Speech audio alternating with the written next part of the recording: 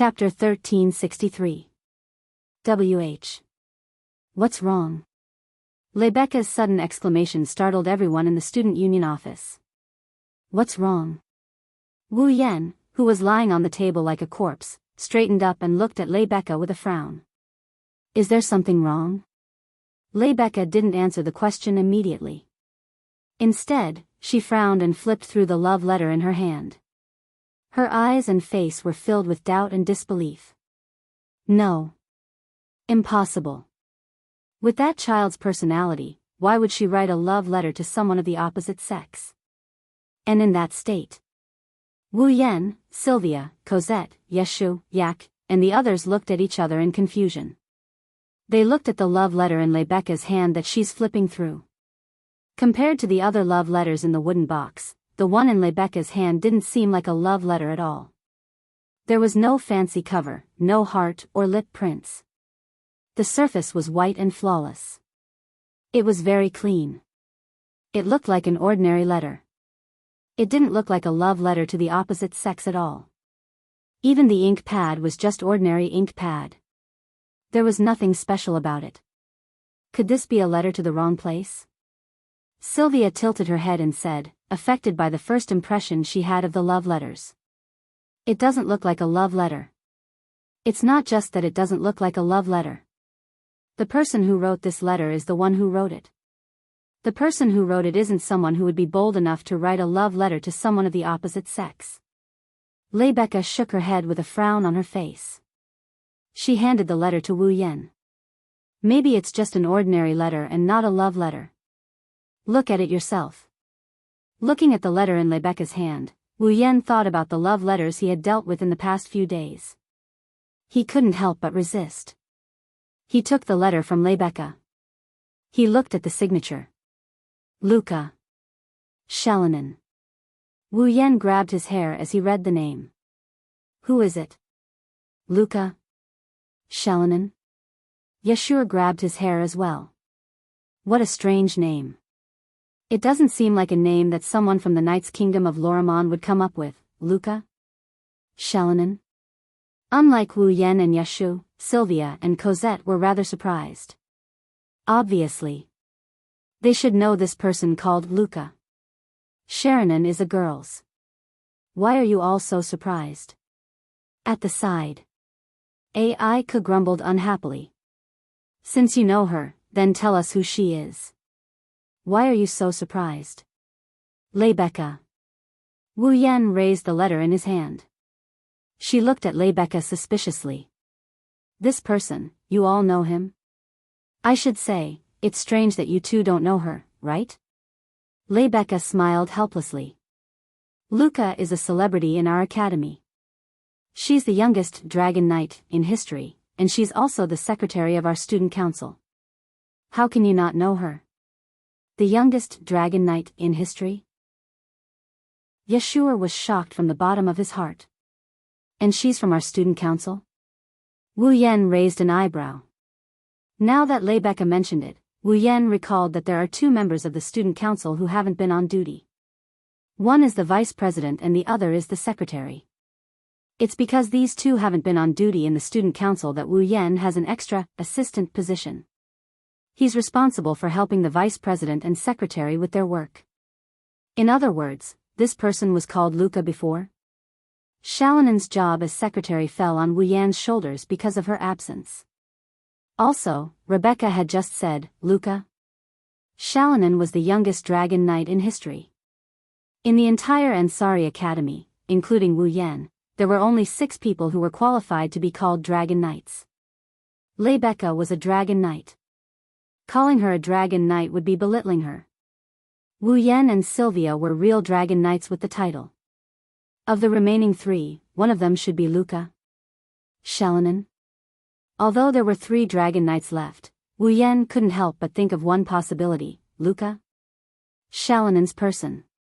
A few days ago, in front of Gawain's dragon room, the fairy-like girl who tried to win Gawain's heart but failed. Wu Yan flipped the letter back and forth between his fingers.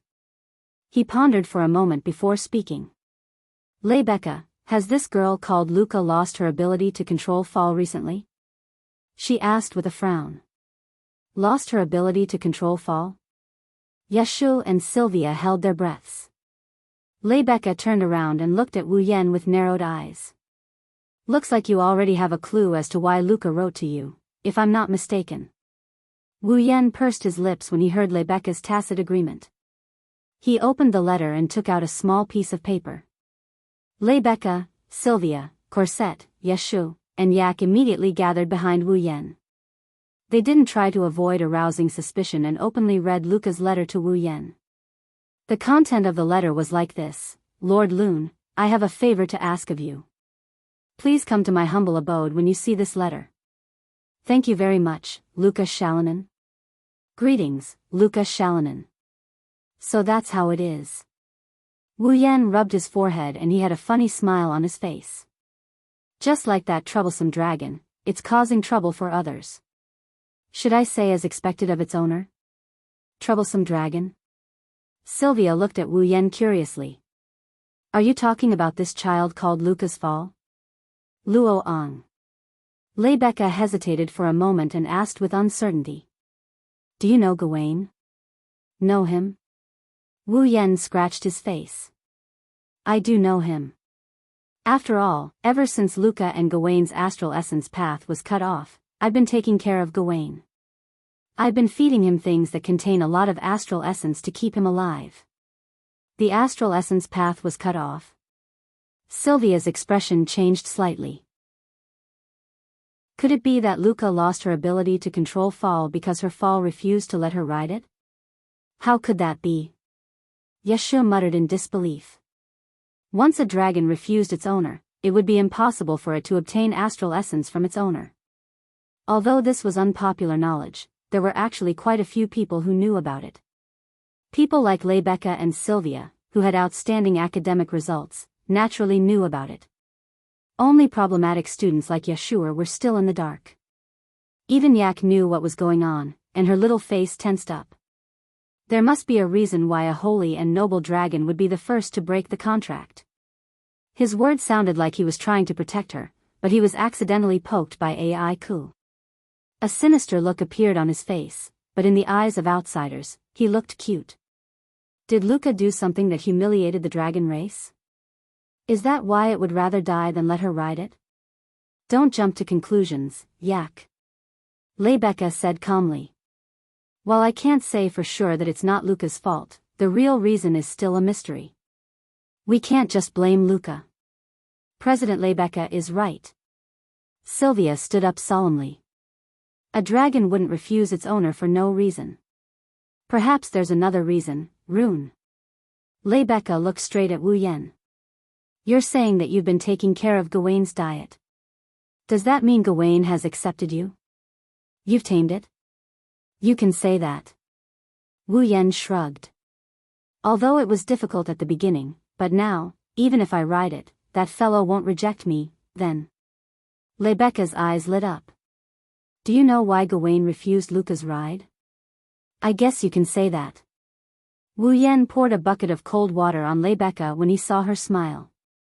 But the situation isn't as easy to solve as you think. The smile that had just appeared on Rebecca's face collapsed.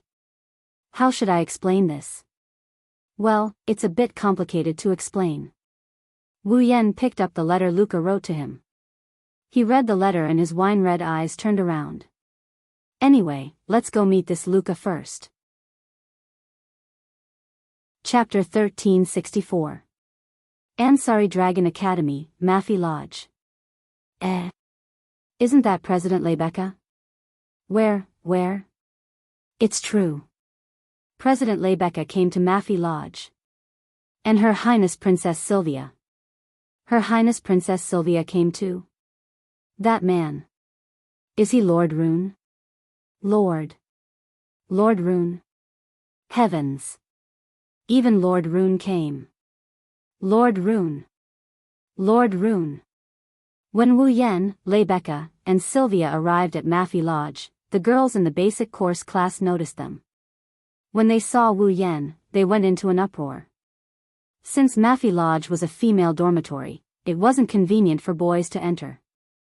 Thus, apart from Wu Yan who was invited by Luca, only Rebecca and Sylvia accompanied her. Yaxu was very concerned about Luca losing her ability to control fall, but since the famous horsemen of the divine race, Empress True Red, and Princess Blue Ice, were all here at the same time, a half-baked problem student like him wouldn't be of much use. So, he reluctantly left with Yak. Cosette didn't follow them either. She went back to prepare lunch.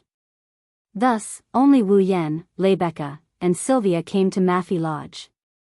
Originally, the boys wanted to enter the female dormitory. They had to get the approval of the student council president first. Then, the president had to inform the warden before they could enter. But since Rebecca came personally, why would she need approval? At the entrance of Maffei Lodge, Rebecca communicated with the warden. Then, the three of them went to Luca's room. As a result, a girl from the basic course class appeared in the hallway and saw Wu Yan, Rebecca, and Sylvia.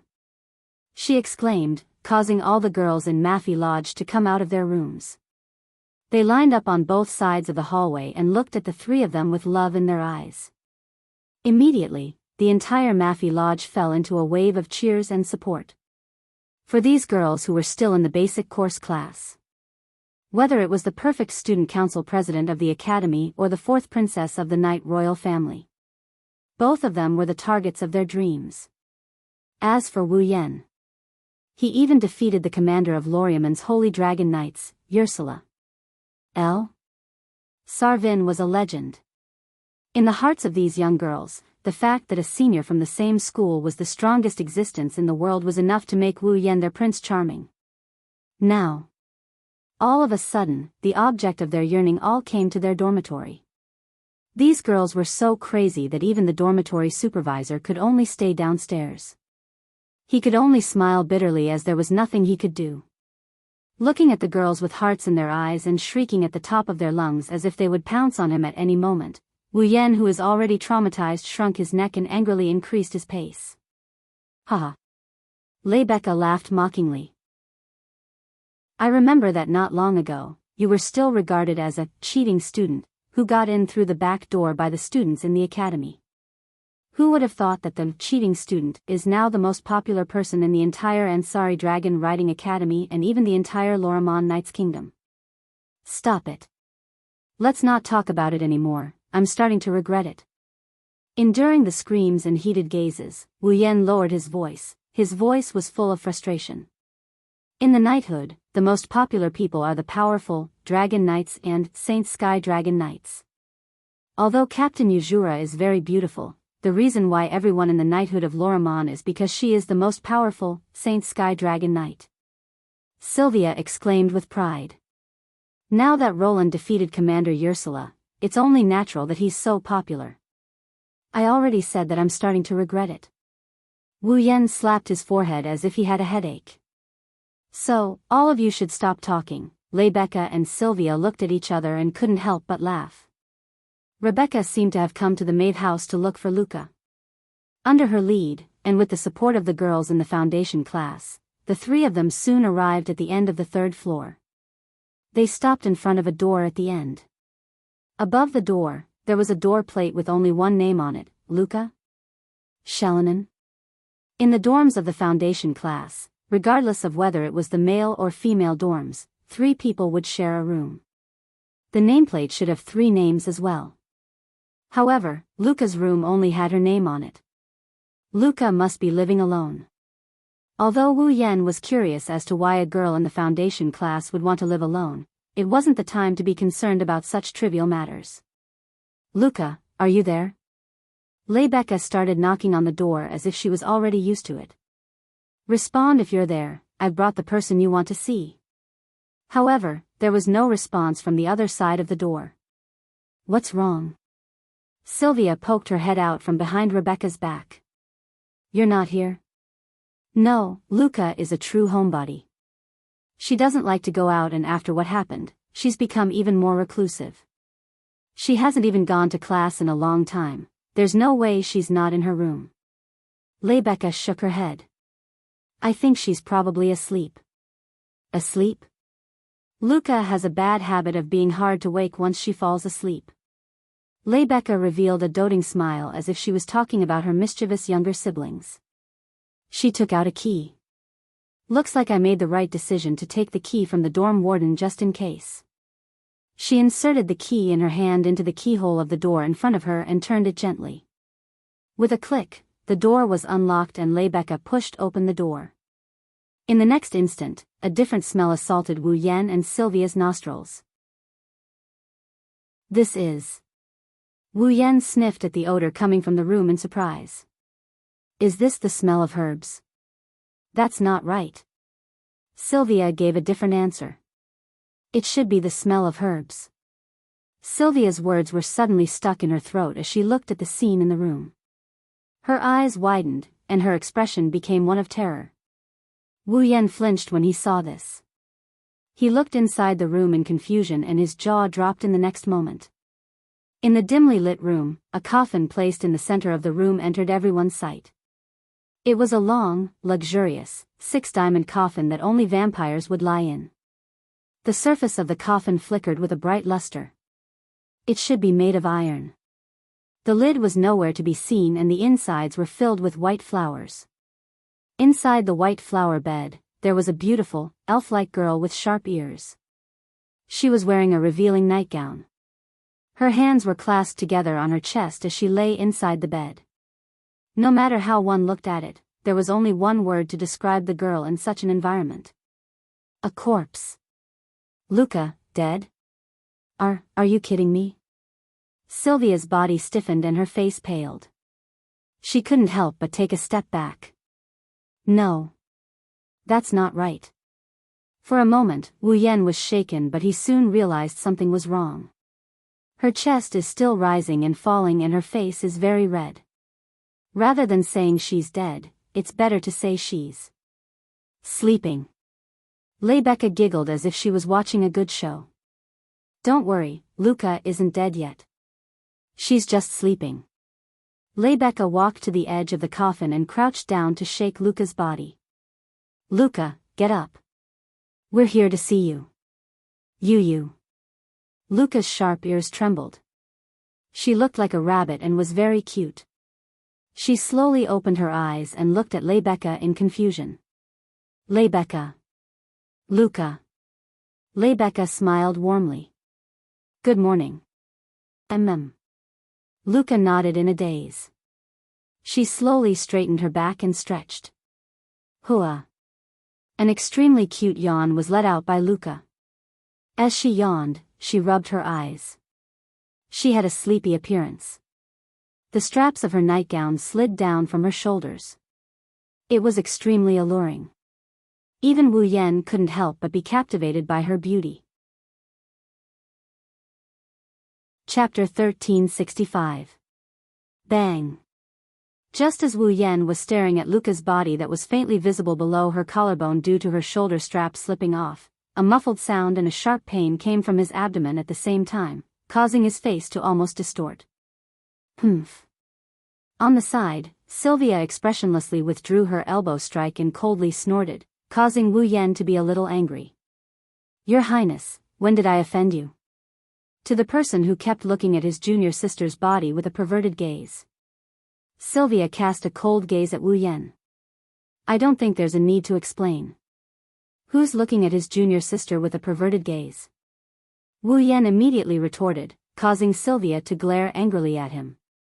If you do something wrong, you have to be brave enough to admit it. This is the family rule of Knight Loriaman's Wang family. I didn't do anything wrong. In that kind of situation, those who don't look are abnormal men, right? How dare you say something like that? Can you still be considered a student of the Ansari Dragon Academy? Huh. Alright, you two stop arguing. Rebecca, who had unknowingly arrived between Wu Yan and Sylvia, placed one hand on each of their shoulders and forcefully separated the two who were arguing. Arguing in someone else's room, Luca doesn't know what to do because of you two. Hearing that, Wu Yan and Sylvia were slightly stunned. They turned around and looked at the coffin, only then did they see Luca rubbing her small fists, not knowing what to do. Clearly, Luca was a little panicked by the sudden argument between Wu Yan and Sylvia. Sorry. Sorry. Wu Yan and Sylvia awkwardly apologized. They couldn't help but look at each other, their faces darkened and they snorted at each other. They turned their heads away. Rebecca found it funny that they were quarreling with each other like children. That. Luca stole a glance at everyone present. Then, she fixed her gaze on Wu Yan. Her purple eyes lit up slightly. He climbed out of the coffin. Luca suddenly walked in front of Wu Yan. He actually sat down on his knees. He bowed so deeply that his head hit the floor. Lord Lun. You. What are you doing? It wasn't just Wu Yan. Rebecca and Sylvia were startled by Luca's actions. Last time. I'm really sorry. Luca raised her head. His eyes were fixed on Wu Yan, and a pitiful aura emanated from his body, making Wu Yan feel guilty, as if he had done something wrong. Why are you apologizing? Even Wu Yan panicked when faced with this situation. He quickly crouched down and held Luca's shoulder. Wu Yan felt her smooth touch through his hand. Wu Yan wanted to help Luca up, but that unbelievably smooth touch tugged at his heartstrings. For a moment, he forgot to do so. Sir Long had helped me so much last time, but I didn't recognize him. If I didn't ask around, I wouldn't have known that the person who helped me was Sir Long. Luca apologized from the bottom of her heart as she lowered her head again. Sir Long. Luca apologized from the bottom of her heart and lowered her head again. Please forgive my rudeness, Lord Lun. No. I didn't take it to heart. Wu Yan froze when he saw Luca pressing her forehead to the floor like a servant who had done something wrong. He didn't know what to say. It was just that she didn't recognize him. Even if Luca's performance last time was indeed a little rude, there was no need for her to be so respectful just for an apology, right? Isn't this a little too much? Don't mention Wu Yan, even Sylvia, who has been in a high position for a long time, felt that Luca's way of apologizing was a bit too exaggerated. She opened her mouth but no words came out. Rebecca, on the other hand, seemed to have thought of something. She put her mouth next to Wu Yan's ear and whispered a sweet explanation. Luca is a member of the Yekiblade clan. The Yekiblade clan is best at dragon riding and they have their own pride in dragon riding. However, because of this, the Yekiblade clan will give the highest respect to those who are also outstanding in dragon riding. You have the title of a divine rider, and your dragon riding skill is already recognized as unparalleled in the world. I'm afraid that Luca has already treated you as the most respectable person in the world. There's something like that. Wu Yan didn't know if he should laugh or cry at the same time. He thought that Luca knew who he was, and that he was the one who defeated Ursula. That was why she was so respectful. He didn't expect that she was only interested in his dragon riding skills. Even Gawain didn't refuse Lord Lun. He even listened to Lord Lun. Lord Lun's dragon riding skills must be superb. Luca clasped her hands together and placed them in front of her chest as if she was worshipping something. However, her face was always weak, making people want to protect her and bully her at the same time. I didn't recognize Lord Roland last time. I deserve 1,000 deaths, isn't that too much of an exaggeration? Wu Yan's expression turned bitter. He ignored the slippery feeling in his hand and helped Luca up. All right, I didn't take it to heart. You don't have to worry too much, or really? Luca carefully looked at Wu Yan. She only relaxed when she confirmed that Wu Yan didn't blame her. That's great, you're the one who's exaggerating, Luca. Wu Yan scratched his cheeks and he followed Luca's example. He sat down on the floor and cut to the chase. I've already read your letter. I can roughly guess why you've asked me to come here, but let me listen to your reason. Rebecca and Sylvia also turned serious as they looked at Luca. They were probably very worried about Gawain's condition as well. Luca lowered her head and fell silent. It took her a while to muster up the courage to meet Wu Yan's eyes. I hope Lord Roland can teach me how to not be rejected by Gawain. Teach you how to not be rejected by Gawain? Wu Yan closed his eyes. Why? Luca didn't know what to say. B because Gawain has been rejecting me. So I thought, don't tell me.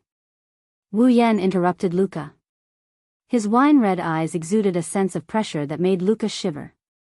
Have you never thought about why Gawain rejected you? Reason. Luca was stunned. Let me tell you the truth, Luca. Wu Yan spat it out in a merciless manner. Strictly speaking, I'm on Gawain's side. Wah. Luca's slender shoulders trembled. On Gawain's side? Rebecca, who had been silent all this time, finally spoke. In other words, the reason why Rowan and Gawain rejected Luca was because of Luca? It's because of me. Luca couldn't stop herself from wavering. It's just as Sylvia said. A dragon wouldn't reject its master for no reason, let alone use its own life to reject its master. Wu Yan stared at Luca until she lowered her head in fear. Gawain might be a proud dragon, but he cares about Luca more than anyone else. Luca, I don't believe you don't understand this. Of course I understand. Luca's expression carried a hint of grievance. But Gawain won't talk to me. He should have at least told me why he rejected me. Gawain has gone overboard. Wu Yan shook his head. Kaluka, because of me last time, Gawain controlled his bad temper and allowed you to get close to it. At that time, I also let you touch it, but why did you stop halfway? All of a sudden, Luca froze on the spot as if she had been struck by lightning. That's right, last time, I could have touched Gawain. Why did I stop halfway? Until she stopped, Gawain clearly didn't reject her. Looks like Roland was right. Sylvia's expression tensed up when she saw Luca's reaction. The problem is most likely with Luca herself. Luca's expression changed drastically. Her large, watery eyes were filled with frustration. Chapter 1366. Just as Wu Yan said, as Gawain's master, it was impossible for Luca not to know how much Gawain cared about Luca. She had been connected to Gawain's consciousness almost every day as his rider. That was why Luca was so upset when Gawain refused to let her ride him. It wasn't just because Luca had to bear the pressure of the high hopes of her clan. It was also because Gawain, who Luca saw as her family, refused to ride her. It wasn't that Luca didn't consider why Gawain would refuse her. It wasn't that she didn't think it was because of her. However, when she realized the truth, Luca still couldn't hide the sadness in her heart. Not only did Gawain refuse her because of her, he even cut off his celestial essence path and put his life in danger. To Luca, this was no different from her causing Gawain's death. Roan. Rebecca couldn't help but speak to Wu Yan when she saw the sadness in Luca's amethyst-like eyes. It's not a good idea to continue like this. Why don't you help Luca again? Hearing Rebecca's words, Luca realized that now isn't the time to be sad. She lifted her head and she looked at Wu Yan with a hopeful expression. As Gawain's owner, Luca was well aware of how difficult it was to deal with Gawain during this period of time. He never took a step out of the 7th Dragon House. He didn't even leave his room. His body was getting weaker and weaker, but he refused to be examined by any experts. If anyone approached him, Gawain would threaten them. In the past, Gawain had reluctantly accepted Long Ding's care for a limited period of time because of food and shelter.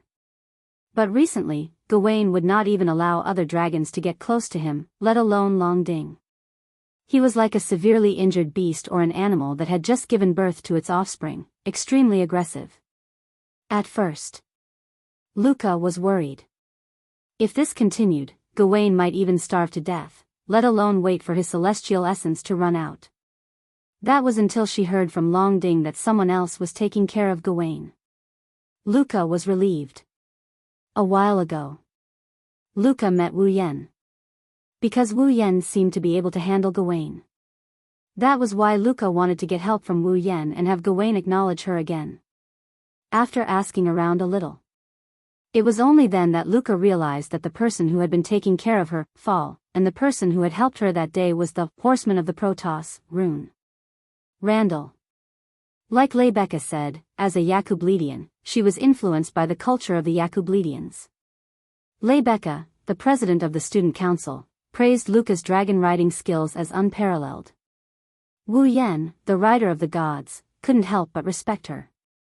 Therefore, after learning that the person who helped her approach Gawain that day was the Protoss rider, Luca hurriedly wrote a letter out of respect. However, Corset, who was helping Wu Yan deal with love letters, mistook it for a love letter and threw it together with the big box of love letters, ready to get rid of it. Fortunately, Rebecca accidentally discovered Luca's letter. Otherwise, Luca's letter would have been thrown away by Corset as trash. Now, to exaggerate, Gawain only acknowledged Wu Yan in the entire world. He allowed Wu Yan to approach him and even seemed to listen to Wu Yan's every word. If Wu Yan could help her, then her chances of getting Gawain's acknowledgement would be much higher. Roland, please help her if you can. Even Sylvia lowered herself and pleaded for Luca in a soft voice. The dragon is the symbol of our knight's kingdom. As the fourth princess of the knight's kingdom, I can't just sit by and watch a dragon die in front of me, let alone a precious holy dragon. Roland, please help Luca this once. Lord Roland, please help me. Luca placed her hands on the floor in front of her and bowed respectfully. She pressed her forehead against her hands and bowed deeply. I don't want to lose Gawain and I can't live without him. I want to return to the past with Gawain. So, Lord Roland, please, why do I feel like I'm playing the bad guy? Rebecca, Sylvia, and Luca are all begging him for help. Wu Yan rolled his eyes when he saw the three beauties begging him for help. I didn't say I wouldn't help, did I? I wouldn't be here if I didn't want to help, would I? Yes, Luca abruptly lifted her head and looked at Wu Yan with a joyful expression. In other words, Gawain has a bad temper but he and I get along quite well. Otherwise, I wouldn't have taken care of him. Wu Yan shrugged. If you want me to watch it die, of course I can't do it. If you want me to help you, I will definitely help, but don't celebrate too early. Wu Yan added coldly when he saw Rebecca, Sylvia, and Luca smiling. You know that Gawain rejected you mainly because of your own problems. I can be your middleman, but whether or not Gawain will acknowledge you again depends on you. Luca hesitated. Why are you hesitating? Sylvia frowned. Your fall is facing the threat of death because of you. Now that you have a solution, shouldn't you go forward bravely to overcome all difficulties and save Fall's life? Luca shrieked when Sylvia reprimanded her. She shrunk her neck in fear. Sylvia, don't get too worked up. Luca has a very delicate personality. If you scare her like this, it will have the opposite effect. Rebecca pressed on Sylvia's shoulder and walked up to Luca. She held her hand and spoke softly. But Sylvia is right. Luca, you can't hesitate anymore. Gawain is waiting for you to save him, Rebecca. Luca took a deep breath. She finally regained her composure and nodded. I understand. Luca turned to Wu Yan and spoke respectfully again. Then, Lord Loon, I'll have to trouble you. Well, just leave Gawain to me. Looking at Luca's respectful yet weak demeanor, Wu Yan rubbed Luca's head. It's up to you whether or not we can succeed, Luca blushed but she didn't break free from Wu Yan's hand. Instead, she narrowed her eyes and revealed a shy yet enjoyable expression. Her pointy ears even twitched. She looked very cute. Luca's cute appearance made Wu Yan unable to resist moving his hand away from Luca's head. Instead, he touched Luca's pointy ears. Something unexpected happened. Luca shivered and let out a cute whimper. Her face turned pink and her body became weak. She fell forward and into Wu Yan's arms. She gasped for breath. My ears. Luca's reaction startled Wu Yan. Wu Yan felt Luca's white and smooth body falling into his arms. Her cheeks were red and she was gasping for breath. She looked like she was at his mercy. He couldn't help but think of a prank. Therefore, Wu Yan didn't let go of Luca's ear. Instead, he pinched her other ear with his other hand. No. You can't. Luca shuddered.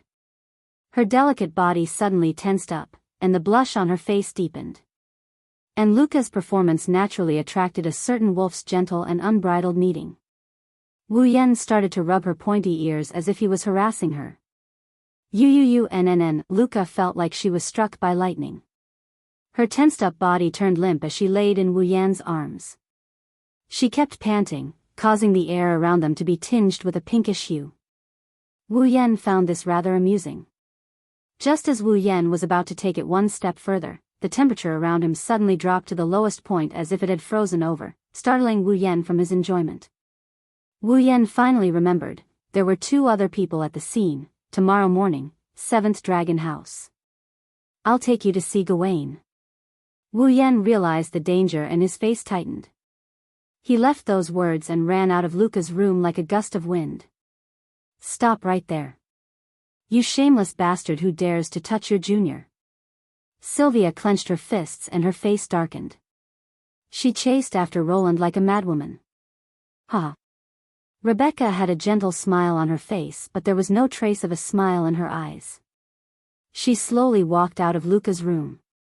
Lord! Roland, Luca was the only one left. She was panting and lying on the floor. She looked like she was tortured. Chapter 1367. It was a night filled with dense dark clouds but with a bright moon hanging high in the sky. This was one of the few commercial cities in the Knight's Nation of Lorman, Danbailey City. In this city surrounded by thick city walls, what could be seen everywhere was not tourists from home and abroad like in Ansari City. Instead, there were famous or unknown merchant guilds and cunning merchants. Unlike Ansari City, which was known as the Academy City, and had a tranquil atmosphere, although Danbailey City was filled with a noisy and lively atmosphere on the surface, and the streets were also filled with sharp-tongued merchants. In fact, this was a city with many hidden dangers. It was because when Danbailey City became a famous commercial city, in order to promote the circulation and convenience of goods, it was also very convenient to open to the outside world and did not set up any defenses. Therefore, Danbailey City was also a famous mixed city of various ethnic groups. Walking on the streets of Danbailey City, one could easily see some ethnic groups who did not look like citizens of the Knight's Nation. For example, tall people who looked extremely barbaric, ordinary people who wore strange clothes, and people with dark skin who wore revealing clothes.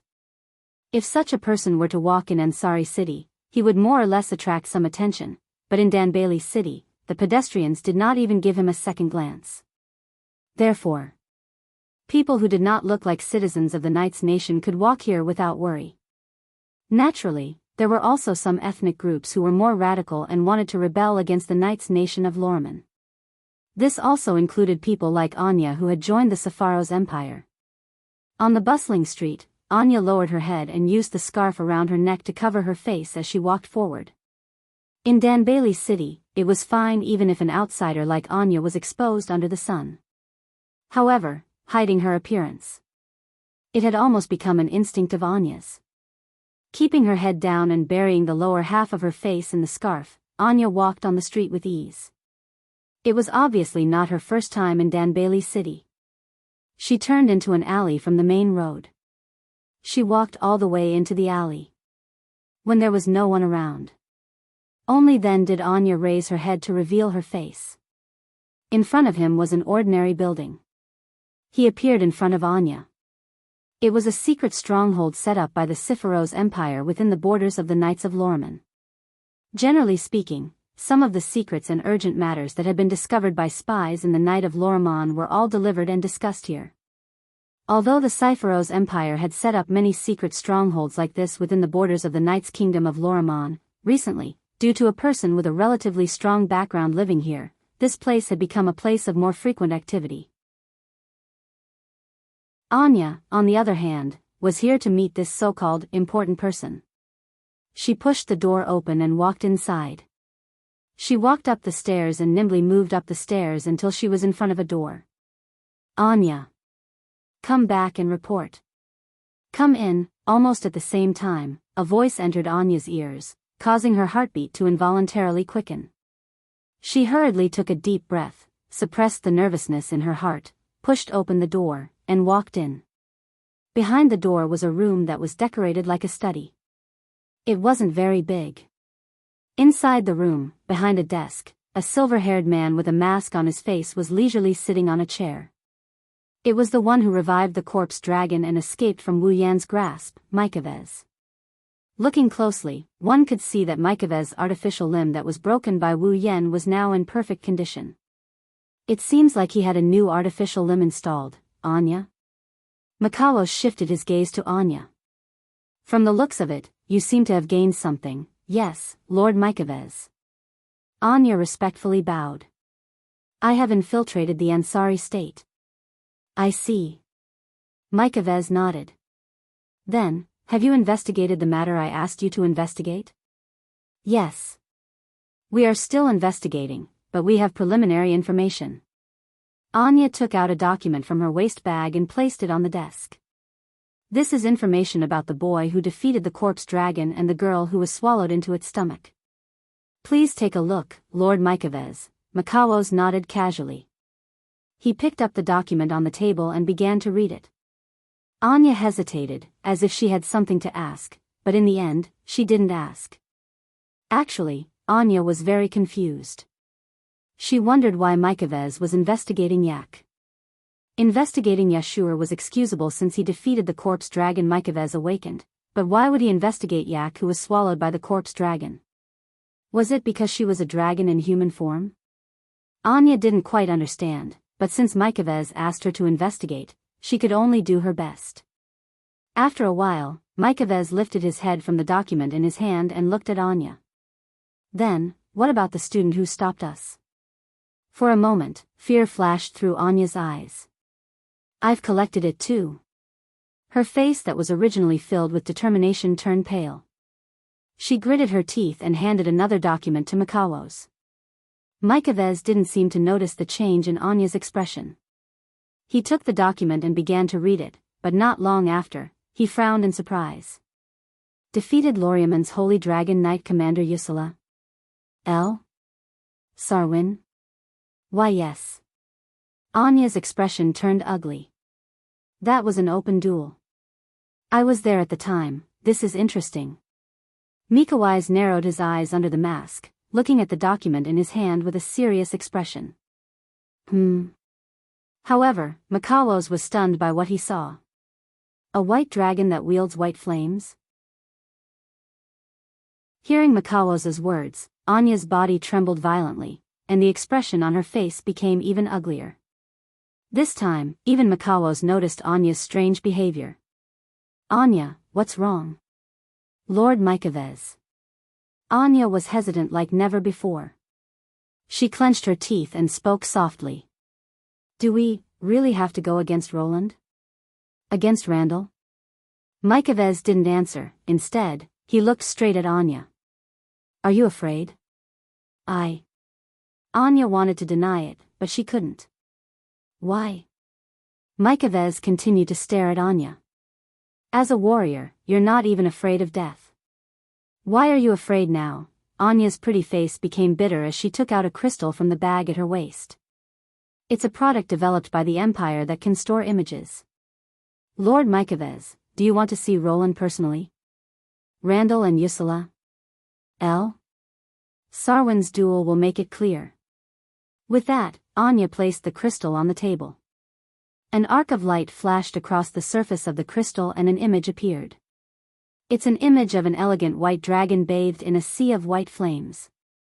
In the image, the white dragon was extremely elegant and graceful. Under the rendering of the white flames, it looked like a sage walking in the world, giving people a good impression of it. However, looking at the white dragon in the image, Makalos's scalp suddenly went numb, and his eyes were filled with horror.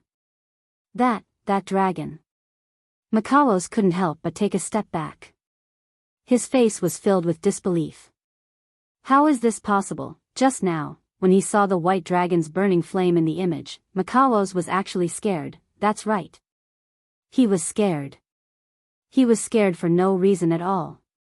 That's impossible. Anya didn't know, but Mykovez knew he wasn't an ordinary person. In this world, there wasn't a single dragon that could instill fear in him. Not even the last descendant of Avalon's holy dragon royal family, Yak.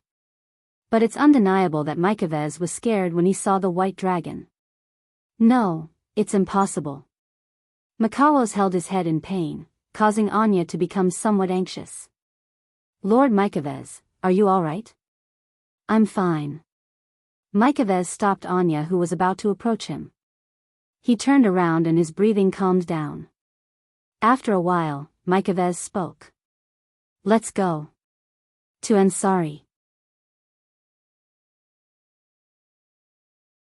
Chapter 1368. Does Luca really want to reconcile with Gawain? Wu Yan quietly climbed up the stairs of Maffei House. He grumbled to himself as he made sure not to be discovered by the girls in the basic class. It couldn't be helped. They had made an appointment to meet Gawain today, but even a lazy sleeper like him was dragged out of bed by corset, while Luca still hadn't arrived at the 7th Dragon House. What was going on? There were still classes to attend today, so Luca and Gawain had to meet earlier to avoid clashing with the class schedule. Everyone woke up early with the same thought in mind. Even Yashu and Yak were there, but Luca was still nowhere to be seen. Although Luca was very cute, everyone had woken up early because of her. However, she hadn't shown up all this time. Wasn't that a bit too much? Of course, Rebecca still gave an explanation. Luca has always been a homebody. In the past, other than when she was with Gawain, Luca always stayed in her room. According to her, she could only feel at ease in a room filled with the smell of herbs. Therefore, it was not easy to drag her out of her room. Due to this reason, Wu Yan was assigned the task of calling Luca over. It was because Luca respected Wu Yan the most. Rebecca, Sylvia, and the others had to inform the academy first. When dealing with an uncontrollable dragon, the slightest mistake could lead to danger. Furthermore, once the dragon went berserk, the buildings and whatnot would be destroyed without restraint. Without the consent of the academy, the student council would not be able to escape the blame if such a thing were to happen. So, Rebecca brought Sylvia to greet the academy first. Yashur and Yak, on the other hand, remained on standby since they had never seen Luca before. Wu Yan was the only one who could come to Luca. Thank goodness it's still early. Those girls should still be sleeping. Otherwise, I would definitely be surrounded. Wu Yan had only been here once yesterday, so he didn't forget the way. It took him some time. He arrived at Luca's room. Luca. He extended his hand. Wu Yan knocked on the door and raised his voice. Are you up? He waited for a while, but there was no response. Wu Yan's lips twitched. Is she really sleeping? Rebecca said that Luca wasn't easy to wake up from her sleep. Moreover, there was a special sleeping incense in her room. With that, Luca wouldn't be easily woken up. At the very least, it would be impossible to wake her up through a door. Looks like I was right to borrow this from the dormitory supervisor just in case. Taking out a key from his pocket, Wu Yan couldn't help but recall the time when he used the student council's name to request to enter the female dormitory. Just in case, he also asked for a spare key. The dormitory supervisor seemed to be on high alert about something. Shaking his head, he cleared his mind of distracting thoughts. He inserted the key into the keyhole and turned it as he spoke. Luca, I'm coming in. Wu Yan pushed open the door to Luca's room. A room filled with unknown plants entered Wu Yan's sight. Along with it, there was a fragrant smell of vanilla. It floated out of Luca's room. This light smoke should be the incense that Rebecca had lit, right? Indeed, smelling this fragrance was like smelling the fragrance of the plants in the bathroom of Veronica Sylvanus. It made one's mood tend to calm down involuntarily. At first, Wu Yan felt calm when he smelled the incense. When Wu Yan saw the scene next to the coffin that acted as Luca's bed, his calm demeanor was tossed out of the window. Lord Lone? In the center of the room, on the edge of the coffin, Luca wasn't sleeping like Wu Yan expected. She's already awake. However, the timing of Wu Yan's arrival. How should I put it? Very good. The room was filled with light smoke from the burning incense. Coupled with the surrounding forest-like scene, it was like a fog pervading the forest. The entire room was shrouded in a hazy environment, just like a fairyland. Luca stood in the middle of the drifting white fog. When she saw Wu Yan barge in, she was stunned. Her porcelain-like delicate body was faintly discernible in the light smoke of the incense, flashing with an inconceivable arc of light. It was like a pure pearl, extremely easy to attract people's attention, and also extremely easy to make people feel a burst of blood vessels. Her slender waist was drawn in a beautiful arc, leaving behind a flawless curve. Her delicate collarbone was as thin as a wing, and her shoulders were as fragile as porcelain. Although her delicate figure was definitely not outstanding, it was definitely full of charm. A set of nightgowns slid down her body, forming a circle around her body. It was obvious that it had just been taken off by its owner. To put it simply, Luca was now completely naked. Wu Yan froze. Lord Lone? Luca, on the other hand, walked over to Wu Yan after a brief moment of surprise. Unfortunately, Luca had forgotten one thing, that was, at her feet, the clothes that had just been taken off, with her body as the center, slid to the floor. In the next moment, one of Luca's feet was hooked by the clothes on the ground. Ah! With a cry of surprise, Luca's body suddenly tilted and fell down diagonally. Watch out! Wu Yan reacted in time. He didn't care about Luca's naked body. He rushed forward and hurriedly caught her petite body. The fragrance of herbs wafted into his nostrils. Then, because of the impact, both of them lost their balance. Ah! With a scream, Wu Yan and Luca fell into a ball. They rolled like gourds and hit the wall not far away. Of course, Wu Yan was at the bottom of the pile. However, Wu Yan found that things were not good. Wu. Something soft pressed on Wu Yan's mouth and nose. Even if he wanted to speak, he couldn't. He could only whimper. Luca, in her naked state, rode on top of Wu Yan's head. The thing that blocked Wu Yan's mouth was Luca's lower body. Ah. No. I can't breathe. I've been blown away. Luca raised her head and let out a delicate moan. Impossible. How could such a melodramatic thing happen to me? With this thought in mind, Wu Yan widened his eyes and unconsciously moved his mouth. Ah. Luca's body started to tremble violently. Her two smooth thighs suddenly clamped Wu Yan's head with great force. Her unique body temperature and body fragrance were transmitted to Wu Yan's senses. Wu Yan felt that he had no more regrets in this life. Ah. No. Don't. Don't. Can't. Can't. Can't. Luca suddenly tensed up her body. Her whole body trembled violently as if she had exhausted all her energy.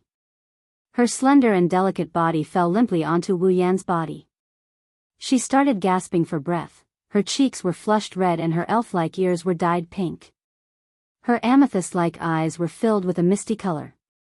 It wasn't until Luca collapsed that Wu Yan's mouth and nose finally got some relief from their stuffy state. However, he looked like his soul has left his body, his face is blank and lifeless.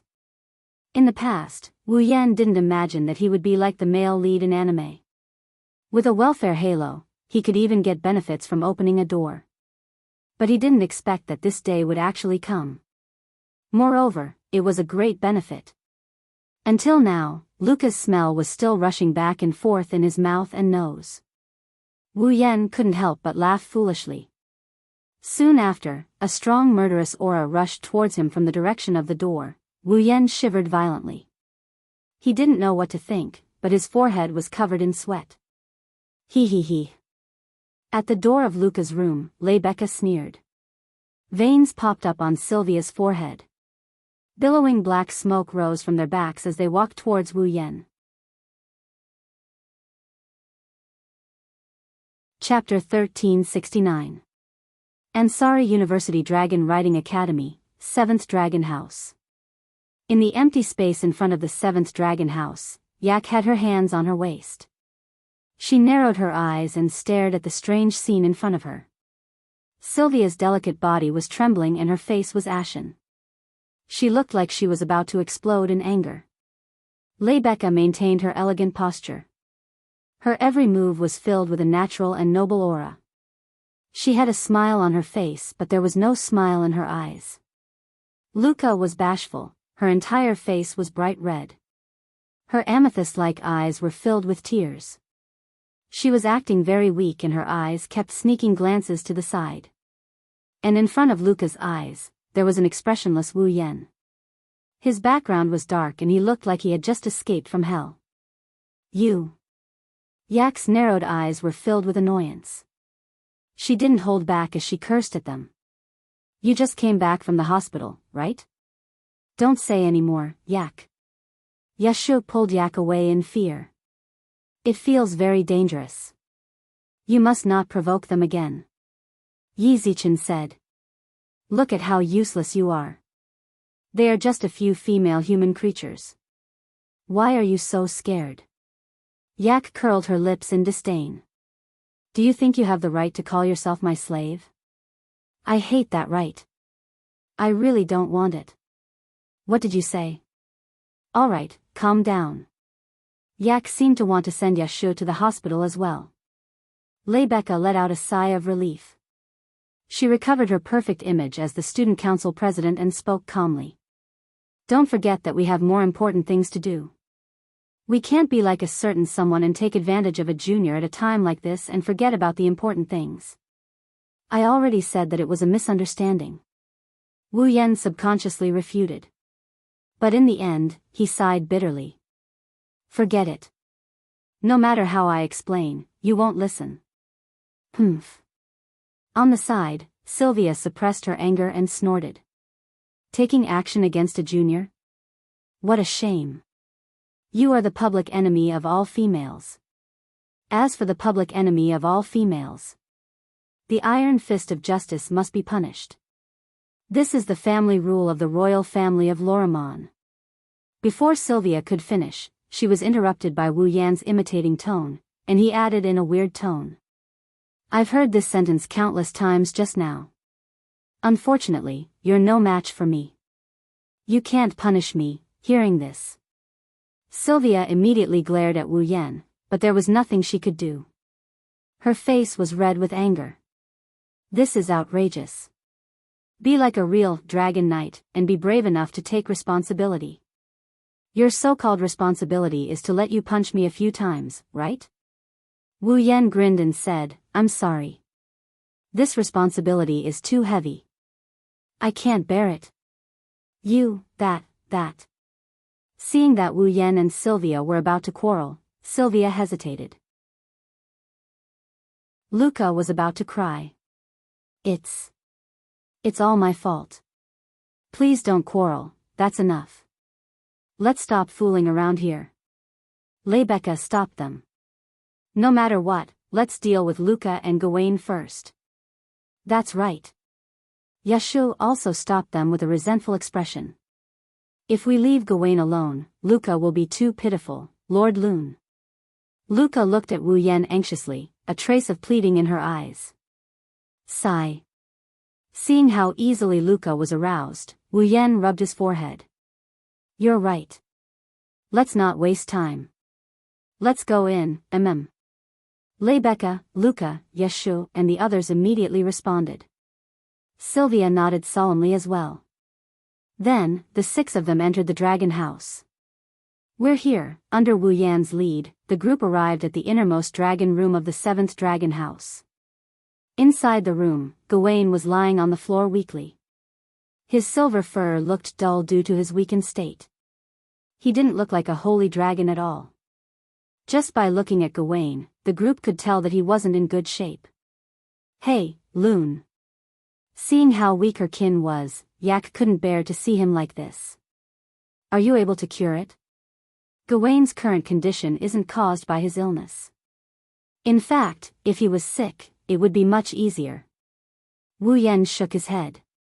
The main reason why Gawain is so weak is that the star essence road between him and Luca has been cut off. He has lost a lot of star essence and the energy needed for his life activities. Therefore, as long as he can replenish a lot of star essence, Gawain will recover immediately. However, That level of astral essence replenishment isn't something that can be obtained by eating food with a high amount of astral essence. Wu Yan glanced at Yak. Unless Gawain swallows a human. That way, he'll be able to replenish his astral essence. Don't say such a terrifying thing. A chill rose in Yak's heart, and her expression became ferocious. The holy and noble dragons would never do such a thing. Then let's quickly connect Luca and Gawain's astral essence path again. Wu Yan turned his head and looked at Luca from the corner of his eyes. In any case, we can only rely on Luca. Go. Laika. Rebecca's heroic voice reverberated through the air. No matter what, let's greet Gawain first, Emmy. Luca shrunk her neck and looked at Wu Yan. It wasn't until Wu Yan nodded at her that Luca nervously clenched her fists and walked forward timidly. However, halfway through, Luca suddenly stopped and didn't go forward. It seemed like Luca wanted to talk to Gawain at this distance. Isn't this a little too far? Sylvia couldn't help but voice her own opinion. Since she's talking to her ball, she should be closer. Gawain hasn't woken up yet. He didn't refuse either. Luca stopped herself. Rebecca frowned thoughtfully. It seems like the problem lies with Luca herself. Is there a reason why she can't get close to Gawain? Everyone looked at each other in silence. Wu Yan is the only one who kept looking at Luca. No one knows what he's thinking about. Gawain. After a while, Luca finally called out Baal's name and woke Gawain from his slumber. However, when Gawain saw that it was Luca who called out to him, his eyes turned cold. He turned away and closed his eyes again, not noticing that there were other people present. Gawain. Luca lowered her head when she saw this. She was dejected. What kind of attitude is that? Sylvia was also angered by Gawain's attitude. Is that the attitude he should have toward his master? Has he rejected Gawain to this extent? Rebecca's expression darkened. The situation is worse than we thought. She's still as bad-tempered as ever. Even Wu Yan didn't know whether to laugh or cry. There's no need for this, Gawain, Luo Ang. Rebecca pursed her lips at Luca and Gawain. I think you'd better go help Luca. I guess that's all I can do for now. Wu Yan shrugged. He walked past Luca and headed towards Gawain. Follow him. Luca froze out of reflex when she heard Wu Yan's words. When she came back to her senses, she started hesitating. Follow him? Does he want me to follow Gawain? But will Gawain agree? Luca felt uneasy when she thought of this. Wu Yan's voice drifted into Luca's ears. If you don't even dare to get close, both you and Gawain are doomed. Luca's heart tightened. She looked up and saw Wu Yan approaching Gawain. Her heartbeat quickened. Gawain. Luca kept repeating Boer's name in her heart. She clenched her hand into a fist and placed it on her chest as if she was cheering herself on. She mustered her courage and finally lifted her foot. Slowly, she approached Gawain's direction. However, if one were to look closely, they would notice that Luca's feet were trembling slightly as she moved forward. It was as if the one approaching wasn't Baal, who was destined to be with her for the rest of her life, but a terrifying prehistoric beast. Chapter 1370. As Wu Yan and Luca got closer to Gawain, the atmosphere felt like a volcano is about to erupt. Rebecca, Sylvia, Yeshu, Yak, and the others felt like their nerves were about to explode. Gawain seemed to have sensed a familiar presence approaching and abruptly opened his eyes. When he saw Wu Yan and Luca approaching him together, Gawain paused and began to hesitate. Should he continue to refuse his master's approach? However, the friend of his benefactor who had helped him was also present. Wouldn't it be inappropriate to reject him like this? After hesitating for a while, Gawain still couldn't come to a decision. His dragon eyes were filled with displeasure and he shifted his gaze to Wu Yan, silently complaining about Wu Yan's actions. He clearly knew his situation and promised not to interfere, but he still interfered. Gawain didn't know how to speak the human language, but his displeased gaze revealed his thoughts. Wu Yan was amused. What's with the tantrum? He's still a young dragon after all. With that in mind, Wu Yan chose to ignore Gawain's displeasure and brought Luca to Gawain's side. Go Gawain. Luca hid half of her body behind Wu Yan's back. She looked at Gawain timidly. Gawain's cold stare made Luca's mood plummeted. Gawain watched as Wu Yan brought Luca closer to Gawain. Gawain didn't show any obvious signs of rejection. Rebecca, Sylvia, and the others couldn't help but sigh in relief. Roland really managed to tame that Gawain. Rebecca said with a sigh. Gawain may still be a young dragon, but his abilities aren't inferior to Lancelot's at all. His personality is also rather difficult to deal with.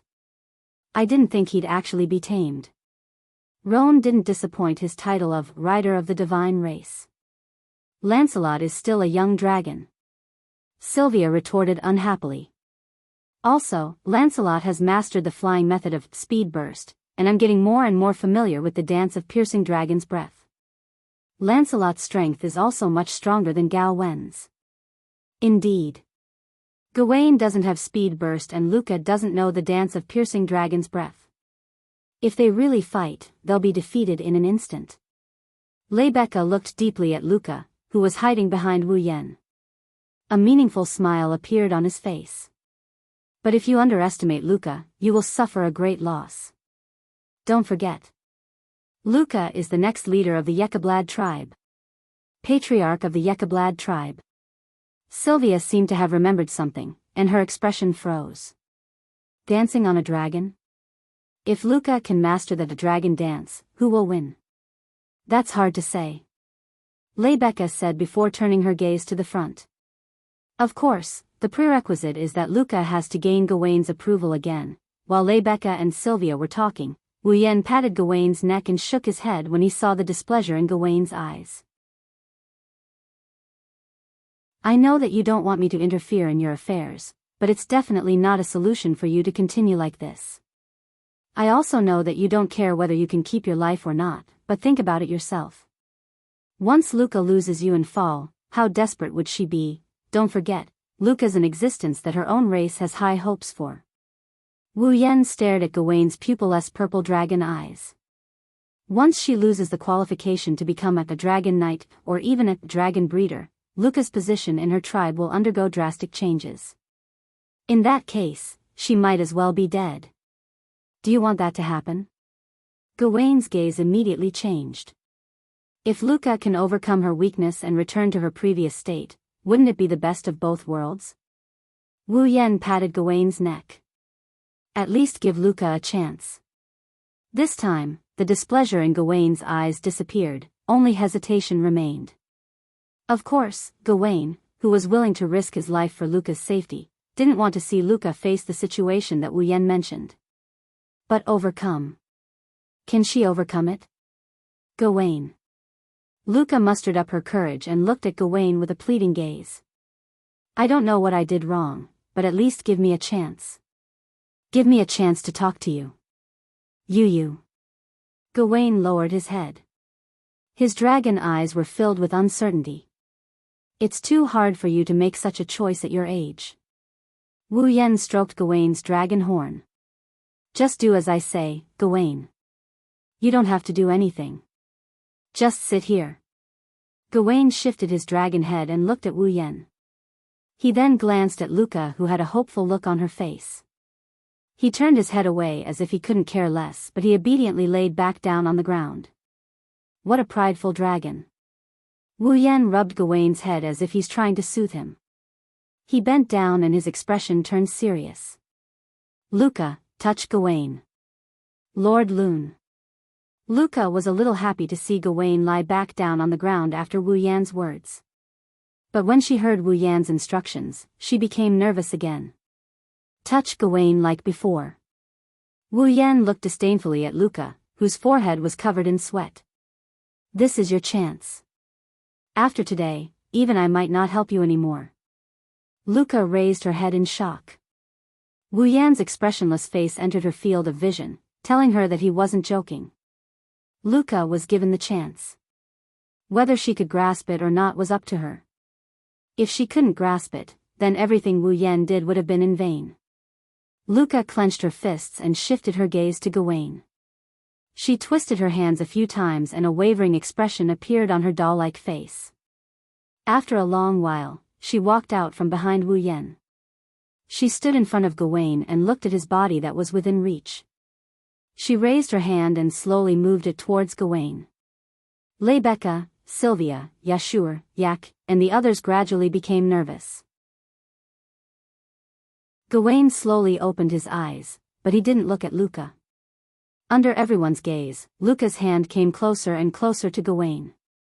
Just as Luca's hand was about to touch Gawain, her pupils suddenly shrunk to the size of a needle. The memory of that day surfaced in Luca's mind once again. The panic when she lost her center of gravity. The fear when she lost her balance. The helplessness when she fell from Gawain's back. The despair when she saw Gawain getting farther and farther away from her and the ground getting closer and closer to her. She couldn't reach Gawain even if she extended her hand. Russell.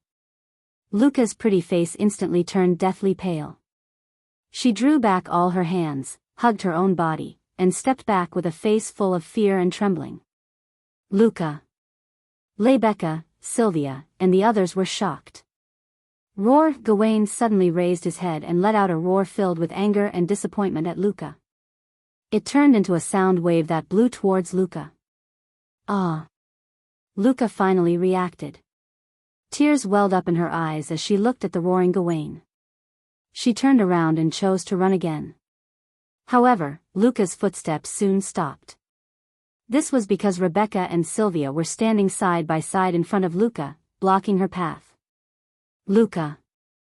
Rebecca's expression was unprecedentedly serious. Why did you suddenly stop? Why don't you dare touch Gawain? Why did you suddenly run?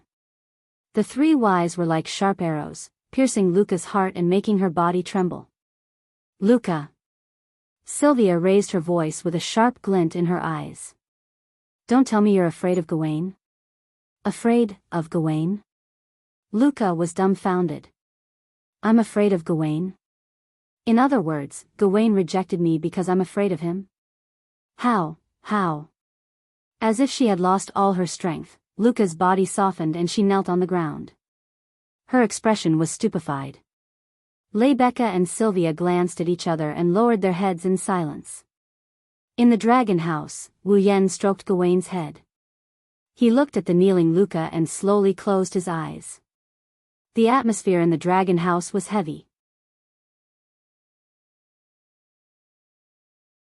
Chapter 1371. Ansari Dragon Riding Academy, Student Council Office. Wu Yan, Sylvia, Yeshu, Yak, and Cosette are all gathered here. Other than Cosette, who is standing behind Sylvia, the rest of them sat around the table. None of them looked any better than the others.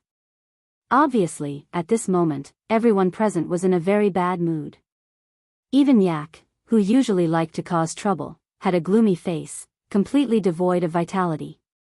Because of this, the entire student council office was filled with a gloomy atmosphere. It was deathly silent. After who knows how long, the door to the student council office was pushed open. Rebecca walked in valiantly. However, her face no longer had that confident and charming smile. It was rare for her to have a gloomy expression. Her emerald eyes were filled with worry and even a trace of exhaustion. Cosette.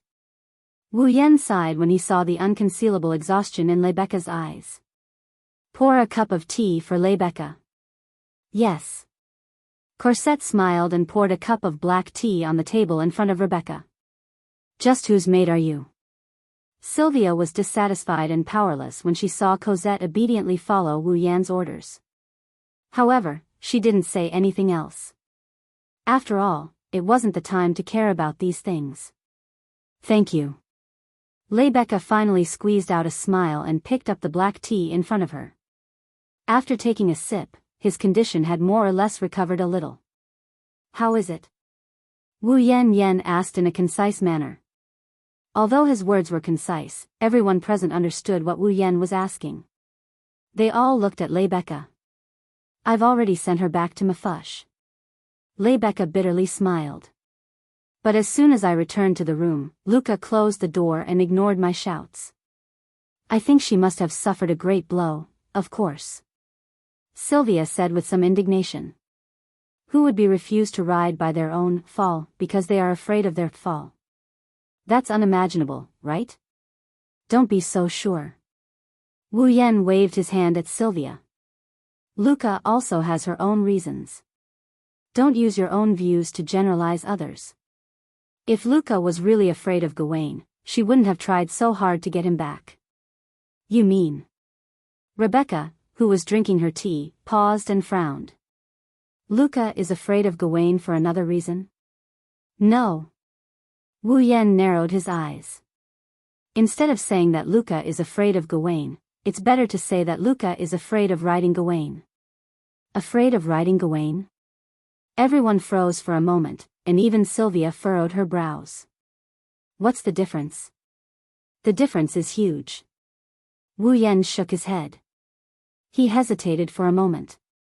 Actually, the reason why Gawain rejected Luca and why Luca was afraid of riding Gawain is because there's a big story behind it. With that, Wu Yan began to recount what he had learned from Gawain. Luca rode Gawain. She practiced the dragon dance that was passed down from generation to generation in the Yekybrad clan. Only the patriarch could learn and perform the dragon dance. Due to the difficulty of performing a dance while riding a dragon, he fell from Gawain's dragon back. She also suffered from psychological trauma after falling from Gawain's back. She began to fear riding Gawain. In the end, Luca forced herself to continue the dragon dance. Gawain was worried that Luca's life would be in danger if she continued to ride the dragon while suffering from psychological trauma, so he rejected Luca's request. He was willing to sacrifice his own life to ensure Luca's safety even at the cost of severing his celestial essence path. After hearing the whole story, Rebecca, Sylvia, Yashur, Acker, and even Cosette were all speechless. I didn't think there would be such a big reason behind this. Rebecca looked at Wu Yan with a complicated expression. She was also touched by Wu Yan's words. That's why you said you were on Gawain's side, right? Gawain's method was a bit extreme, but it was the best way to protect Luca. Wu Yan rubbed his forehead. To be honest, I'm also frowning. As expected, psychological trauma can't be removed so easily. I think Luca should have already vaguely sensed the reason why Gawain would reject her. She just didn't want to admit it. Why? Sylvia was perplexed. No one will laugh at her. It's normal to fall from a dragon's back. Is there a need to not admit it? The Yekybrad clan is best at dragon riding. You can see that from the dragon dance. Rebecca was the one who answered Sylvia. For the Yekybrad clan, falling from a dragon's back is the most humiliating thing, so that's why Luca hid the fact that she fell from Gawain's back.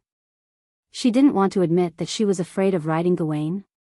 Sylvia finally showed an expression of relief, but soon, a troubled expression appeared on her face. This is going to be troublesome. Like Wu Yan said, psychological problems aren't something that can be solved so easily. Otherwise, Mikoto wouldn't have sunk into a state of extreme distrust towards humans and extreme disgust towards men for half a year just because her reputation was tarnished. Meijio's thoughts may be too extreme, but it's also true that she was hurt.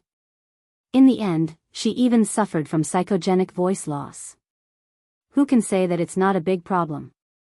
If it wasn't for Wu Yan's subconscious desire to protect the elves, Meijio would still be treating humans like toys. She wouldn't be able to make a sound even now. Something will definitely go wrong if this continues. Rebecca straightened her back. Her eyes were sharp. Let's not talk about Gawain for now. Luca is so talented, and her clan has high hopes for her. Sooner or later, she will be active in the Kingdom of Knights as a Dragon Knight, or even a Saint Sky Dragon Knight. It will be a great loss for her if she is restricted by such obstacles and stagnates. The student union must give her some help. I agree. Sylvia was the first to react.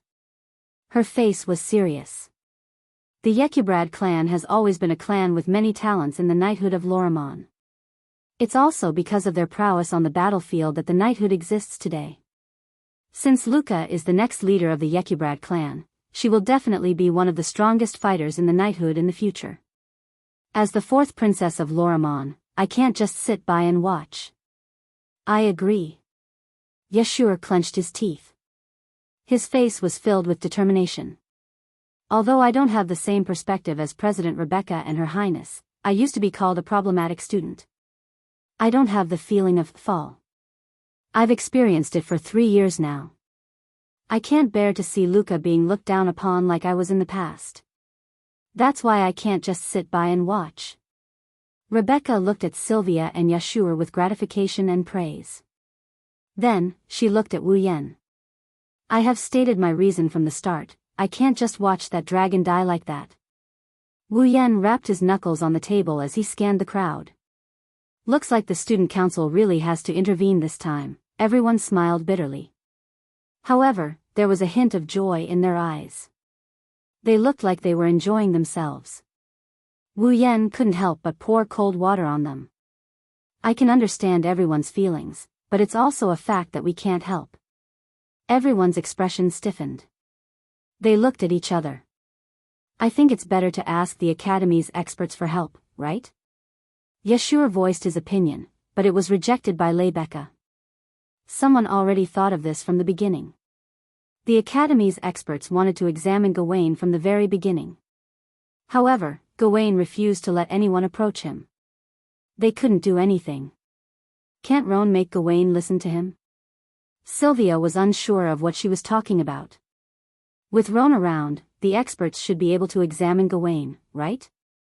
But Gawain's problem is that he doesn't have enough star essence. Rebecca shook her head again. I think that even if the experts approached Gawain, they wouldn't be able to find a way for Gawain to replenish enough star essence. Otherwise, the dragons wouldn't have fallen to the point of having to contract with humans to survive. Immediately, everyone revealed a distressed expression. Chapter 1372. In the end, 3 days passed, but there was no progress in the matter between Luca and Gawain. During these 3 days, Rebecca and Sylvia went to Mafesh more than once. They wanted to know Luca's current situation with the excuse of visiting. Unfortunately, every time they went to Mafesh, the door was closed. They couldn't even see Luca's face. Luca also took away the spare key to the dormitory. The two had no chance at all and could only retreat. In other words, Luca had stayed in her room for 3 whole days and didn't take a step out. Originally, if she let Wu Yan go to Mei Fuxia, based on Luca's longing for Wu Yan and the fact that he helped her a while ago, Luca should be willing to let Wu Yan talk to her. However, Gawain's situation was also a problem. Without Wu Yan's care, Gawain's condition would definitely worsen. Left with no choice, they could only let Wu Yan take care of Gawain's matters while Rebecca and Sylvia continued to focus on Luca's side. This made Yeshu and Yak very dissatisfied. After all, the two of them had not been of any help from the start to the end, nor had they been assigned to any side by Rebecca. They could only watch as everyone busied themselves while they watched from the side, unable to do anything. However, there was nothing they could do about it. Mafesh was a female dormitory and it wasn't convenient for boys to enter. Wu Yan took advantage of Luca several times when he went in. Rebecca and Sylvia naturally wouldn't allow Yeshua to take advantage of Luca or the other girls. As Yeshua's fall, Yak couldn't act on her own, so the two of them couldn't interfere with Luca's matters. As for Wu Yan's side, regardless of whether Gawain was willing or not to let Yeshu take care of Gawain, Yak herself was very unwilling. According to Yak's original words, as a holy and noble dragon, even if the other party was of the same race, she wouldn't allow herself to do such a thing that only a servant would do. She didn't even allow Yeshu to do the same. The reason was that as his servant, the only person Yaksu could serve was Ai Ku, and so. On Gawain's side, Yaksu and Yak also forfeited. In the end, they could only watch from the side. Actually, Wu Yan really wanted to refute. What do you mean by servants? What did it mean to serve? All he did was cook a meal for Gawain and give him a small amount of star essence without anyone knowing. From an outsider's point of view, he was just providing food for Gawain. Is providing food for others something that only servants should do? You call this service? How could those chefs endure this? Although Wu Yan was not a chef, providing food for the dragons was a piece of cake for him. With his current culinary skills, as well as his physical abilities, he could easily prepare the food for Guffrin, Lancelot, and Gawain in a matter of minutes. It was not as easy as drinking water, but it was not much harder than eating rice. Therefore, it was not a big deal for Wu Yan to go to Luca's side while maintaining Gawain's life. However, Wu Yan had already taken advantage of Luca. Rebecca and Sylvia refused to let him go to Mafush no matter what. This made Wu Yan extremely dissatisfied. Sylvia had a reason to stop him from going to Mafush. After all, Corset had hinted that Sylvia was interested in him. But what about Rebecca? Was it purely because she didn't want to see her cute junior being taken advantage of? Or was Rebecca interested in him as well? Perhaps only Rebecca herself knew the answer to this question. Moreover, what time was it now? The matter of taking advantage of her should be placed at the back. The important thing should be the right thing to do, right? What are you up to? Thinking of this, Wu Yan couldn't help but sigh. Ah. Lord Roland sighed. Really, really. He really sighed. I really want to sit in front of Lord Roland and be blown away by his breath. Yua, I can't believe you have such a perverted idea. But I also want to, listening to a group of girls gathering in a corner of the classroom, sneakily and brazenly looking at him while shrieking without bothering to hide their volume, Wu Yan lost at least 80% of his strength. Even the classroom can't be peaceful? At this moment, a loud voice echoed from the entrance of the classroom. Lord Roland. Someone is looking for you. Someone? In an instant, the classroom fell silent. Someone is looking for Roland? In a corner of the classroom, Sylvia lifted her head from her book and looked towards the door.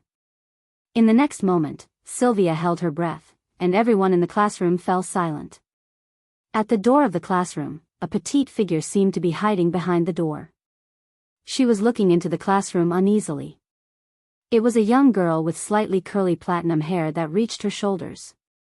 The young girl was wearing a female uniform unique to the academy. Her appearance was like a sculpture, extremely exquisite. Her pair of amethyst-like pupils were very conspicuous. Her entire body exuded a delicate and fragile temperament like porcelain that made people want to protect her.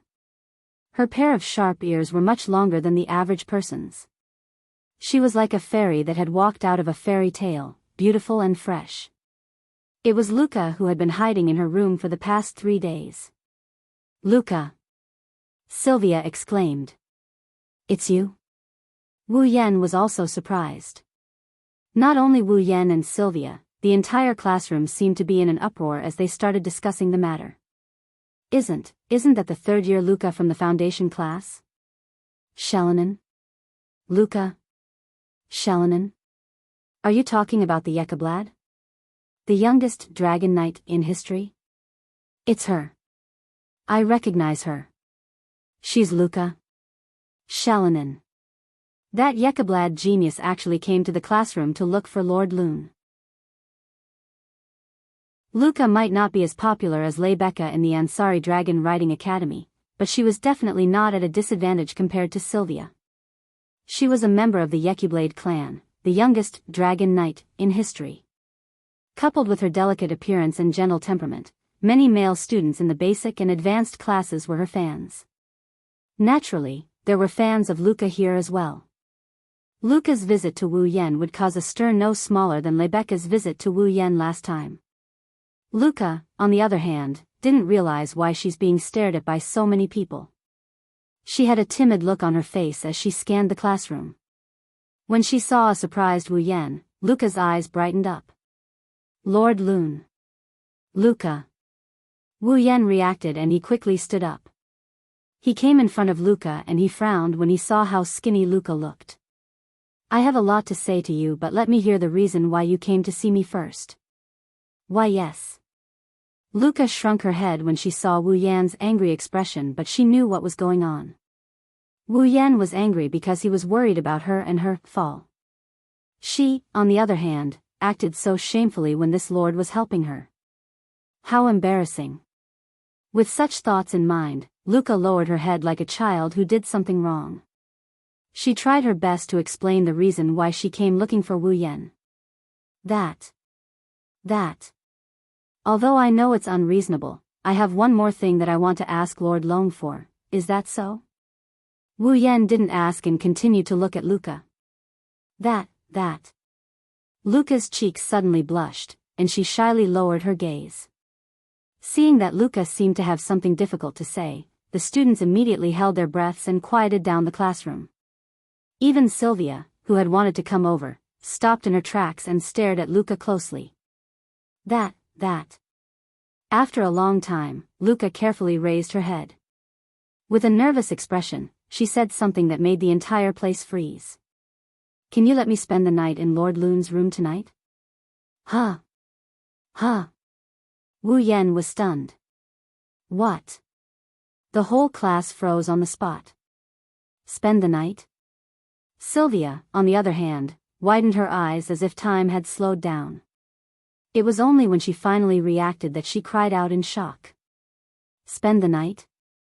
In an instant, the temperature of the classroom dropped to the lowest point, as if it had been frozen, and an icy silence descended upon the entire classroom.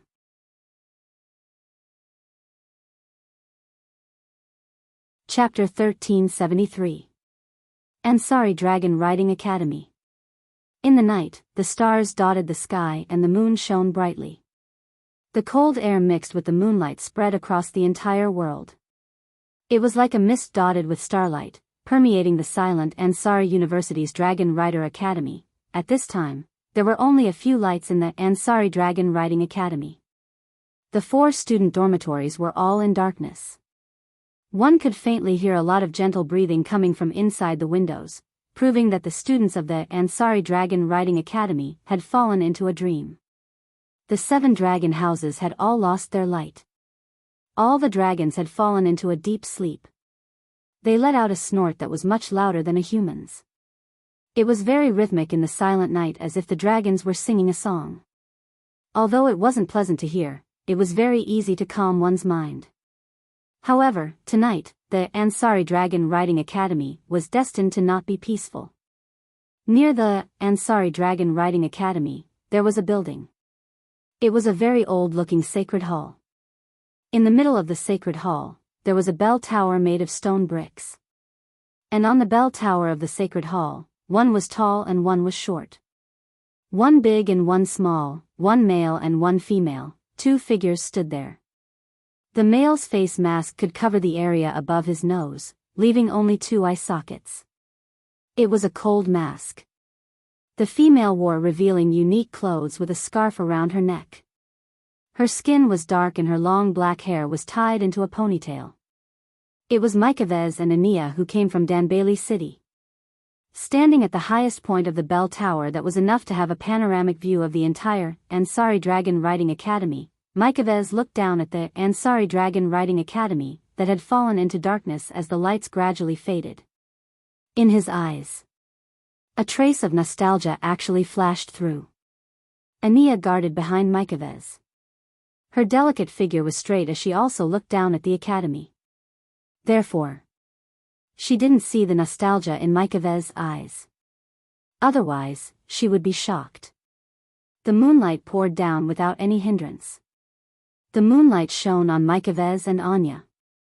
Bathed in the moonlight, Mykovez's cloak fluttered slightly in the night breeze. He was like an assassin in the dark, causing Anya to feel a chill in her heart from time to time as she stared at his back, but she quickly regained her senses.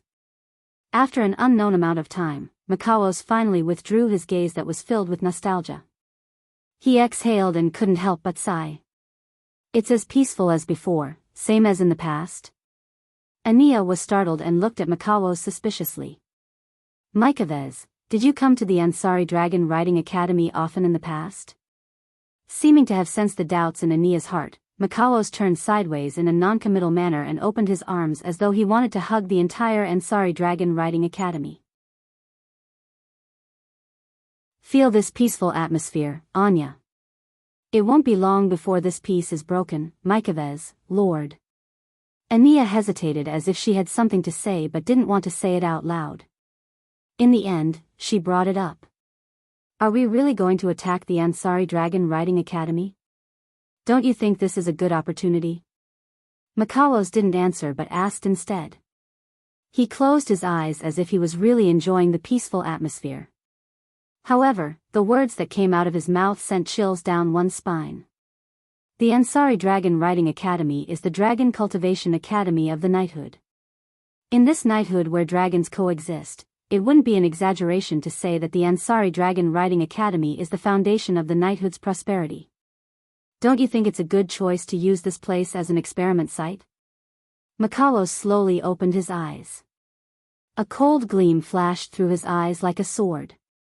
After all, we still need more experiments to determine if our corpse ash dragon can be used in actual combat. Corpse dragon. Ania couldn't help but feel disgust when she heard that name. To be honest, Anya didn't really like those ugly and disgusting corpse gray dragons. If it wasn't for Makawos's order, she wouldn't even want to look at them. She looked at the peaceful academy below and began to sympathize with it. Is such a peaceful academy about to be taken over by those corpse dragons? How pitiful. Let's begin. Makalos ordered while Ania was still feeling pity for the academy. Ania, take those things out, yes. Ania hesitated for a moment before she agreed. She turned around and walked towards the interior of the clock tower. Lowering his head and looking down at the Ansari Dragon Riding Academy that was being blown by the night wind, Makalos narrowed his eyes and muttered to himself. A giant dragon with white flames, let me see. Ania walked into the interior of the clock tower under Makawos's order. When she came out again, there was a clay jar in her hand. It should be said that it was a clay jar filled with ashes. Furthermore, it was the ashes of a dragon. These were dragon ashes that Mikaos, Anya, and some spies of the Sepharos Empire and the Knights Nation of Lorman had spent a considerable amount of time to steal from the temples dedicated to the burial of dead dragons in the Knights Nation of Lorman. Although Makalos had the ability to use tools made by magicite engineering to awaken a dead dragon, the necessary condition to awaken a dead dragon was to use the ashes of a dragon as a medium. Otherwise, even if it was a product made by magicite engineering, it would be useless. Today, these ashes will turn into ferocious and disgusting beasts and mercilessly destroy the peace of the Ansari Dragon Riding Academy. Ania suppressed the disgust in her heart and seriously put on a pair of gloves. She opened the clay jar filled with ashes and reached her hand into it. She took out handfuls of ashes and sprinkled them below the clock tower. Makalos waved his hand and smashed an iron box that looked like a coffin on the ground.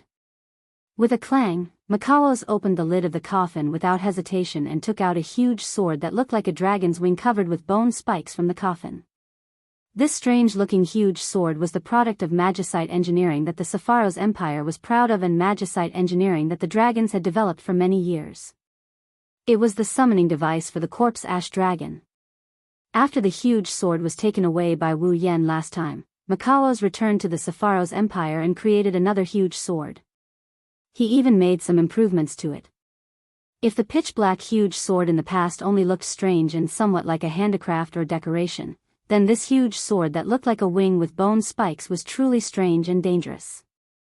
It even looked like it had been mechanized and gave off a dangerous feeling at first glance. Upon closer inspection, one would discover that there were gem-like crystals embedded on the body of the great sword. They were sparkling in the dark night, and there were traces of mana rippling vaguely.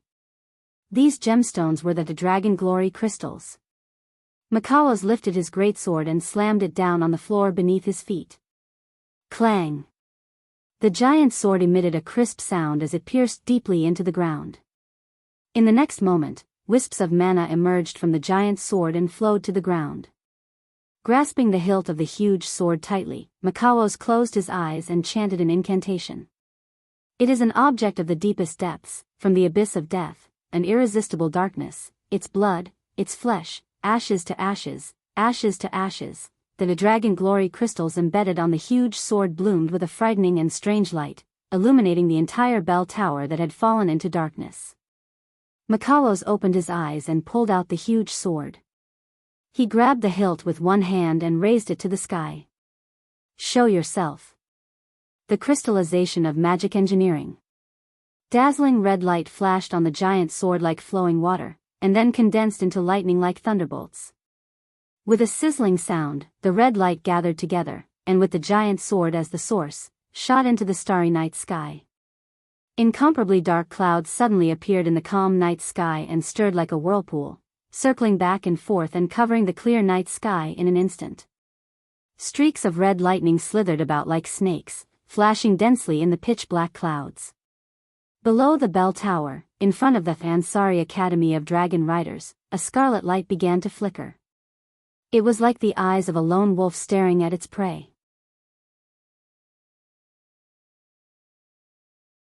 Chapter 1374.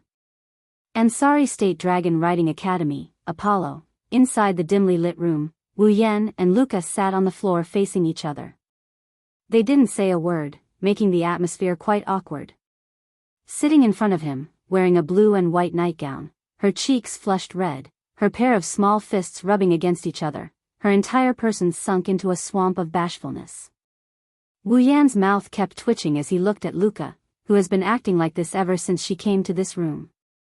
What exactly did this girl come here for? Outside the window of Wu Yan's dormitory, two figures were sneaking around, peeking at the scene inside the room like thieves. One of them even had an angry look on his face. These two figures were Sylvia and Cosette. After the previous invasion incident, the fourth princess of Lorimon knighthood was doing the dirty business of peeping again. If outsiders were to know about this, perhaps their impression of this famous Princess Blue Ice would be completely changed from the beginning to the end. Originally, Sylvia should have been very mindful of her image in the hearts of others, working hard to ensure that her actions would not bring shame to the royal family of knights. Her every action should have been very conscious, but now, it was as if Sylvia had been possessed by a resentful woman. She hung by the window while glaring at the two people sitting opposite each other in the room, gritting her teeth as she muttered.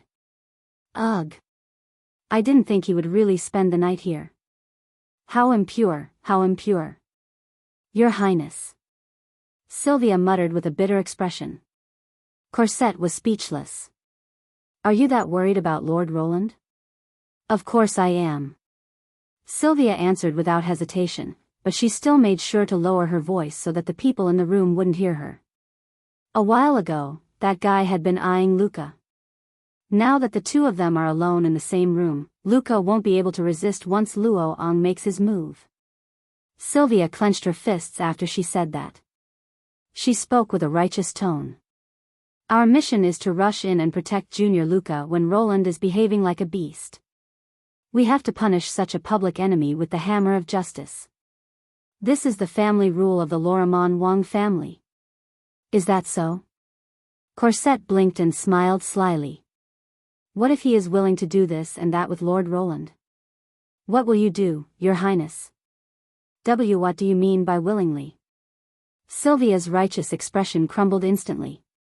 Instead, his face was filled with guilt as he smiled embarrassedly. How is that possible? Luca has only known Lord Roland for less than a week. Is there a problem? Cosette looked at Sylvia with an amused expression. Back then, Your Highness, you only met Lord Rune for less than 10 minutes during the juvenile ritual, but you still missed him for almost 10 years, didn't you? That's not the same. Although he said that, his expression changed. However, Sylvia was already wavering. That's because I am indebted to Lord Roland. That's why If you are indebted to Lord Roland, it's the same for Luca. Cosette reminded her kindly. Don't forget, Lord Roland has been paying a lot of attention to Luca and Gawain. For Luca, Lord Roland has been very worried about her. This favor should be comparable to what Her Highness did for Luca, right? This time, Sylvia panicked. Could it be that the two people in the room really have a chance to? If you are so worried, why don't you go in and take a look? Just as Sylvia found it difficult to conceal the panic in her heart, a voice suddenly entered Sylvia's ears. Sylvia was startled and almost screamed. However, Corset, who already knew Sylvia's timid nature, nimbly covered Sylvia's mouth and stopped her from screaming. I didn't expect to meet under such circumstances. Should I say it's a coincidence or fate? Behind Sylvia and Corset, Rebecca was riding on Gouffrin's head. She was bathing in the moonlight as she looked at the princess and made peeping through Wu Yan's window. She smiled. As a member of the student council, I don't encourage peeping. See President. Sylvia, who had finally managed to suppress the panic in her heart, was shocked again. What are you doing here? Are you also? Well, I can't say that I don't care what Lord Roland and Luca do when they're alone in the room, but I'm more concerned about Luca. Rebecca gave an ambiguous answer. She rode Gouffrin to Sylvia's side. By the way, Wu Yan's room is on the 3rd floor, so Sylvia and Corset are also riding on top of Lancelot. You're concerned about Luca? Sylvia heaved a sigh of relief and asked in confusion. What about Luca? Luca isn't as bad as you think. She didn't come to Lord Roland to ask him to spend the night with her. She's definitely not trying to do anything weird. Rebecca glanced at Sylvia, who was blushing. With that child's personality, she must have something to do with Lord Roland. If I'm not wrong, it should be related to her or Gawain. Sylvia calmed down after hearing Rebecca's words. Indeed, although he had not known Luca for a long time, with Luca's gentle and weak personality, she dared to request to spend the night in public. Either she really could not suppress her inner feelings, or there was definitely something going on. It was apparent that Rebecca had come here because she had noticed this. At the thought of this, Sylvia instantly felt ashamed of her crooked thoughts. You don't have to feel guilty. Rebecca seemed to have seen through Sylvia's thoughts. She smiled with a complicated expression. You're a girl in love after all. It's normal for you to be a little blind sometimes. Elle in love. Sylvia's face turned red. No. It's not like that. Sigh. Rebecca ignored Sylvia's weak refutation and sighed. Really, that man is really sinful. He's making me angry. Angry. Sylvia's heart tightened for some reason. She hesitated for a moment before asking carefully. President, you also have feelings for Lord Roland. It's right that you don't deny having feelings for him. Rebecca didn't hide her feelings and revealed a natural and unrestrained smile to Sylvia. But whether he's worth entrusting my life to is something we'll have to wait and see. Sylvia fell silent. After a long while, she sighed. He really is a sinful man. At the same time, inside the room, sitting across from each other, Wu Yan couldn't help but break the awkward silence between the two of them when he saw Luca's blushing face fidgeting around. Hey, Luca, you must have something to tell me since you're spending the night with me, right? Wu Yan scratched his face and said helplessly. Are you really here to serve me in bed? Serve you in bed. Luca's already red face turned even redder because of Wu Yan's teasing words. She clenched her fists and said shyly. If Lord Roland needs to serve me in bed, can you wait until I'm done? Wu Yan almost fell to the ground. This girl really does want to serve me in bed? Imperfect. Too imperfect. Sylvia trembled in anger when she heard the conversation in the room.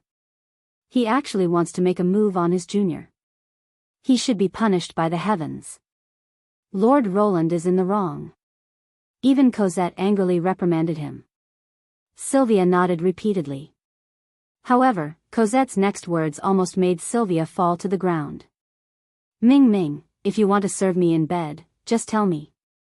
I can do it too, Cosette, I can't pretend I didn't hear that.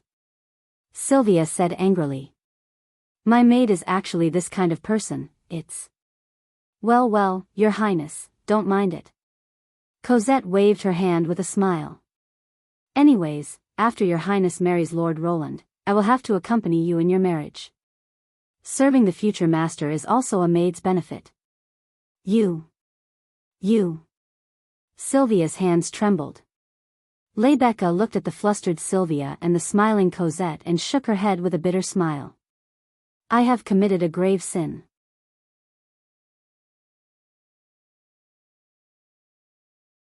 Chapter 1375. All right, I understand. Wu Yan rubbed his forehead as if he had a headache. Let's put this aside for now. Don't you have something you want to say to me? Luca dilly-dallied for a while. After wasting a long time, she finally stopped blushing. Her small fists clenched together and a trace of nervousness appeared on her face. Lord Lune, I want to ask you something about Gawain. I guess so. Wu Yan wasn't surprised. He nodded and gestured for Luca to continue. Seeing this, Luca's delicate little face instantly became downcast. Her eyes also revealed a strong sense of loss. Lord Lune, did you already know why Gawain rejected me? Shouldn't I be the one asking you that? Wu Yan threw Luca's question back at her without batting an eyelid. Did you already know the reason why Gawain would reject you? Luca opened her mouth and a dim look appeared in her purple eyes. I don't know. It's not that you didn't know. You just didn't realize it. Wu Yan looked straight into Luca's beautiful eyes. No matter how slow you are, you should have noticed that every time you got close to Gawain. Whenever Gawain approached you, you would subconsciously put some distance between us. When you got close enough, you would feel fear. I'm right, aren't I? Lord Lune. Luca looked up and met Wu Yan's eyes. In other words, Gawain rejected me because I was afraid of Gawain, right? To be more precise, you are the one who is afraid of riding Gawain. Wu Yan corrected her and closed the distance between them. No matter what. Gawain did it for you. You can't deny that. Luca's shoulders trembled when she heard Wu Yan's words. Tears welled up in her eyes. As expected. It's all my fault. That's why Gawain is so weak. He might even die. He finally understood the reason why Gawain had refused to let him ride his mount. For the first time, Luca was concerned about something other than her own riding. She cared about Gawain's life. It was clear that Luca was more concerned about Gawain's life than whether or not she could ride Fall. Luca and Gawain. Although there was a serious gap between the master and servant now, they still put each other's affairs first from the beginning to the end. Should I say, as expected of master and servant? Luca, now is not the time for you to be sad. Wu Yan said coldly to Luca, who was on the verge of tears. Because of my care, Gawain hasn't reached the point where he has to sacrifice his own life to protect you. However, he is indeed getting weaker every day. If this continues, Gawain will die one day due to the lack of star essence. Are you willing to watch Gawain die?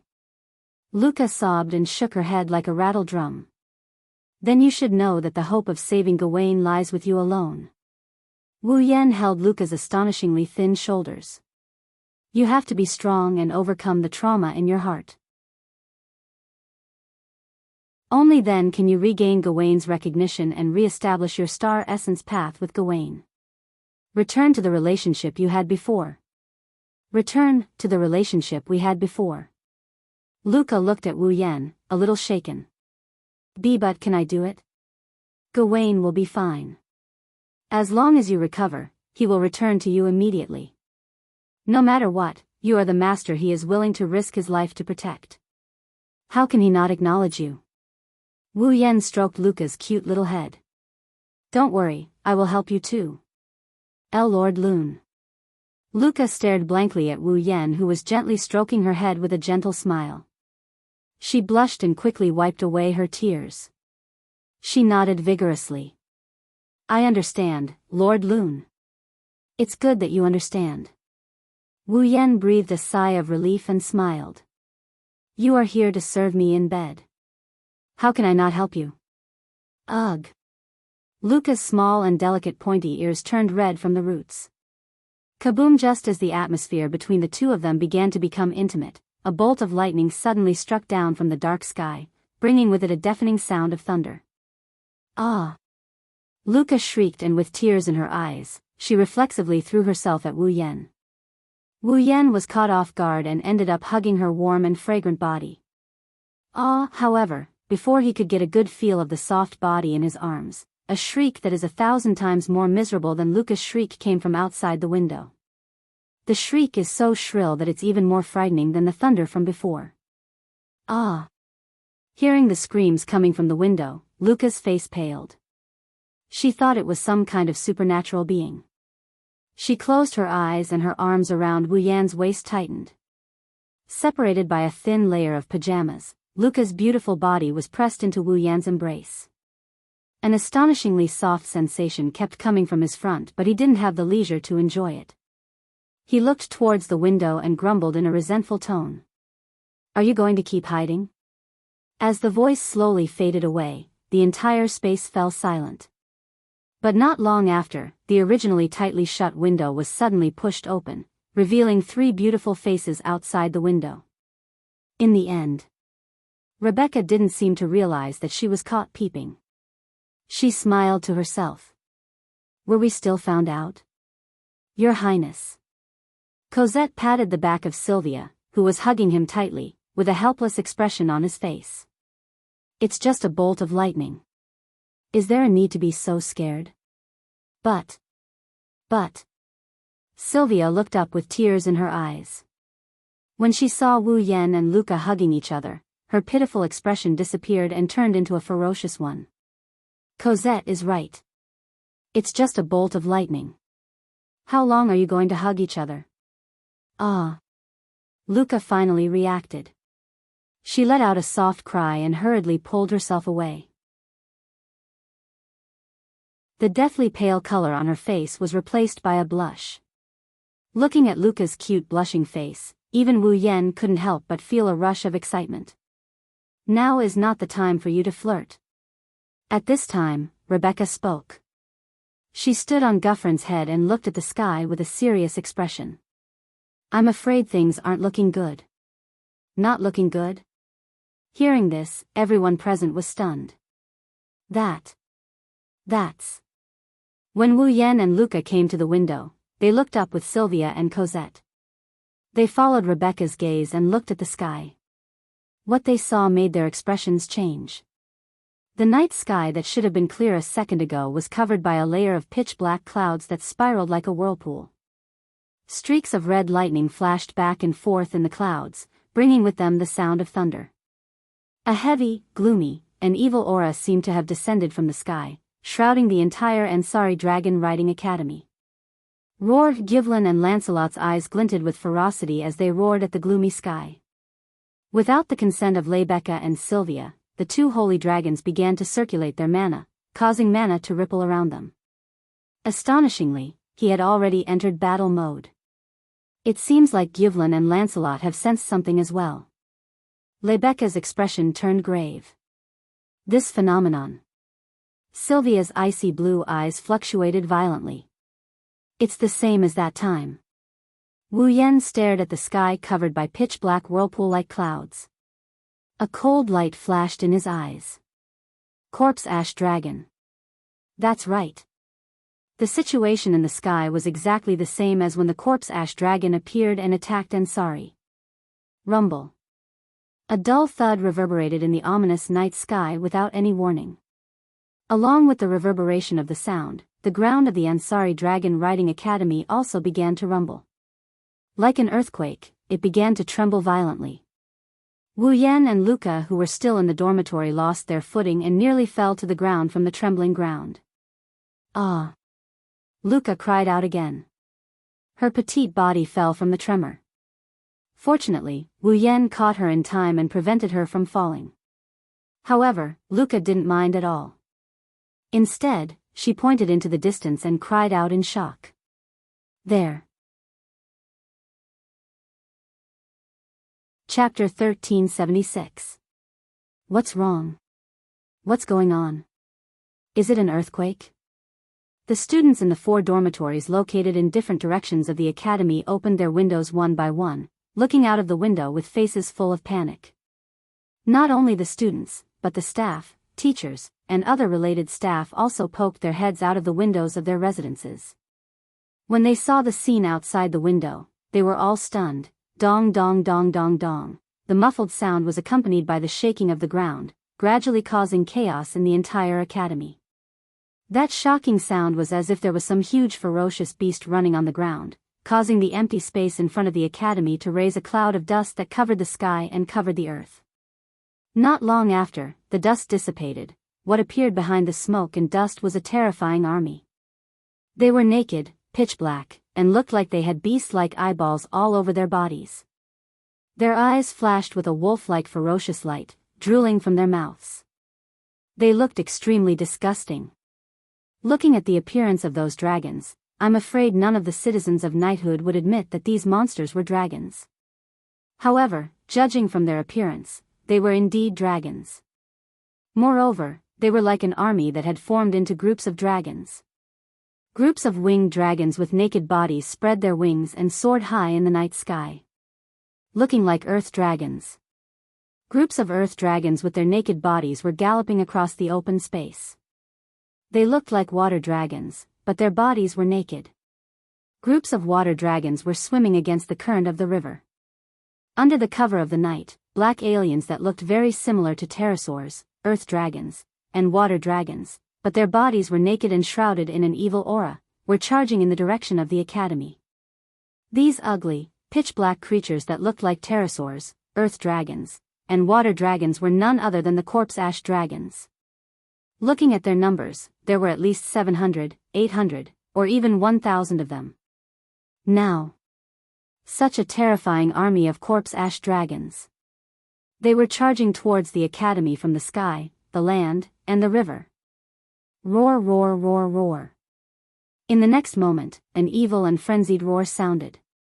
Gradually, it descended under the night sky that was covered by the pitch-black swirling clouds.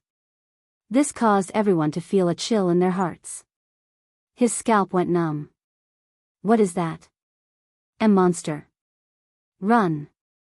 In the 4 dormitory buildings, a group of students who were still waiting by the windows screamed in horror when they saw this scene. They fled from the dormitory in a panic. Hoo-hoo-hoo. It was an ominous roar. Corpse Ash Dragon's army finally arrived at the academy. Bam! Amidst the rumbling, the gate of the academy collapsed under the relentless assault of the earth dragon-shaped corpse dragons. Dong! Amidst the muffled sounds, the pterosaur corpse dragon army flew across the sky above the academy and started to spit out dragon breath, destroying the buildings one by one. Pang! Amidst the rumbling, the corpse dragon army burst out of the ground from the underground waterway, turning the entire academy into a pile of rubble. Hoo-hoo-hoo. A ruthless roar resounded through the clouds. How, Can, Sylvia and Luca stared blankly at the scene before them. Buildings collapsed like building blocks under the assault of the earth dragon-shaped corpse dragon army. Fiery sparks exploded under the dragon breaths of the pterosaur corpse dragon army. Inch by inch, the ground opened up like a hole as the corpse dragon army shuttled back and forth. Gray smoke and scarlet flames danced and filled the academy under the moonlight. Students, faculty and staff, everyone in the academy was running away in a panic. Under the night sky, the buildings were gradually being destroyed by the raging flames. Dong! Boom! Bang! Muffled sounds, explosions, and explosions resounded in the academy under the night sky. Buildings collapsed one after another, raising a hazy cloud of dust. Every corner of the academy was ablaze with raging fires. Ear-piercing screams rang out incessantly. It was like hell, the academy. Sylvia's body trembled violently, flames of anger surging from her face. Rebecca's emerald eyes were also filled with anger. Clearly, the two of them were enraged. Unlike Wu Yan, Rebecca and Sylvia had spent more than a year or two in the Ansari Academy. They had more or less developed feelings for the academy. Now that they saw their academy being destroyed by a group of corpse dragons, the rage they felt was not something normal people could understand. Rune-sama. Luca hugged Wu Yan tightly. She started talking in a flustered manner. Our academy, don't worry. Wu Yan patted Luca's back while looking at the collapsing buildings in the distance. Rebecca, now is not the time to be angry. You're the president of the student council. Hurry up and organize everyone in the academy to fight back. Hearing this, Rebecca came to her senses and her expression instantly turned solemn. President. Next to Wu Yan's room, Yashu and Yak peeked their heads out of the window and they looked at Lebecca. What should we do now? Lebecca didn't even think and was about to give the order. However, her voice was immediately interrupted by a roar not inferior to the corpse dragons. Roar, roar, roar, roar, roar. Amidst the roars, ferocious beasts that looked like corpse-gray dragons emerged from the 6 dragon houses in the academy one after another under the night sky. Pterosaurs flapped their wings like strange birds. The earth dragon moved its limbs like a lizard. It was a water dragon that was twisting its body like a huge snake. Finally, the dragons sleeping in the dragon house began to wake up and came out. In the next instant, the real pterosaurs, earth dragons, and water dragons clashed with the pterosaurs, earth dragons, and water dragons. The academy instantly became a battlefield between the dragons and the dead dragons. The dragons are making their move too. Lebecca's eyes lit up. Our masters are running away in panic, and it's the Falls who are fighting the enemy bravely? Wu Yan glanced at the students and teachers who were still running away and mocked himself. How ironic, even if they're dragon cultivators, they're only in their teens. It's inevitable for them to panic in this situation. Lebecca shook her head and smiled. That's why the student council is needed. With that, she opened her arms and closed her eyes. In the name of Lebecca? In the name of Randall, I hereby command you. Present the holy knight armor you forged to me. Roar! Givlin abruptly roared.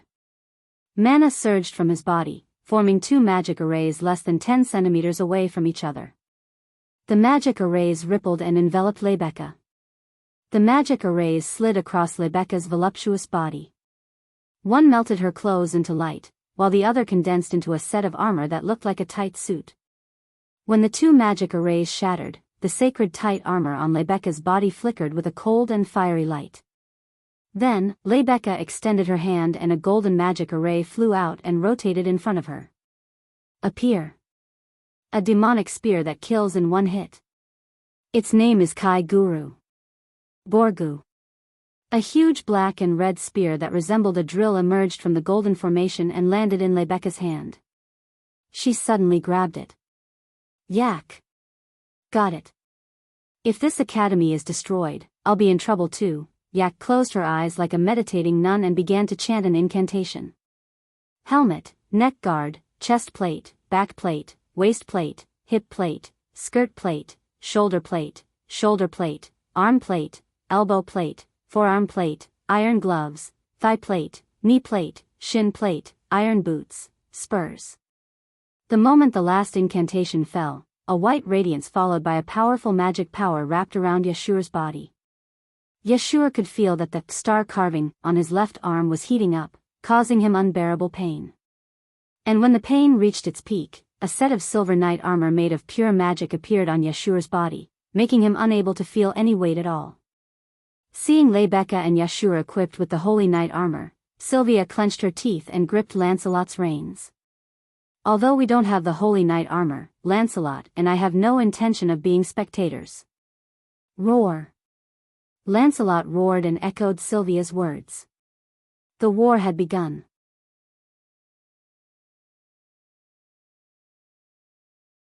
Chapter 1377. Roland. Lebecca, Sylvia, and Yashua didn't immediately charge into the center of the battlefield. Instead, they looked at Wu Yan, who was still in the dormitory. Now, the Ansari Dragon Riding Academy could be said to be facing the greatest crisis in history. There was no doubt about Lebecca's strength, and Sylvia's strength had also greatly improved after obtaining Speed Burst and Dance of the Penetrating Dragon's Breath. While Yashua's paladin armor had a time limit and was merely a hastily assembled replica, at the very least, Yashua's strength definitely wouldn't be weaker than Sylvia's while the armor was still in effect. But there was a big problem with this. After all, what was happening in the Ansari Dragon Riding Academy wasn't a battle, but a war. Facing thousands of corpse ash dragons, Sylvia's burst of speed had a time limit, as did Yashua's holy knight armor. Although Lebecca had the strength of the 8th rank, on the battlefield, a single person's strength was limited. By the time the holy knight armor ran out of mana, Rebecca would be powerless to reverse the situation. Fortunately, they still had Wu Yan on their side. Whether it was Rebecca, Sylvia, Yashur, or Yak, they couldn't forget him. Not only was this ordinary-looking man the world's strongest dragon rider, he had also defeated the world's strongest Holy Sky Dragon rider, Yuzura L. Sarwan's existence. If he made a move, then the Ansari Dragon Riding Academy's victory would be set in stone. Or rather, everyone was still thinking that if Wu Yan summoned that white dragon from that day, then with the might of that white flame that instantly defeated Yuzura, the leader of Loriman's Holy Dragon Riders, it should be able to immediately eliminate all the corpse ash dragons in the academy, right? Although Rebecca, Sylvia, and the others didn't know how strong that white flame was. But that day in the arena, the monstrous magic that surged up to the sky. However, they could clearly feel it. With that level of mana, how could it be weak? Not to mention, Yuzura had personally admitted it. That day, Wu Yan hadn't used his full strength. Therefore, Rebecca, Sylvia, and the others were waiting for Wu Yan to make a move. To resolve the disaster of the Ansari Union's Dragon Riding Academy. Unfortunately, Wu Yan only looked at the battlefield in the distance and shook his head gently. Pung. Wu Yan hadn't finished his words yet. A muffled explosion suddenly rang out, interrupting his words. Suddenly, the water dragon-shaped corpse ash dragons burst out of the ground and rushed out of the underground waterway. There were about 5 of them, and all of them had pitch-black bodies, crazed eyes, festering gums, naked bodies, and a foul stench. Saliva dripped from the corners of their mouths. The place they had charged out from was right below Rebecca and the others. Roar. Ear-piercing roars echoed through the night sky.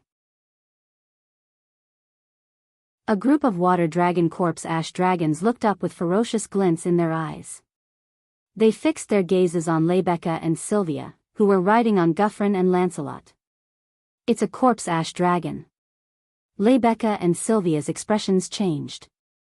Roar. The water dragon corpse ash dragons opened their mouths and roared. Then, a dazzling flash of light accompanied by dense mana flames burst out and blasted towards Rebecca and Sylvia. Careful.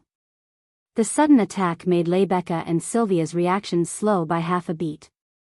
However, Guffrin and Lancelot reacted in time. Roar, the 2 holy dragons let loose enraged roars, and the magic power surging over their bodies swelled. The hexagonal defensive barrier immediately expanded, and ripples spread out from it. Bang!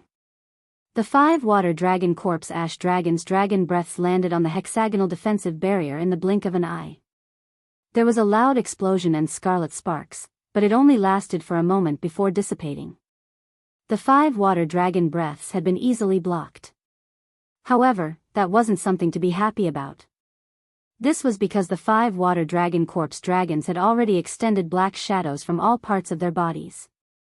They swiftly and violently bypassed the hexagonal barrier erected by the 2 holy dragons like whips and arrived before Rebecca and Sylvia in the blink of an eye. Those black shadows were actually dark red tentacles. The next moment, Rebecca and Sylvia, who hadn't reacted in time, were completely entangled by the tentacles. This is... Seeing Rebecca and Sylvia completely entangled by the tentacles, Wu Yan gaped in shock. These corpse ash dragons actually knew how to play with tentacles. President Rebecca. Your Highness. Yashio was also stunned for a moment, but he quickly stretched out his hand, intending to break those tentacles, but in the end, he pounced on empty air. The slippery tentacles wrapped around Rebecca and Sylvia's limbs and slender waists. With a tug, the 2 beautiful girls were suspended in the air. Damn it. Let me go. As if having a bad premonition, let alone Sylvia, even Rebecca looked rather flustered. And the facts proved that their bad premonition was indeed real. What are you trying to do? Stop. As Rebecca and Sylvia struggled with all their might, the dark red tentacles nimbly slid past their bodies and began to burrow into Rebecca's armor and Sylvia's uniform. No. Lebecca and Sylvia immediately let out coquettish gasps that made one's heart go numb. Lebecca and Sylvia got tangled up and harassed by the tentacles. Who knows what parts they shouldn't be touching under their clothes. The two girls blushed and their panting became more coquettish. Wu Yan was dumbfounded by what he saw. What kind of dragon is this? It was one thing to play with tentacles, but to play with such evil tentacles, how perverted must the person behind these tentacles be to create something like this?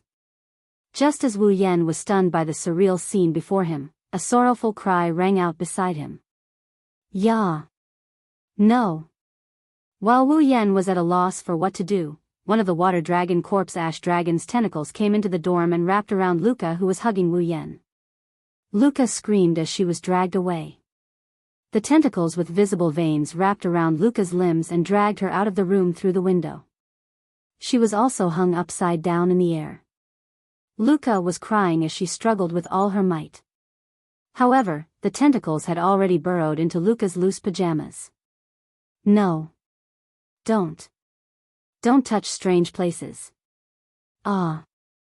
Not long after, Luca also let out a coquettish cry and was hung in the air with Lebecca and Sylvia. It was an extremely pleasing scene. Wu Yan was completely dumbfounded. Yeshua had already been blinded by Alec the moment Lebecca and Sylvia's pajamas were burrowed into their pajamas. He was rolling on the ground and howling in pain. Lebecca endured the strange feeling in her body and turned her head with difficulty to look at Wu Yan. When she saw Wu Yan's dumbfounded expression, she was furious. Stop daydreaming. Come save us. Oh. Oh. Wu Yan regained his senses. He stepped on the windowsill and shot out of the dorm. Turning into a black shadow, he charged towards the three girls who were hung upside down in midair like he was breaking through the night. Poochie poochie poochie. His figure flashed past the dark red tentacles. All the tentacles wrapped around Lebecca, Sylvia, and Luca were cut off like snakes. They fell to the ground and continued wriggling like earthworms. Carrying Lebecca, Sylvia, and Luca, Wu Yan landed firmly on the ground. He looked around at the wriggling tentacles on the ground and couldn't help but sweat. They actually have this kind of ability. These corpse dragons really can't be underestimated. Damn it. Lebecca and Sylvia's expressions darkened. Their eyes were filled with rage. Gufflin. Lancelot. Roar. A roar echoed in response to the two girls. The two divine dragons set up a magic formation. Flame-like dragon breaths shot out and instantly obliterated the 5 corpse dragons and the disgusting tentacles on the ground. Seeing the flames of rage burning in Lebecca and Sylvia's eyes, Wu Yan knew that they were thoroughly enraged. These corpse ash dragons were in trouble.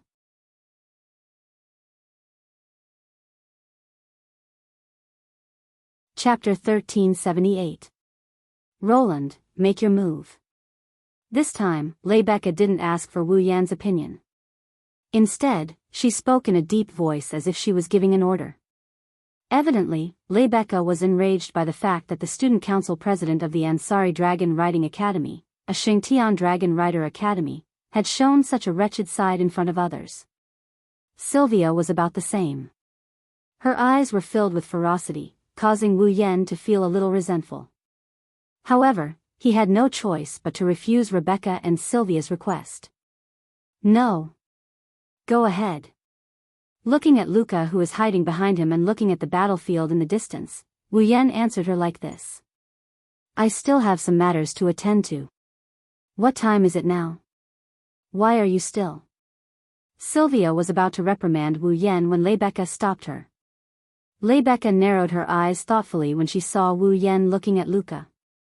She seemed to have understood something and smiled. I understand now. Then we'll go first. President. Sylvia looked at Lebecca in shock. It was a matter of life and death for the entire Ansari Dragon Academy. What could be more important than protecting the Ansari Dragon Academy? Alright, just listen to Roland. Lebecca didn't answer.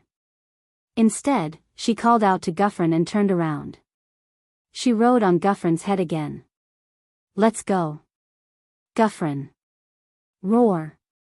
Gu Fulin roared in response. His body turned into a flash of red lightning and flew toward the battlefield in front of him. Wait. Sylvia quickly got on Lancelot as well. She glared at Wu Yan and Luca before grumbling. Be careful. I'm not so weak that I need someone to take care of me. Wu Yan chuckled. You should worry about yourself. Humph. Sylvia snorted. Beside her, Corset hugged Sylvia's waist. Under Lancelot's lead, they flew towards the battlefield. How long are you going to lie there for? AI kicked Xiao, who was still covering his eyes and rolling on the ground in pain. She grabbed him by the collar and dragged him towards the battlefield. Don't fall behind, that would be so embarrassing. Wait, it was accompanied by Yashu's screams. AI dragged him all the way to the battlefield, leaving Wu Yan speechless. Lord Roland. Luca raised her head suspiciously when she saw Rebecca, Sylvia, Yak, Yashur, and the others entering the battlefield. She shifted her gaze to Wu Yan. Why did you come with me? Before Luca could ask, Wu Yan took Luca's hand. He walked in another direction. Lord Lun. Luca tilted her head.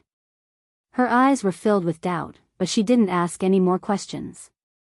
Dong, on the flat ground, a dazzling saber light that seemed to be composed of flames was parallel to the ground, like a remnant light. In a flash, a 10-meter-long saber curtain was drawn. Like a large saber of light, it slashed through the air with a loud explosion. The Earth Dragon and Water Dragon corpse dragons that were wreaking havoc on the ground seemed to have suffered a huge impact when they came in contact with the saber light. Their decaying bodies were crushed into pieces and fell to the ground. Holding Luca in one hand and Shauna in the other, Wu Yan charged through the battlefield with a dissipating airflow. It didn't take long for them to arrive at a place. Shockingly, it was the 7th Dragon House of the Ansari Kingdom's Dragon Riding Academy. Dragon House? Luca was startled at first, but then she seemed to recall something. Her expression changed and she cried out in surprise.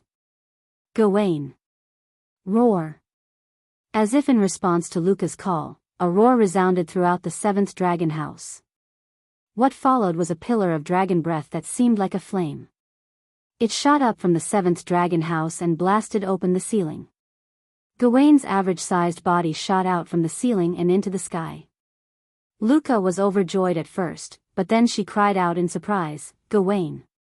This was because behind Gawain, who had rushed out of the 7th dragon sarcophagus, there were about 10 dragon-shaped corpse ash dragons flying out from the 7th dragon sarcophagus.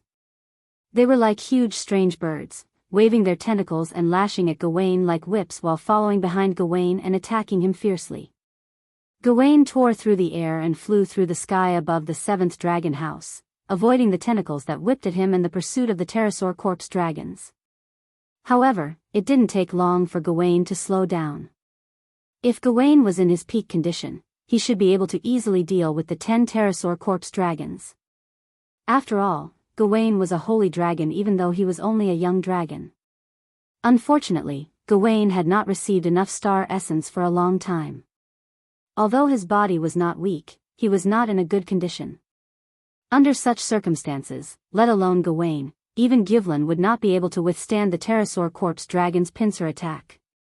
Gawain's speed slowed down again and again due to his weak body. Finally, he was surrounded by the tentacles. Roar. Gawain let out an unwilling roar. Gawain. Luca's expression changed again and again until it was full of anxiety. Lord Roland. Luca grabbed Wu Yan's clothes tightly and begged, please save Gawain. No.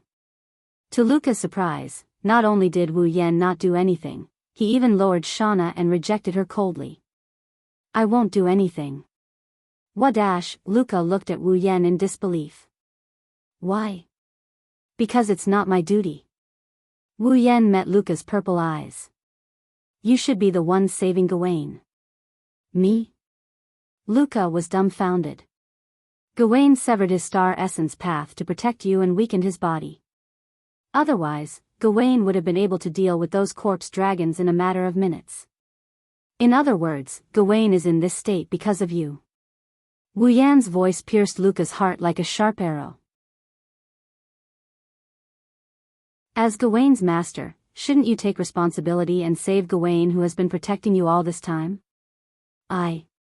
How can I save Gawain? Tears welled up in Luca's eyes. She was so anxious that she was about to break down. Without Gawain, I can't do anything. Lord Roland, I beg you, please save Gawain. You can scold me all you want after this, but Gawain. Gawain, Luca. Wu Yan sighed when he saw Luca so anxious that she was about to cry. Luca, think about it. Think about everything you did with Gawain, the excitement you had when you flew in the sky with Gawain, the excitement you had when you practiced dragon riding with Gawain, the peace you had when you lived and ate with Gawain, the joy you had when you improved with Gawain. Luca, do you really want to see Gawain continue to weaken like this?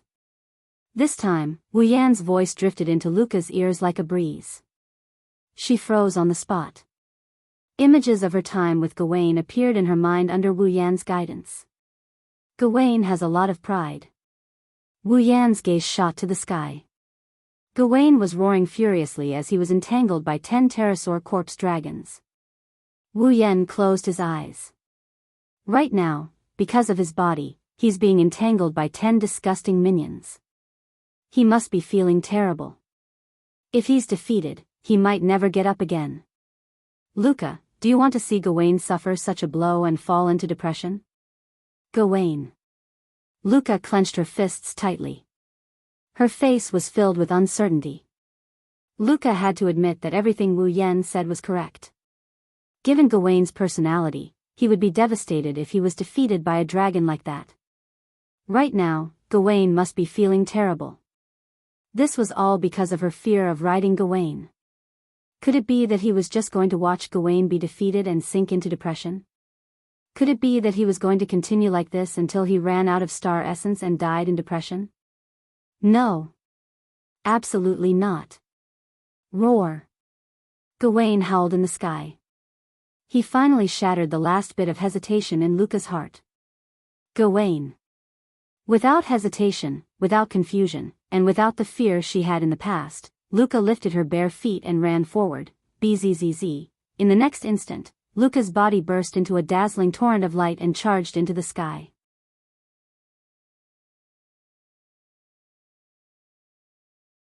Chapter 1379. The dazzling torrent of light turned into a bridge that resembled the Milky Way, rising from the ground into the sky. Then, with a turn, it descended from the sky like a veil made of starlight, landing on Gawain's body. In an instant, Gawain's body was also dyed with starlight. It was as if he had rushed into the Milky Way. His body flickered with an extremely rich radiance. The torrent of light formed from starlight melted into Gawain's body at a speed visible to the naked eye. Along with it, Gawain's aura grew stronger and stronger. Gawain was gradually recovering to his peak state. Looking at the dazzling torrent of light that resembled the Milky Way, Wu Yan's eyes lit up. It's star essence. Yes, the composition of the Milky Way torrent of light was the essential energy that maintained the life of this planet, star essence. Now, a huge amount of star essence was replenishing Gawain's body that was extremely lacking in life energy. It was allowing him to gradually recover to his peak state. This also proved that Luca and Gawain's star essence path. It had been re-established. Before long, the torrent of light formed by star essence finally subsided. It turned into specks of starlight and dissipated into the sky. Roar! Gawain abruptly opened his eyes and let out a roar filled with extreme excitement. His voice was like a sound wave, and with a tremor, it shattered the surrounding tentacles that were wrapping around him. They fell to the ground. Roar! As if to celebrate his recovery, Gawain roared excitedly. A surge of magic power surged from his body. Following his roar, it condensed into a rotating magic formation that extended forward. Bang! A dazzling stream of magic power that resembled a pillar of light was mixed with a flaming dragon's breath. Like a meteor, it streaked across the night sky and landed on the 10 pterosaur corpse dragons that couldn't react in time. A ball of fire exploded in the sky. Then, the corpse dragon's flesh scattered from the sky like dust, becoming insignificant specks of dust in the vast land. Roar! Gawain's voice was full of joy. He circled around and landed on the ground. Luca was sitting on top of Gawain's body without anyone noticing. Lord Roar! Luca's face bloomed with a smile that even the night sky couldn't reach. It was as if she had become the only light in this world that had lost all light due to the dark clouds. She was also extremely beautiful, like a fairy sent down from the heavens. Well done, Luca.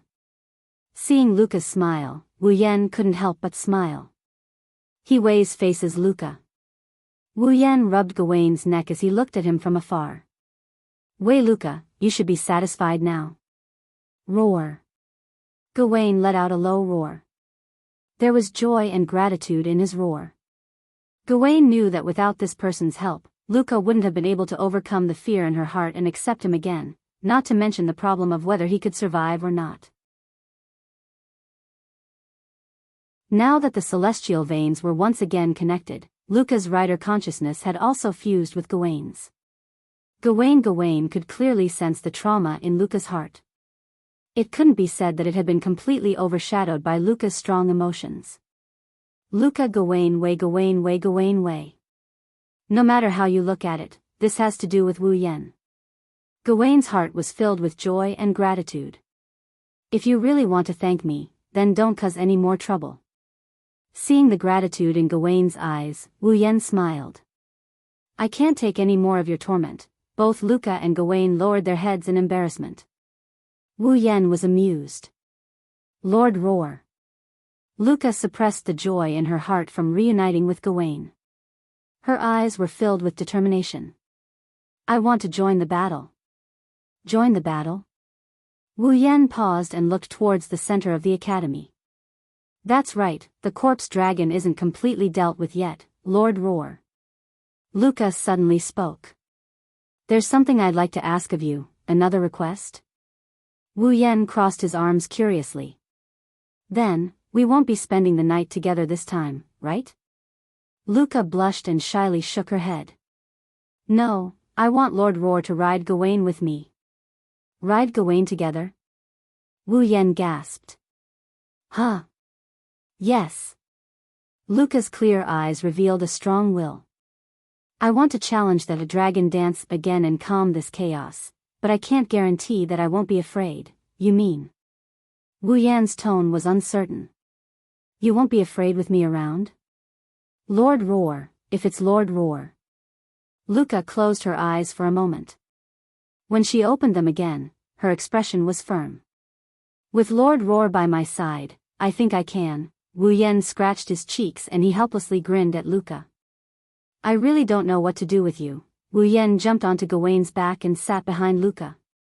He reached out and hugged Luca's waist. Now, you won't be afraid anymore, right? Wu Yan whispered into Luca's sharp elf-like ears. Just give it your all. I will hug you. I will never let go, okay?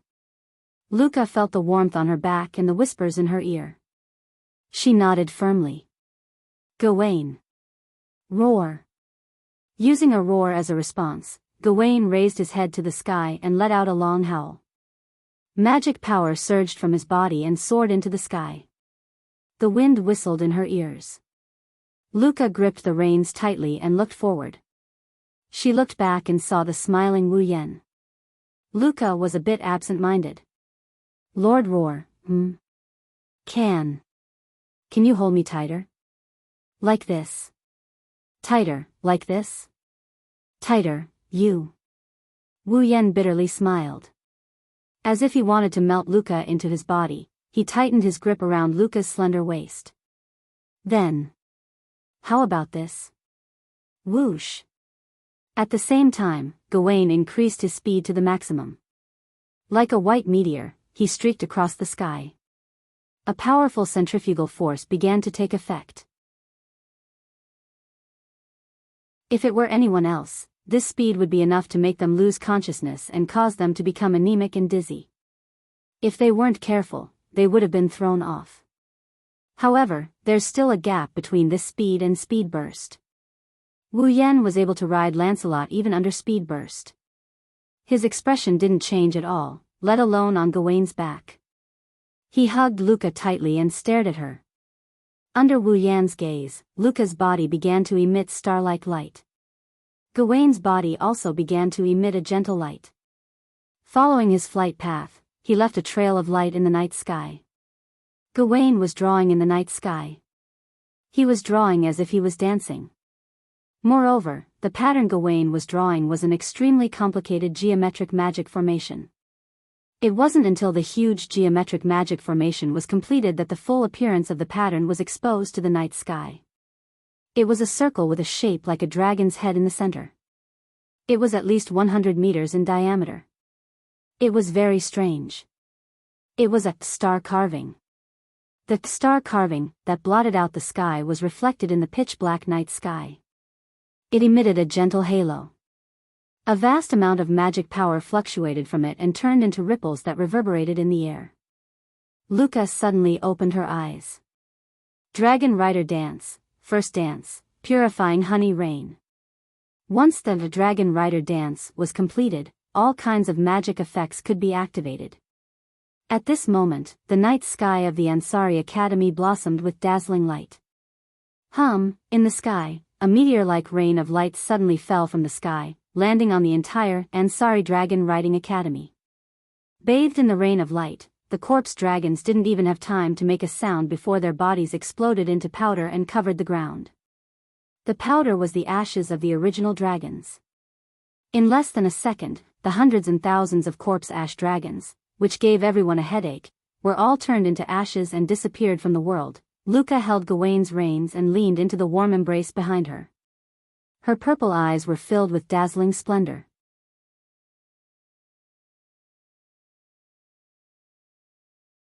Chapter 1380. Did I fail again? On the top floor of the Templar Bell Tower, Mikojas looked at the disappearing dark clouds and the geometric pattern that resembled a star carving in the sky. His eyes were gloomy. Below him, the buildings of the Ansari Dragon Riding Academy were still burning and smoking. Debris was scattered all over the place and the ground was full of potholes. It was a complete mess. It could be said that if Mikovez's goal was to destroy the Ansari Kingdom's Dragon Rider Academy, then even though he couldn't say that he had achieved his goal, it wouldn't be considered a failure to destroy the academy to such an extent. However, Mikovez's true goal wasn't to destroy the Ansari Academy. He wasn't interested in destroying the Ansari Academy. The reason he had the corpse dragon attack the Ansari Dragon Riding Academy was to take a look at the white flame dragon. Why would he go through so much trouble to attack the Ansari Dragon Riding Academy just to take a look at the white dragon burning flame? It might not be worth it to others, but to Mikojas, it was very important.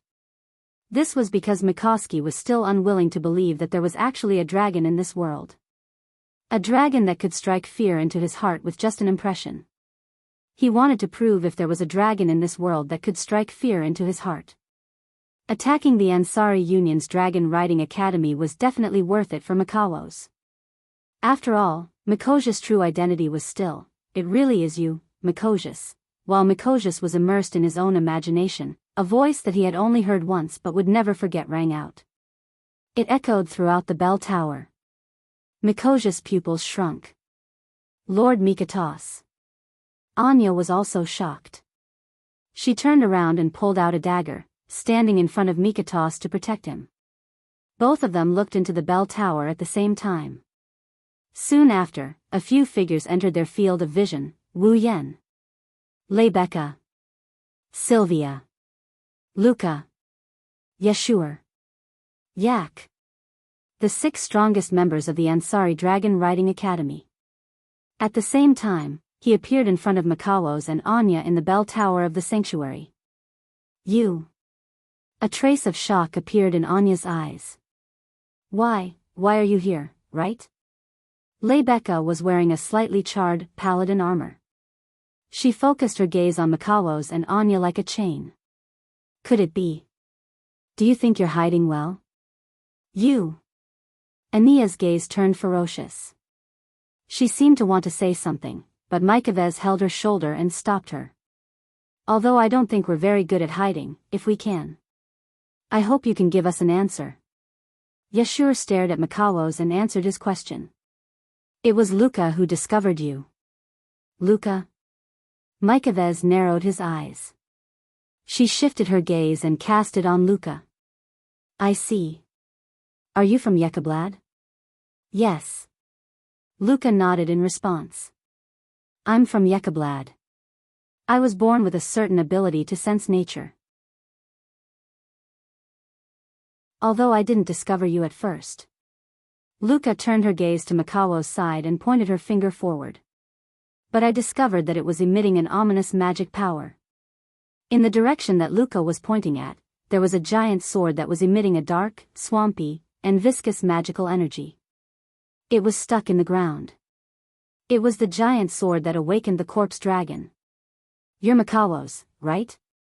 Sylvia stepped forward and clenched her fists. Her icy blue eyes were filled with anger. Last time, you had the corpse dragon attack Ansari. This time, you almost destroyed the Ansari Dragon Riding Academy. I swear I won't let an evil existence like you do as you please. Oh. Mikawos raised an eyebrow and let out an evil laugh. As expected of the fourth princess of the royal family of knights. Even if you're just a student, you're still a dragon knight. But that's not strange. After all, even Veronica, who's known as the Iron Valkyrie, didn't get fall and become a dragon breeder, but you did. If you're not at this level, then I'm very disappointed, you. What are you talking about?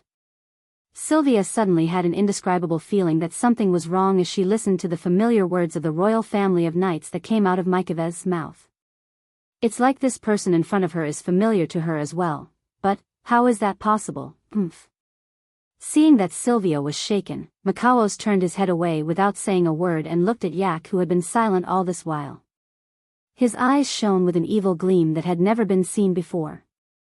I finally meet you, descendant of the royal family of Avalon, royal family of Avalon? They heard it from Wu Yen before. This time, it came from Mikawos's mouth. Lebecca and Sylvia were stunned. Avalon?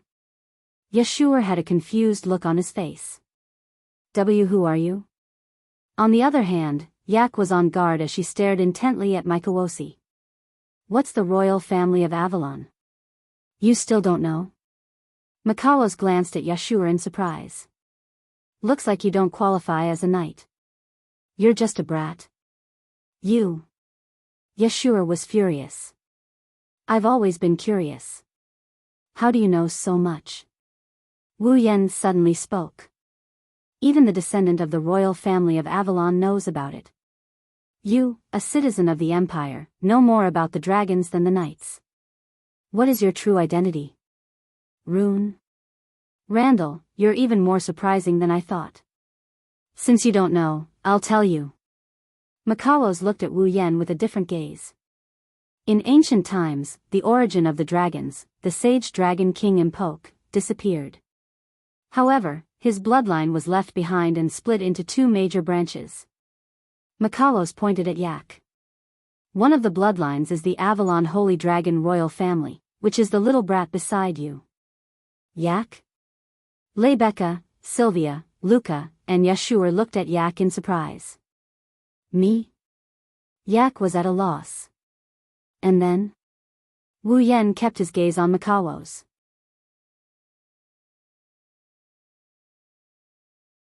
What about the other bloodline? The other bloodline is the one that has been enemies with the royal family of Avalon for generations. Mikawos's tone became distant. The Nihilinia Underworld Dragon King family. The Nihilinia Underworld. Lebecca and the others muttered. The Nihilinia Underworld Dragon King family. Wu Yen frowned. Avalon's Holy Dragon Royal Family and Nihilinia Abyssal Dragon Wang family are the royal families of the dragon race. They are also the dragons with the highest level of bloodline and the strongest power in the dragon race. Mikano's gaze turned sharp as he looked at Wu Yen. That's why I'm curious as well. Rune, Randall, what kind of existence is that white dragon of yours? Its power is already enough to rival the complete form of the Avalon Holy Dragon royal family and the Nihilinia Underworld Dragon royal family after their bloodlines have been awakened. Makao's face under the mask was already tense. Tell me, what is it? The entire Templar bell tower suddenly became quiet. You want to know? Wu Yan chuckled under everyone's watchful eyes. Then, how about we exchange questions? Exchange? Yes, exchange. Wu Yan walked past everyone and stood in front of Makao's. Tell me who you are, and I'll tell you what my fall is. How about it? Fair, right? It was Makao's turn to be silent. Forget it. After a long while, Makao's took a deep breath. I'll figure it out one day. Let's end it here for today, Makao's. Rebecca and Sylvia immediately barked coldly. Trying to escape. Wu Yan's gaze turned cold. Do you think I'll let you escape again? Calm down, Rune Randall. Makao's brought Anya to the edge of the bell tower's railing. After a while, there will be an even bigger feast. At that time, let's decide the victor. Leaving this sentence, Makao's and Anya jumped down from the clock tower without hesitation. Stop. Rebecca, Sylvia, and the others were shocked. They wanted to rush over but Wu Yan stopped them with a wave of his hand. Looking at the edge of the bell tower, Wu Yan's wine-red eyes flashed with a pensive light. An even bigger feast, huh?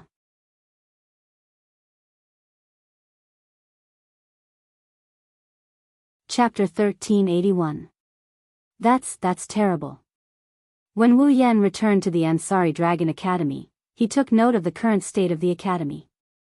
Only then did he realize how much damage Makao's corpse dragon army did to the academy. Buildings that were supposed to have a long history were completely reduced to rubble and sawdust, scattering on the ground like garbage. The buildings that were lucky enough to escape being completely destroyed were all charred black like charcoal, with wisps of smoke rising from them from time to time, proving the scale of the fire that burned them last night.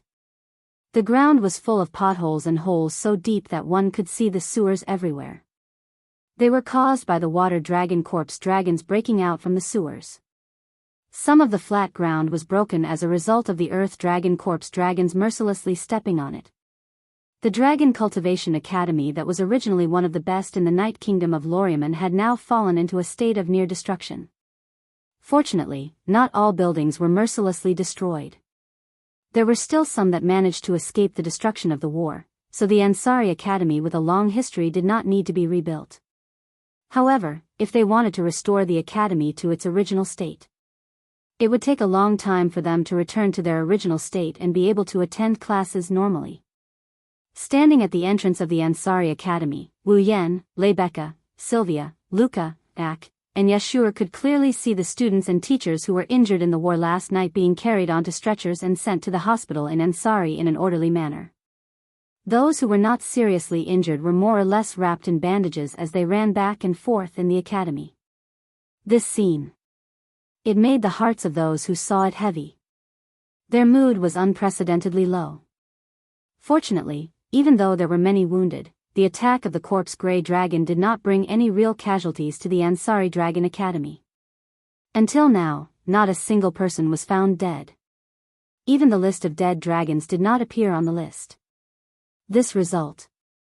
It could only be described as a miracle. Of course, the miracle was all thanks to Rebecca, who calmly organized the resistance as the president of the student council. She calmed down the panicked students and teachers and joined hands with Fall to resist the corpse dragons. This reduced the number of unnecessary casualties. Sylvia and Yashur also served as the frontline combatants and tanked most of the firepower from the corpse dragons. It could be said that more than 30% of the corpse dragons that were slaughtered last night were killed by Sylvia's penetrating dragon breath and Yashur's intrinsic device. In the end, Luca used the first dance of the dragon dance, the purifying honey rain, to purify all the remaining corpse ash dragons into ashes. It allowed the Ansari Academy, which was reduced to a cruel battlefield, to escape the fate of destruction. It also allowed the students and teachers to avoid the path of death. In other words, in the battle against the corpse dragons last night, if Rebecca, Sylvia, Luca, Yak, and Yashur were not there, even if there were no casualties miraculously, the Ansari Academy would not have been able to escape the fate of destruction. In this battle, the student council stole the limelight and became the heroes that saved the Ansari Academy. On the other hand, Wu Yan, the most powerful dragon rider that everyone had their eyes on, did not achieve much in the battle. No one even saw his whereabouts, which made people suspicious.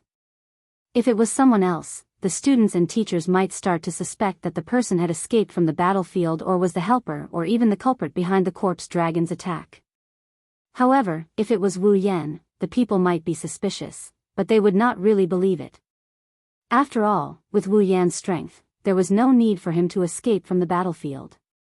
As for him being the helper or the culprit behind the corpse dragon's attack, that was even more ridiculous. With Rebecca, the student council president, vouching for him, who would think so? In short, it was a fact that the academy needed to be rebuilt. The injured had to be sent to the hospital. The students and teachers who lost their homes had to find a place to stay. The attack of the corpse dragons also had to be reported to the knighthood kingdom. All of this required the student council to do personally. The coming days were going to be very busy. Ansari State Dragon Riding Academy, Student Union Office, Huff. Panting with exhaustion, the 6 of them sat around the round table used for meetings. They started to relax after a sleepless night and working for the academy for half a day. Everyone, please have a cup of tea and recover your energy. Corset pushed a dining cart filled with tea sets in. She had a gentle smile on her face as she brewed a cup of black tea for everyone. This was another form of timely help. Ugh. I'm alive. Yashur drank the black tea like it was water to quench his thirst. He heaved a sigh of relief before sighing again. I didn't expect the academy to be destroyed to this extent. The student council office is really lucky to be intact. It's all because of that guy called Mikavez. AI Kush shouted angrily. Who is that guy? It's so annoying. Hearing AI Kush's words, everyone present fell silent for a moment and raised their eyebrows. Makawos, huh? Rebecca crossed her arms as if she was deep in thought. Is that guy really from the Empire? Why is he so familiar with the dragons of the knighthood kingdom? Also, he said Yak is the last descendant of the Avalon Holy Dragon royal family. Yashur looked at Yak, who was gritting her teeth in disbelief. Based on what Mikao said, isn't Yak the dragon royal family's princess? I don't know what's going on, but do you have any objections? AI Ku raised her head with an arrogant look on her face. I am such a powerful dragon. Are you convinced now? No. Yashur subconsciously shook his head. Rather than saying I'm convinced, it's more like I can't believe it. How can a girl like you who likes to laze in bed, gluttonous, irritable, and even pee in her sleep be a dragon? Bang! PFFF. Before Yashur could finish his words, he was sent flying by a red-faced Yak. I'm sorry, I'm a girl who likes to laze in bed, gluttonous, and irritable. Yak's eyes flashed fiercely. She stomped on the ground and walked up to Yashur, who was rolling on the ground while holding his stomach. She grabbed him by the neck and shook him.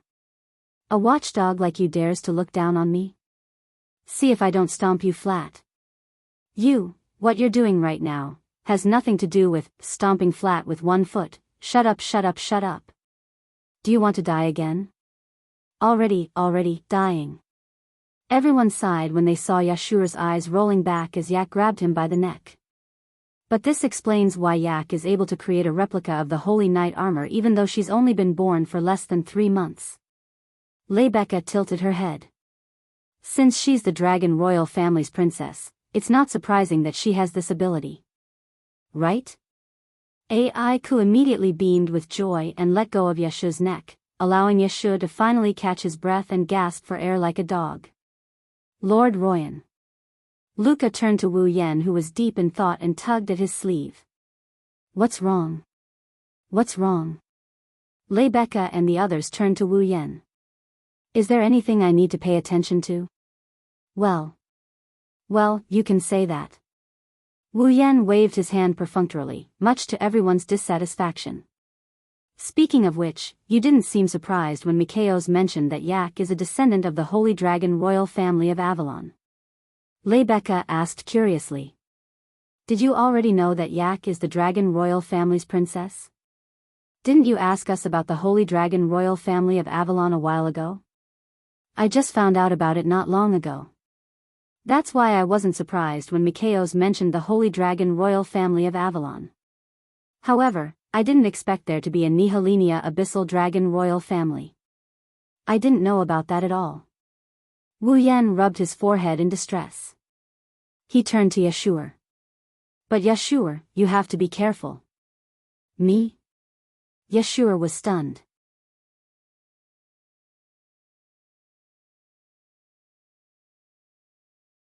Chapter 1382.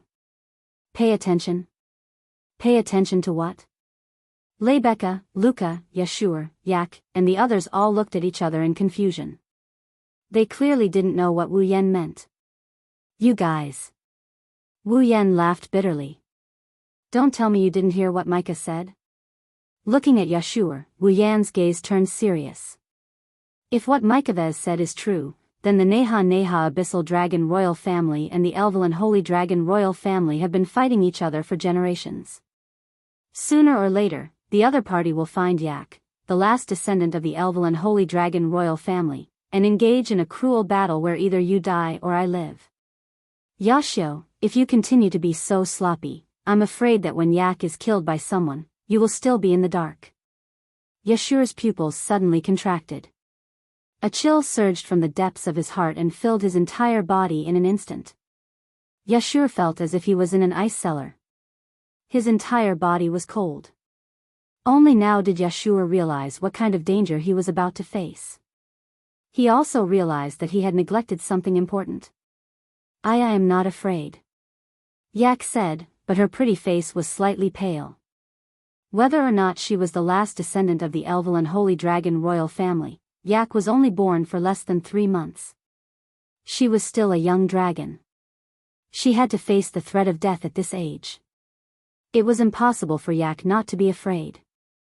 She was only putting up a strong front. Rune is right. Yashur, you have to be careful. Lei Becca seemed to have realized the severity of the situation and her expression turned serious.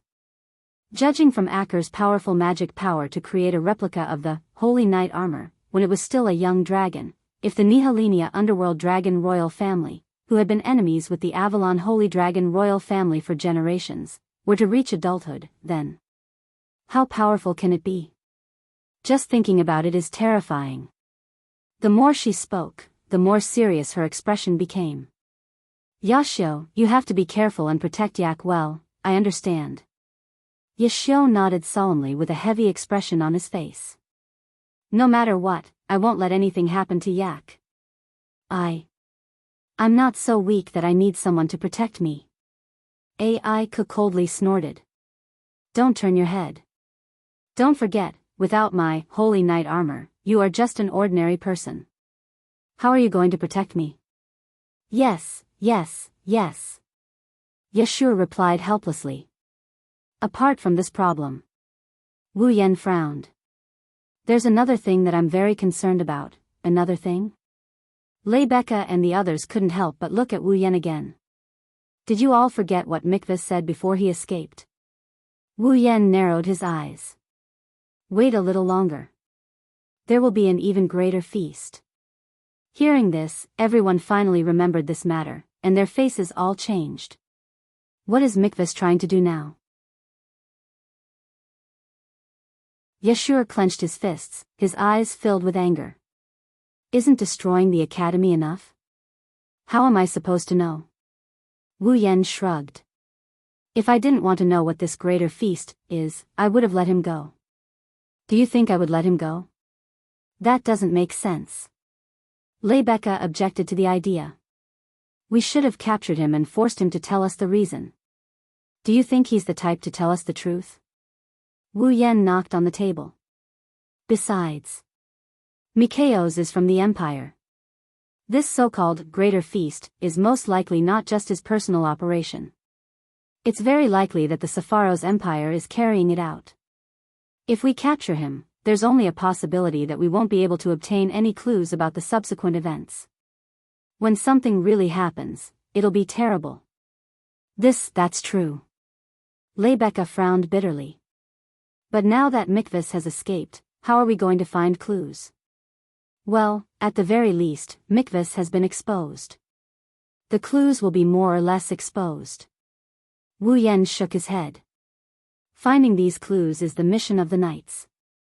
We're still students, let's focus on the academy's reconstruction. That's true. Lebeka sighed. I will report this matter to the knights' royal family and let them decide. That's good enough. Wu Yan grinned and he turned around abruptly. There, Sylvia had a gloomy expression on her face, and her icy blue eyes were filled with uncertainty. And then? Wu Yan looked at Sylvia with an ingenious change of topic. What's wrong? However, Sylvia's expression remained gloomy even after Wu Yan's words. She stared at the table as if she didn't hear what Wu Yan said at all. The atmosphere in the student council office changed into a heavy one. Wu Yan frowned. Lebeka, Luca, Yak, Yeshu, and the others exchanged glances as well. Your Highness. Cosette also noticed that something was wrong. He reached out his hand and shook Sylvia. Your Highness. Your Highness. Ah. Sylvia exclaimed and came back to her senses. What? What's wrong? We should be the ones asking you that, right? Wu Yan tilted his head in confusion. You've been like this ever since you came back from the Templar Bell Tower. You haven't said a word and you're always absent-minded. Not only are your actions strange, they don't seem like the usual Sylvia who takes everything seriously. What's wrong? Sylvia looked around at the student council members who were looking at her and lowered her head. There's something I really care about, something you care about. Lebeka repeated her words. What do you mean? Sylvia opened her mouth, but immediately closed it again. She hesitated for a moment before shaking her head. No, it's nothing. Hearing this, everyone present frowned. Nothing? How could it be nothing when she's acting like this, Your Highness? Yeshua wanted to say something but Wu Yan shook his head. Seeing this, Yeshua couldn't say anything and could only sit down obediently. Since that's the case, let's talk about something else. Lebeka stood up and changed the topic. The report on the Academy's damage has just been sent over. Lebeka picked up a report from the table. According to the statistics of the damage, fortunately, only one of the 4 student dormitories was damaged. I'm afraid it's not habitable anymore. Lebeka's gaze shifted to Wu Yan and Yeshua. They had a bad feeling about this. Only one. Yeshua couldn't help but gulp as he asked in a trembling voice. This dormitory, could it be? That's right. Lebeka shrugged. It's Apollo dormitory. As expected. Yeshua was dazed. In other words. Wu Yan sighed. We don't have a place to stay, right? You can't say that. There are a few old dormitories in the academy that survived. We've decided to temporarily let the boys of Apollo dormitory live there. However, due to the limited conditions, it's more like a refuge. Lebeka smiled mischievously. So, if you two can't find another place to stay, you'll have a miserable time. How can this be? Yeshua looked like he'd suffered a blow. What about me? What about me? Yak was anxious. I'm also staying in Apollo dormitory. Are you going to let me stay in a refuge? I won't agree. Yak, you can stay in my room for now. Lebeka gave Yak a reassuring look. My place isn't big but it shouldn't be a problem for you. If you agree, you can stay with me for now. I agree. Yak nodded without hesitation and abandoned her master. I just found out I'm the dragon princess. I don't want to stay in a refuge. Yak, you. Yeshua shrugged and looked at Wu Yan. Hey, Rune, do we have to stay in a refuge? Who knows? Wu Yan rolled his eyes at Yeshua. Let's take it one step at a time.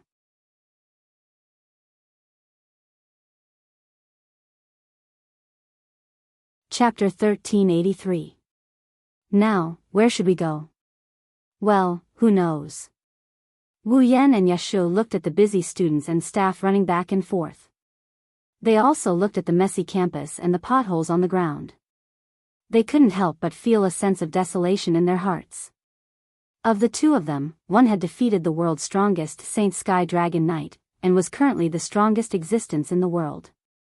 Although the other was only a dabbler, he was a true Saint Sky Dragon Knight for a limited period of time after equipping the Holy Knight armor. His status was comparable to that of a noble, but at this moment, he was even more destitute than the average commoner. They couldn't even find a place to stay. Who could be more miserable than them? Of course, Wu Yan and Yeshua could choose to stay in the old school, but Lebecca said that life there was comparable to a shelter. Wu Yan didn't want to live there. Although Yeshua didn't care too much about it, and he could accept living in a shelter, he still wanted to see if there was a better place before he was completely driven to a dead end. No matter what, only students who had advanced to the advanced class had the right to live alone in a room. The students in the basic class all shared a room with 3 people. When he was still in the basic class, Yashio had already wanted to live in a single room. In the end, after a few days, Yak popped out. Yak even took his bed. The living conditions in the old school must be even worse. If possible, Yeshua didn't want to live such a hard life anymore. At the very least, he should struggle before he resigned himself to his fate. Fortunately, he had Wu Yan to accompany him. Otherwise, Yeshua would have agreed to stay in the old school long ago. Looks like we can't stay in the academy anymore. Wu Yan rubbed his forehead and glanced at Yeshua. Anyway, in this situation, the academy won't be able to hold classes for long. You won't be able to attend classes in the academy for the time being. Why don't you make a trip home? My home is far away. I'm afraid the car ride will last until the academy is rebuilt. Unless a holy dragon is willing to take me back. Yeshua lowered his head in distress. So, I can't go home. What do you plan to do if I go home? It's the Ansari Dragon Riding Academy that was attacked, not Ansari City. It's not like I don't have money. Wu Yan waved his hand. At most, I'll go out and find a hotel and stay for a while. Hotel? Yeshua's eyes widened. It will take at least 3 months for the academy and Apollo's abode to be completely rebuilt. Even with the help of the Dragon Chi magnificent crystals, it would still take a month. Staying in a hotel for a month would cost a lot. Luoang, are you sure you have the money? Wu Yan pursed his lips. Without saying a word, he took out a pouch. He threw it onto Yeshua's body. Yeshio hurriedly reached out and caught it. He glanced at Wu Yan in confusion before opening the bag in his hand. When Yeshio saw the contents of the bag, he almost threw it out. Glittering gold. It was truly dazzling. The bag was filled to the brim with gold coins. From the looks of it, there were at least 20 to 30 gold coins. According to the gold price of this world, 20 to 30 gold coins was enough to buy a small hotel, let alone stay in a hotel for a month. Yeshio's hands began to tremble as he held the bag. For a commoner like Yeshio, the bag in his hand was heavier than anything he had ever held in his life. Gulp. Yeshio couldn't help but swallow a mouthful of saliva. His voice echoed clearly in the surroundings. I say, aren't you a little too useless? Wu Yan looked at Yeshio with disdain. You're a dragon rider. Even though you're just a dabbler, you're still acting so pitifully for 20 to 30 gold coins. Be careful, Sylvia might get angry if she sees you like this. Yeshio shrunk his neck in fear. Indeed, with Sylvia's yearning for holy dragon knights, she was already displeased with a half-baked existence like himself. If he were to perform so unbearably, with Sylvia's rigid personality and identity, it was possible that she would not be able to tolerate it and would directly curse him out loud. It wasn't Yashio's fault though. He was just a commoner from a village. I don't even know if I can earn that much money in my lifetime. Yashio retorted. Besides, I didn't know you were so rich. Rich? Wu Yan chuckled and turned his head away. These 20 to 30 gold coins were nothing compared to the hundreds of billions of gold coins in the Ring of Gold, which could be piled up into dozens of mountains. However, no matter the world, gold is a hard currency. This is something Wu Yan has experienced firsthand. Are you coming too? Wu Yan asked Yashio. How about we stay in a hotel together? Me? Me? Yashio was stunned for a moment before he quickly shook his head. No, we'll have to stay here for at least a month. I don't have that much money. I'm the one who invited you, of course I won't let you pay for it. Wu Yan was speechless. Yashio shook his head anyway. That's even more out of the question. How can I accept your help to pay for a month's hotel accommodation? Aren't you a little too restrained? Wu Yan glanced at Yashio with an amused look. To me, this amount of money is nothing, that's not enough. Yashio refused. Then what are you going to do? Wu Yan clicked his tongue. You're not going to stay in a shelter, are you? If there's no other way. Yashio sighed. That's the only way, you. Wu Yan was speechless. A petite figure ran over from afar as if looking for something. When she saw Wu Yan standing beside Yashio, her eyes lit up and she ran over. Master Roland. Wu Yan was about to drag Yashio into the hotel when he looked at the source of the voice. Then, he gasped in surprise. Luca? Master Roland. Luca ran all the way to Wu Yan. She crouched down and placed her hands on her knees while panting. Why are you in such a hurry? Wu Yan walked to Luca's side and patted her on the back. Luca's heart warmed up by this. Master Roland is really gentle, that. After catching her breath, Luca started fidgeting. She looked at Wu Yan with a hopeful look. Master Roland, have you found a place to stay? Not yet. Wu Yan felt a little helpless. I'm going to find a hotel with Yashio, how can that be? Without waiting for Yashio to correct her, Luca raised her voice and shook her head with a resolute expression. How can I let Master Roland live in a hotel? Ha! At the side, Yashio laughed in embarrassment. Unfortunately, I can't afford to live in that kind of place. What else can I do? Wu Yan ignored Yashio's grumbling and scratched his face. Do you want me to live in the old school? Of course that won't do. Luca immediately objected. Soon after, her pretty face turned red, and her determined eyes turned into hope. If Master Roland doesn't mind, I can offer my room to Master Roland. Wah! Yashio was shocked. Stay in your room? Wu Yan blinked as well. He looked at Luca's pretty face that is filled with hope and doubt. What about you? Me? Luca lowered her head. She was a little shy and nervous at the same time. Of course. I'm going to serve Master Roland, huh? This time, it was Wu Yan's turn to be shocked. The bag full of gold coins in Yashio's hand also fell to the ground, and a flabbergasted expression hung on his face. Serve him? Did I hear wrong? Rune-sama also invited me to your room to spend the night. I am just being polite. Luca clenched her fists. She looked at Wu Yan with a pitiful look in her purple eyes. Can't I? Well. It's not that you can't. Wu Yan looked away and didn't want to see Luca's pitiful expression. But won't it be inconvenient for you? No. Of course not. Luca answered without hesitation. I'm living alone. There's nothing inconvenient about it. Living alone? That's dangerous, isn't it? Wu Yan's lips twitched, he couldn't even retort. Yashio was also stunned.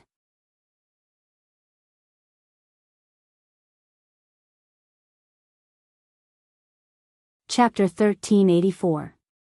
Ansari Dragon Academy. At this time, the noise of the Ansari Dragon Academy that had been noisy for the whole day gradually quieted down. Everyone began to return to their own residences as the night deepened.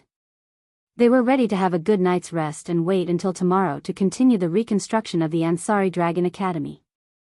Lebecca and the other members of the student council organized everything in an orderly manner. Even though the Ansari Dragon Academy had been attacked by the Corpse Grey Dragon Army last night, the students and staff had recovered from the nightmare. They adjusted their mentality and returned to normal. Because of this, the rebuilding of the Ansari Dragon Academy had students who were not supposed to be involved in it. They came to help and sped up the process a lot. After all, the students of the Ansari Dragon Academy were all dragon cultivators. Other than the first-year students who had just entered the academy, the rest of the students had their own fall. With the help of the dragons, it was hard not to speed up the process. In addition to the assistance of the Dragon Chi crystal, that allowed people to use dragon magic, it only took one day for the rubble and wood shavings on the ground of the Ansari Kingdom's Dragon Riding Academy to be cleared away. The burnt buildings were also demolished and rebuilt. The potholes on the ground were almost repaired. Even the building materials needed for the reconstruction were moved into the academy. It could be said that everything was ready. The only thing left was to rebuild. It seemed like the real rebuilding work would begin tomorrow morning. However, because of the Corpse Grey Dragon Army's attack on the Ansari Dragon Academy last night, no one in the Ansari Dragon Academy had slept the whole night. Therefore, before that, they had to have a good night's rest. Therefore, when night fell, the noise in the Ansari Dragon Academy was almost gone.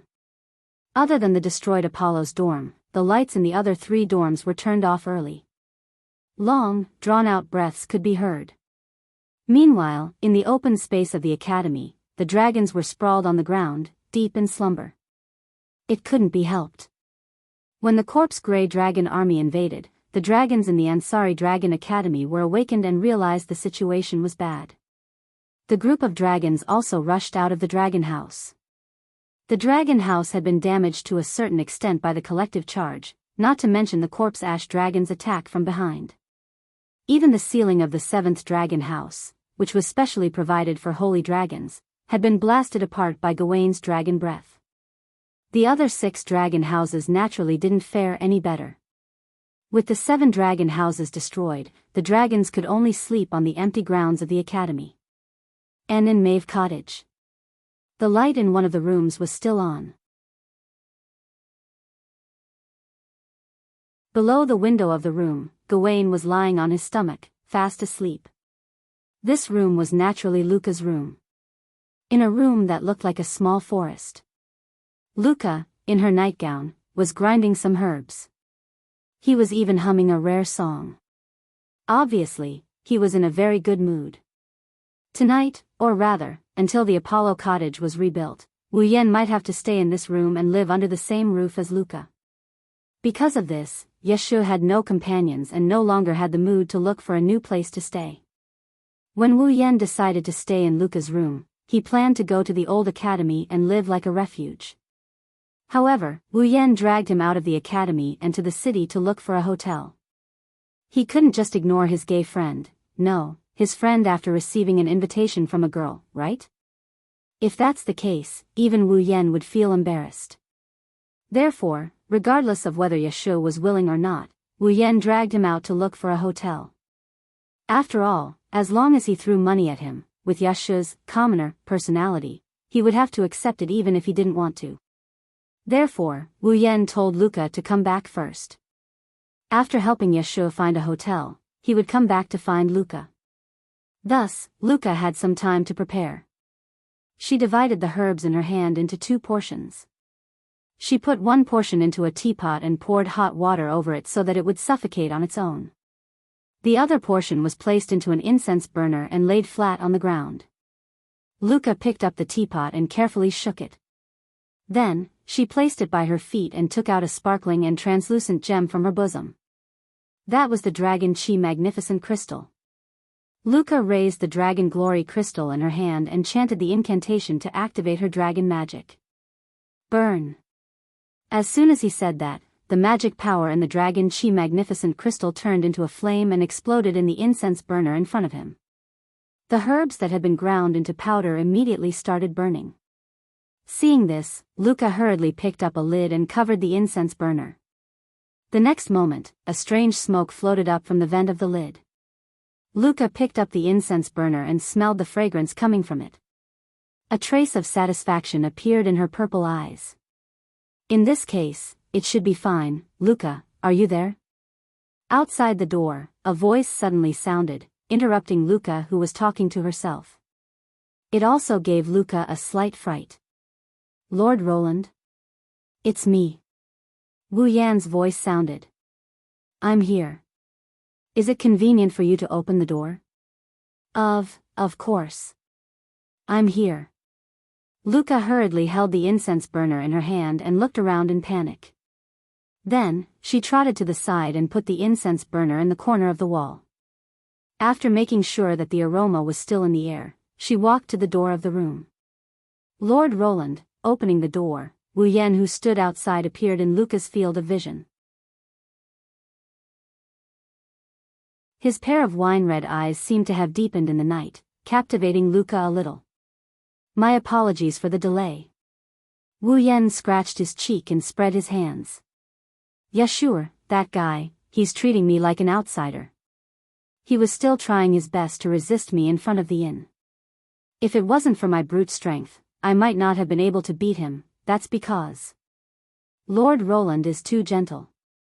Luca smiled shyly. I think Senior Yashur must be very grateful to Lord Roland. Don't say that. It's just a small matter.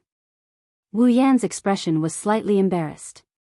Being praised for being gentle in public, this is the first time Wu Yan has encountered such a situation. Lord Roland, please come in. Luca opened the door completely and stepped aside.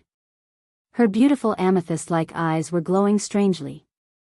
She stared straight at Wu Yan. That look made Wu Yan's heart inexplicably cold. Luca's bright eyes, how should he put it? It gave Wu Yan the feeling that she gave him. It was like Meijio and Origami were planning to push him down. It was as if they were going to eat him up. But, how is that possible? Luca's personality is very delicate and introverted. She shouldn't be able to push her sweetheart down like Meijio and Origami, right? Probably. With that in mind, Wu Yan walked into Luca's room with a bit of hesitation. As soon as he entered the room, he smelled an unusually pleasant fragrance. Is this the incense you usually light? The hesitation on his face and the suspicion in his heart disappeared because of the pleasant fragrance. Wu Yan's expression immediately relaxed. It smells good. Smelling this should make you sleep well at night, right? Why, yes. For some reason, Luca's voice sounded a bit nervous. Even her action of closing the door was a bit hurried. It was as if she was afraid that Wu Yan would run away. She closed the door forcefully and hurriedly. This is not the usual Luca at all. If Wu Yan noticed this scene, even if he thought that Luca was harmless, he would still be suspicious. But now, he was relaxed because of the pleasant fragrance in the room and didn't notice Luca's abnormal behavior. Seeing that Wu Yan's expression was normal, Luca secretly sighed in relief. She walked to a small round table in the center of the room and sat down.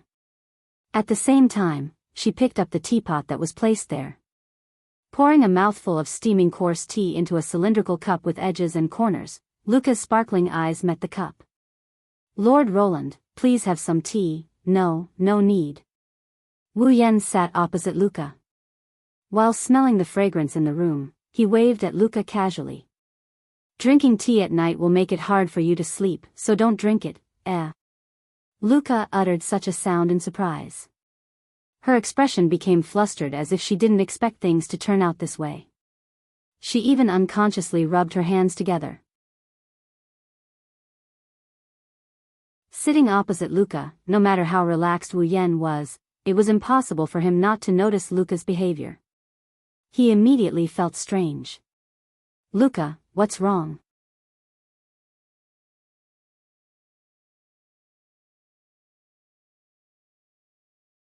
Chapter 1385. Luca. Luca is so flustered that she's on the verge of tears. Wu Yan felt suspicious and at the same time, he couldn't help but feel a bit guilty. He has to admit, Luca's attitude is too much of a foul. Luca had a pitiful appearance to begin with, and her delicate temperament was even higher than Cannon's. Only Ikaros, who easily aroused the desire of others to protect her, could rival her. Not to mention, Luca had an introverted personality. When she pretended to be pitiful, it was more lethal than any weapon. No, there's no need for her to act pitiful. This girl's every move and action is so natural that it exudes a pitiful aura. Even though he knows he did nothing wrong, he still felt like he has committed a grave sin. His expression instantly turned awkward. All right.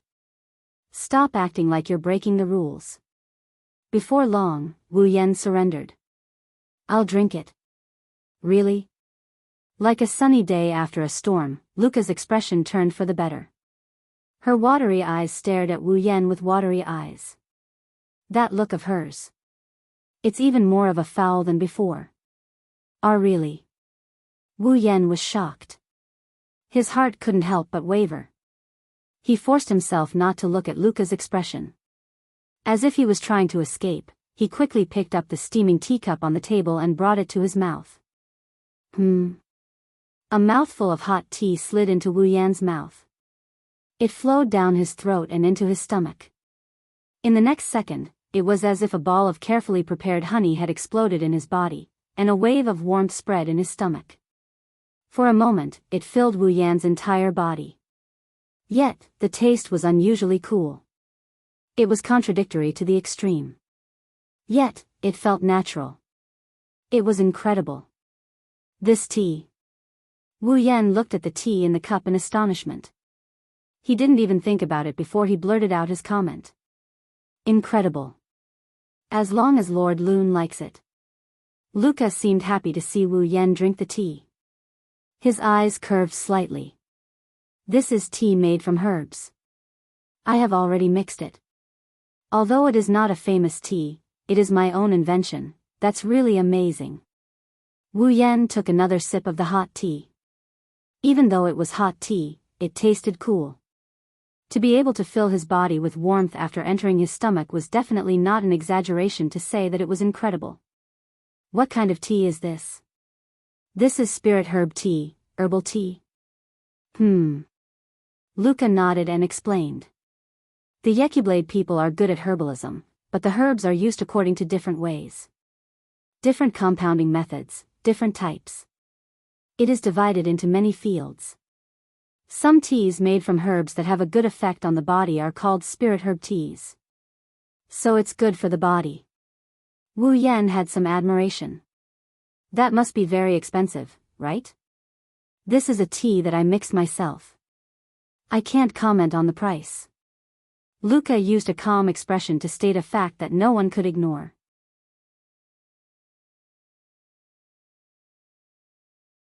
But if the herbs used to make the tea were to be sold in the market, a conservative estimate would be that it could be sold for 300,000 ekels. 300,000 ekels. Wu Yan was shocked. Even though it has only been 2 to 3 months since he came to this world, Wu Yan had a rough idea of the value of money in this world. 300,000 ekels, compared to the bag of gold that Wu Yan tossed to Yashur today, it was definitely not much less. 300,000 ekels was just the price of the herbs. If he were to buy the tea directly, the price would definitely be several times higher. It was only now that Wu Yan realized how expensive the tea in his hand was. I really didn't expect this. But if it's good for the body, it's not that unacceptable. Wu Yan bitterly laughed as he slowly tasted the tea in his hand and casually asked. Then, what's the effect of this tea? This. For some reason, Luca stuttered as if there was something that she couldn't say. This made Wu Yan feel a little depressed. Why is today's Luca so different from her usual self? Then, it's time to go to sleep. Luca, who was stuttering, suddenly said and stood up in a hurry. It's already very late, all right. Wu Yan gloomily swallowed the last mouthful of tea in the cup. He stood up and looked around. Luca, where's the bed? Luca pointed at the coffin in the middle of the room that was covered in white flowers. Wu Yan's heart skipped a beat. Could it be? Wu Yan's eyebrows twitched as he looked at the coffin. You want me to sleep in that coffin? That's not a coffin. Luca kindly reminded him. That's a bed in the style of Yekyblade. It's a convenient piece of furniture that can be buried directly during a funeral. Alright, so you want me to sleep in this convenient piece of furniture? Luca nodded. Wu Yan was speechless. In my life, I've slept in good beds, bad beds, floors, sofas, but I've never slept in a coffin. Wu Yan was speechless. I thought I wouldn't have the chance to sleep in a coffin. I didn't expect it to come so soon, Lord Lune. Luca lowered her head when she heard Wu Yan's words. You don't like it? I can't answer the question of whether I like her or not. Wu Yan scratched his face in a conflicted manner. However, I'm more concerned about one thing. If I sleep in this coffin, this bed, where will you sleep? Me? Luca blinked her eyes and was at a loss. Shouldn't I be sleeping with Lord Lune? Ha! Wu Yan laughed dryly. He felt like he would lose if he took this seriously. There's no other way. Wu Yan sighed. He had a lot of things he wanted to say. Then sleep, Luca's small face bloomed and became bright. What Luca did next made Wu Yan unable to react in time. Luca slowly reached for the straps on her shoulders and gently pulled them down. Soon after, the seemingly light nightgown on her body slid down her body and fell to the ground. Luca's fair and delicate body was completely exposed to the air, without a trace of cover. Luca. Wu Yan's face stiffened. Why? Why did you take off your clothes? It's cold at night. Luca answered matter-of-factly. That's why I have to warm Lord Lune with my body. You're not warming me, you're inviting me to commit a crime. Wu Yan wanted to bang his head against the wall. Aren't you afraid I'll eat you? Eat? At first, Luca tilted her head in confusion. Then, she realized what he meant by eat. A blush appeared on her pretty face as she began to blush shyly. If Lord Long doesn't mind. But. Lord Long, after this, please come with me to the village of Yekyblade.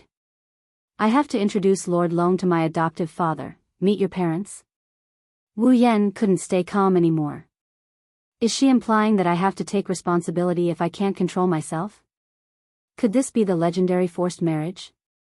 Wu Yan felt his head start to hurt. It seems the month he's about to spend in Luca's room isn't as peaceful as he thought. Wu Yan felt something was wrong with his body. The blood in his body seemed to have started to flow faster, and a strange heat was surging through his body. His mouth felt dry, and at the same time, an unknown evil fire appeared in his heart. Wu Yan was stunned. He didn't know what to think and he looked at Luca with his mouth agape. You drugged the tea? Of course not. Luca shook her head like a rattle drum, but this time, Wu Yan doesn't believe her. Then why do I feel hot all of a sudden? That's. Luca turned her head away awkwardly. That's the effect of the tea. Effect? Wu Yan had a bad feeling about this. What effect? That. Luca was like a child who had done something wrong and answered in a mosquito's voice. Strengthening energy, looking at Luca's naked and alluring body, listening to her answer, he felt the lust rising in his heart and his vision turned black. He knew he was going to be sad tonight.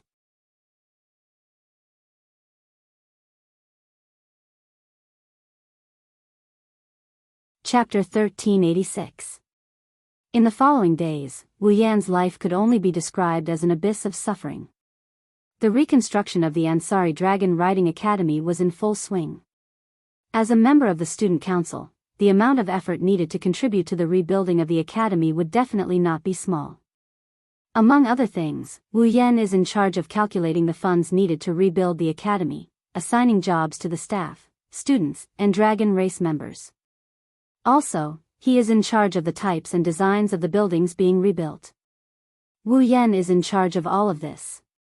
Logically speaking, these tasks should be handled by the president of the student council.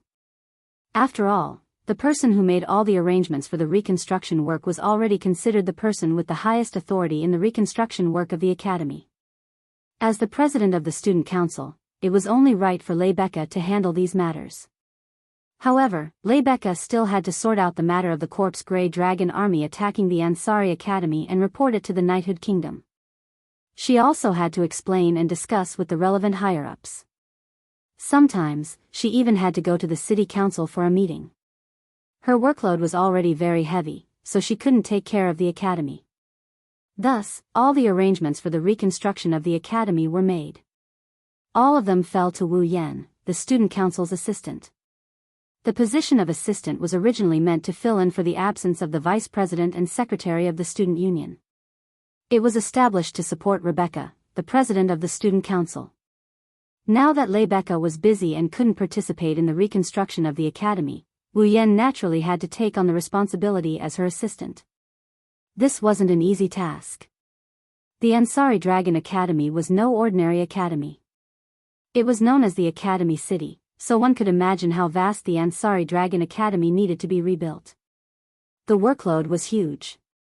At least, Wu Yan felt that ever since he took on this job, he didn't have time to rest except at night. No, he didn't even have time to rest at night.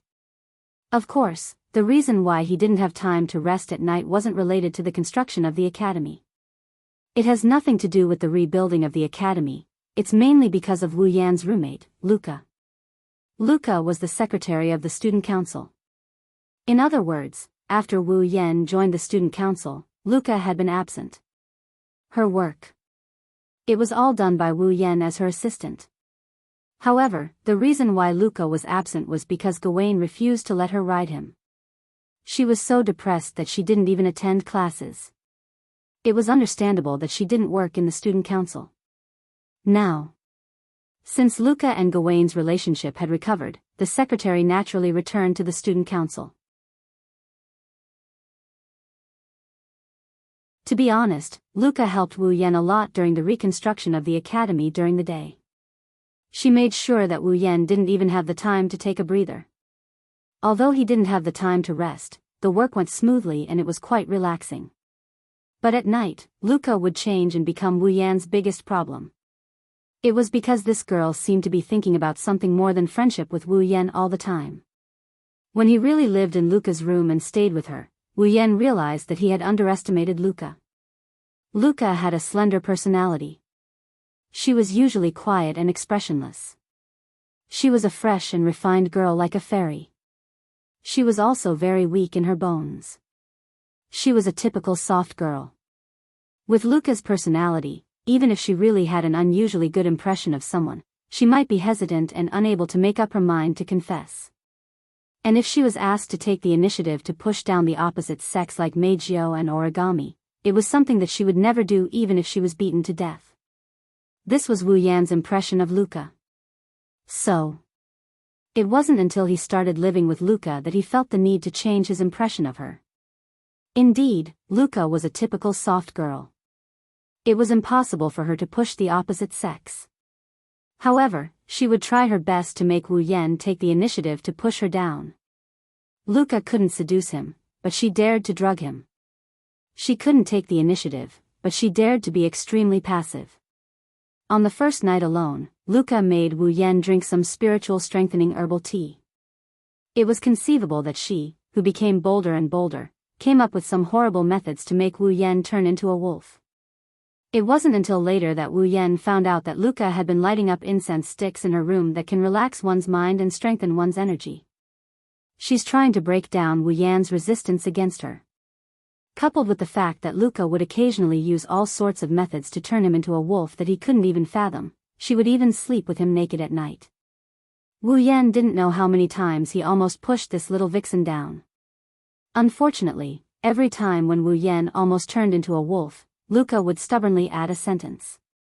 I hope that Lord Loon will come with me to the village of Yecubrad after this and meet my adoptive father, the current chief of the Yecubrad tribe. According to the customs of the Yecubrad tribe, bringing the opposite sex back to meet the chief or parents meant an engagement. In the future, they would have to be married together. Pushing her down was a small matter. Marriage was a big matter. What a scumbag. Therefore, Wu Yan couldn't do it until he was sure that he really had some kind of feelings for Luca. Because of this, Wu Yan spent the night in an abyss of suffering. He was hugging a delicate and soft girl in his arms, and she was completely naked. She had even given him some formula to strengthen his energy and break down his resistance, causing his body to react very faithfully. In the end, he couldn't even eat her skin and bones. What a painful thing that would be. If this doesn't count as an abyss of suffering, Wu Yan would feel that his life before this was way too good. However, after a long period of sex, Wu Yan and Luca got along better. Luca was no longer as respectful to him as before. Although she kept calling him Lord Roland, her tone and behavior were no longer as respectful as before. Now, they were getting along like friends. Moreover, whether it is at work or in life, Luca has always rushed to help Wu Yan, taking care of Wu Yan. She's more considerate than anyone else. Now, she's even washing Wu Yan's underwear. She's just like a good wife and a loving mother. Wu Yan's heart has been tugged at by her. If it went on like this, Wu Yan might not be able to resist the temptation and go back to her hometown to marry her. Of course, Cosette was dissatisfied with Luca's taking care of her daily life. This was supposed to be her job. However, Sylvia had been acting strangely recently. She didn't talk much and would be absent-minded from time to time during work. Even when she was sleeping, she would stare blankly at the sky, as if she had something on her mind. She was even more silent than Luca, which made Cosette very worried. Under such circumstances, Cosette didn't have time to compete with Luca to take care of Wu Yan. She was racking her brains to find a way to restore Sylvia to her original state. Unfortunately, before Cosette could think of a solution, her peaceful life was once again disrupted. Boom! One morning, an explosive sound accompanied by a shockwave reverberated in front of Epona house. Like an earthquake, the entire Epona dormitory shook slightly. The glass windows also trembled. In the dormitory, the girls of the advanced classes screamed and caused a commotion. What's going on? Following a nervous voice, the window of the Eponache royal family's private room was opened, revealing Sylvia's panicked face. However, when Sylvia poked her head out of the window, the scene that entered her eyes caused her to freeze on the spot. Excuse me. On the empty ground in front of Epona's house, a beautiful woman wearing a yellow-green dragon riding suit saluted Sylvia energetically. I am the court's first-rank postmistress, Ovida Brown. Ovida Brown. Sylvia. Lorleman's fourth princess. The woman named Ovida took out a scroll from her bag. The Night King has a letter for you. Father? Sylvia was shocked.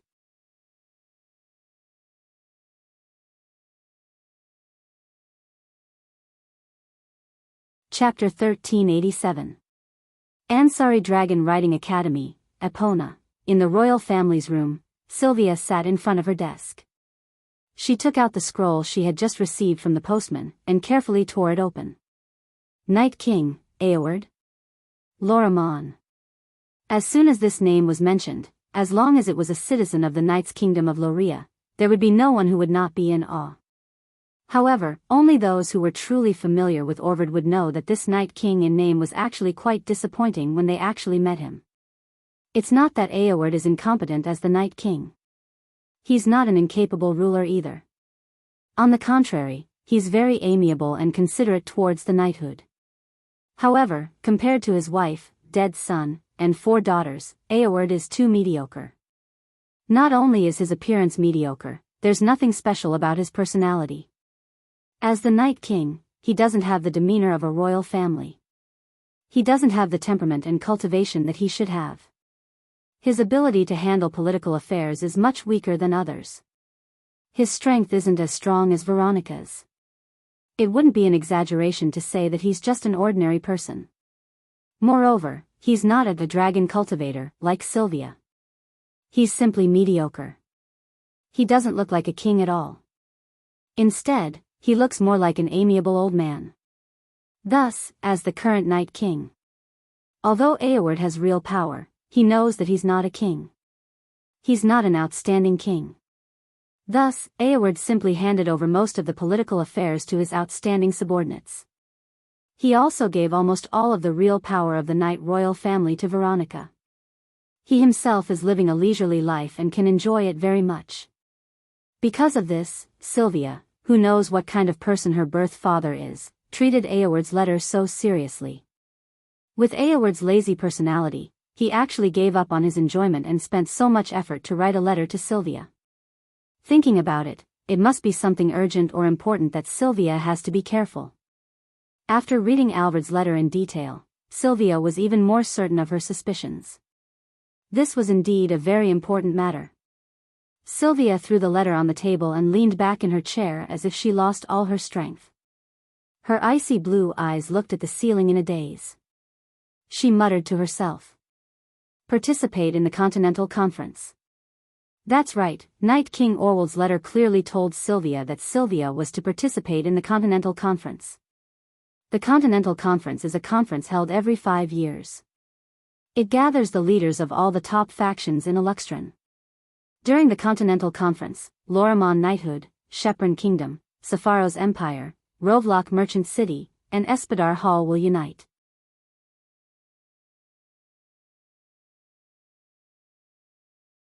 These 5 forces that each held a place in the Eruxtran continent would send their own representatives to gather together for an important summit that would determine the future of the Eruxtran continent. The Continental Congress was a tradition of the Eluxtran continent. Back then. A of the Lorimon Knighthood, Knighthood of Lorimon Knighthood Empire. The conference Amon continent, Amon of the conference. Amon Amon the of Amon Amon, of Knighthood of Amon the continent had. Was Amon Amamon. One could only imagine how important the continent's congress was to the various peak powers of Eluxtran. Now, the Continental Conference that is held every 5 years is finally going to be held again. Thus, Night King Eoward ordered Sylvia to return to the capital of Lorimon Knighthood, Fantion City, and attend the Continental Conference. Of course, that wasn't the most important thing.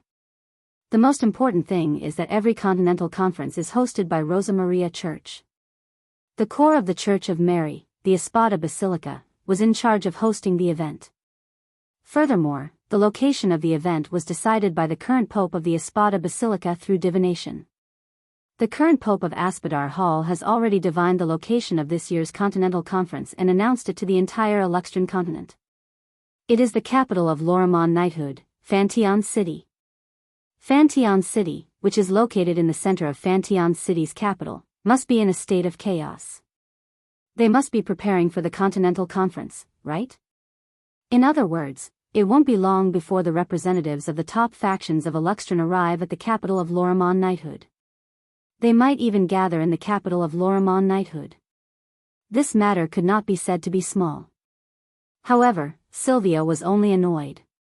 She wasn't in a hurry. Originally, Sylvia had been troubled by a certain matter during this period of time. Now, before the matter had been resolved, her home had become the venue for the Continental Conference, and even her student had to attend the conference. How could Sylvia not be annoyed? Moreover, Eoward didn't only ask her to go to Fantion City. There are others apart from her as well. Sigh. With a sigh, Sylvia walked to her bed in a mess and fell down. Her skirt flew up and the lower half of her fat suit was completely exposed to the air. Your Highness, you're being too rude. Corset, who had prepared black tea for Sylvia, happened to walk in and saw this scene. You don't look like a princess at all, don't mind me. Sylvia said in a muffled voice. There's no one else here anyway. Let me relax for a bit. Corset shook her head with a smile but didn't say anything else. Putting the black tea in his hand on the table, Corset glanced at the letter written by Alvard on the table and asked. What did the Night King say in the letter? Sylvia's voice became even more muffled. He ordered me to return to Fantion City and attend the Continental Conference. Really? Corset's eyes lit up. Congratulations, Your Highness. The Continental Conference is a conference that only the representatives of the top factions in Luxtron can attend. It will decide the future of the continent. Such an important meeting also meant that those who could attend would definitely become the most important figures in their respective factions in the future. The fact that Sylvia was present proved that the royal family of knights really intended to push her up the ranks. How can Corset not be happy for Sylvia? However, Sylvia was still in a bad mood. But you know, with my abilities, attending a conference like this is too much of a burden, Your Highness. How can you think that way? Corset raised an eyebrow. Did you forget? Lord Loon hates it when you give up before you do anything. If he finds out, he will be very disappointed. I know. Sylvia couldn't help but care. Although she still looked unhappy, she sat up from the bed and tidied up her messy skirt. Seeing this, Cosette secretly heaved a sigh of relief. During this period of time, Sylvia had always looked as if she had something on her mind, which really worried Cosette. But now, Corset was a little relieved. At the very least, no matter how depressed Sylvia is, she still cares about Wu Yan, right? Then, forgive my rudeness. Corset politely informed Sylvia and immediately picked up the letter from the Night King on the table and began to read it. Oh. It didn't take long for Corset to raise her eyebrows and laugh out loud. Bring Loon with you when you return home? With Randall? Is this a meeting with the parents? Ha. Sylvia was stunned for a moment before her pretty face turned red with a bang. You. What nonsense are you talking about? Isn't that right? Of course not. Sylvia didn't hide her wavering. Father's letter also said to bring Yashur and Yak. How could he mean that? Well, this only means that the Night King doesn't mean that. Corset gloated. But Your Highness, don't you want to bring Lord Loon to see your father? You. Shut up. Sylvia's face flushed red as she grabbed a pillow and threw it at Corset with all her might. Corset hurriedly caught the pillow thrown by Sylvia, and the smile on her face grew wider. The princess has finally returned to her normal self.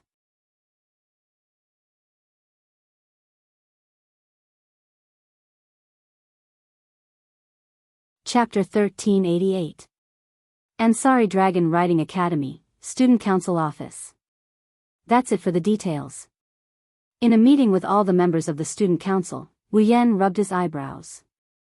He explained the report of the reconstruction of the academy as well as its progress and arrangements before exhaling deeply. He sat down and gave his closing remarks. So, if there are no accidents, the reconstruction work of the academy should be almost done in about 10 days. Although it can't be said to be completely restored to its previous functions, it shouldn't be a problem if it's just for classes. We should also arrange for the start of the school term. That's great. Yashur was the first to rejoice. It's been so long since we've had classes and we've been staying in a hotel. I'm not used to it. Well done, Roland. Lebecca praised him. It's all thanks to you that the academy's reconstruction is going so smoothly. You've contributed greatly this time. It would have been hard for me to do it alone. Wu Yan rolled his eyes. Without Luca, Sylvia, and Yashur's help, let alone being successful, even the progress might have been delayed quite a bit. I don't dare to take all the credit, especially Luca. She helped me a lot. It's nothing. It's my duty to help Master Roland. Luca was a little shy as she lowered her head regretfully. What a pity. I can't stay with Master Roland anymore. Ma. Luca's voice is a bit soft but Wu Yan who is sitting beside her heard it. He quickly covered it up. You'll have a chance in the future. Luca's expression eased up a bit. It seems like the people around them didn't hear what Luca said. Wu Yan sighed in relief. One must know that the matter of him eating, living, and sleeping together with Luca was only known to Yashu at present. The other girls still didn't know. If the rest of the girls found out about this, they would not be able to do anything. Wu Yan didn't even need to think to know how he would be treated. So, it's best to keep it a secret for now. It's for my own good. Regardless, without your help, things wouldn't have gone so smoothly. Rebecca smiled at Wu Yan. At the same time, he said apologetically.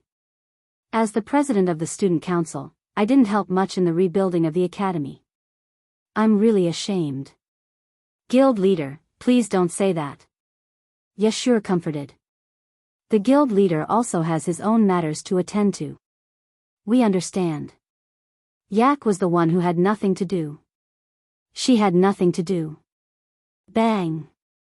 Before he could finish speaking, a muffled sound reverberated clearly from under the table. At the same time, Yashur's face turned completely green as he howled in grief. Humph. Ai snorted coldly. She silently retracted her foot that was stepping on Yashur's foot and drank her tea. That nonchalant look of hers, as if nothing had happened, really made one's heart tremble. Rebecca, how are things on your side? Wu Yan shook his head and looked at Rebecca. When the corpse dragon army attacked the academy, did the royal family of knights not do anything? I'm also troubled by this. Rebecca frowned and rubbed her chin. I've sorted out the details many times and had a lot of discussions with the city council.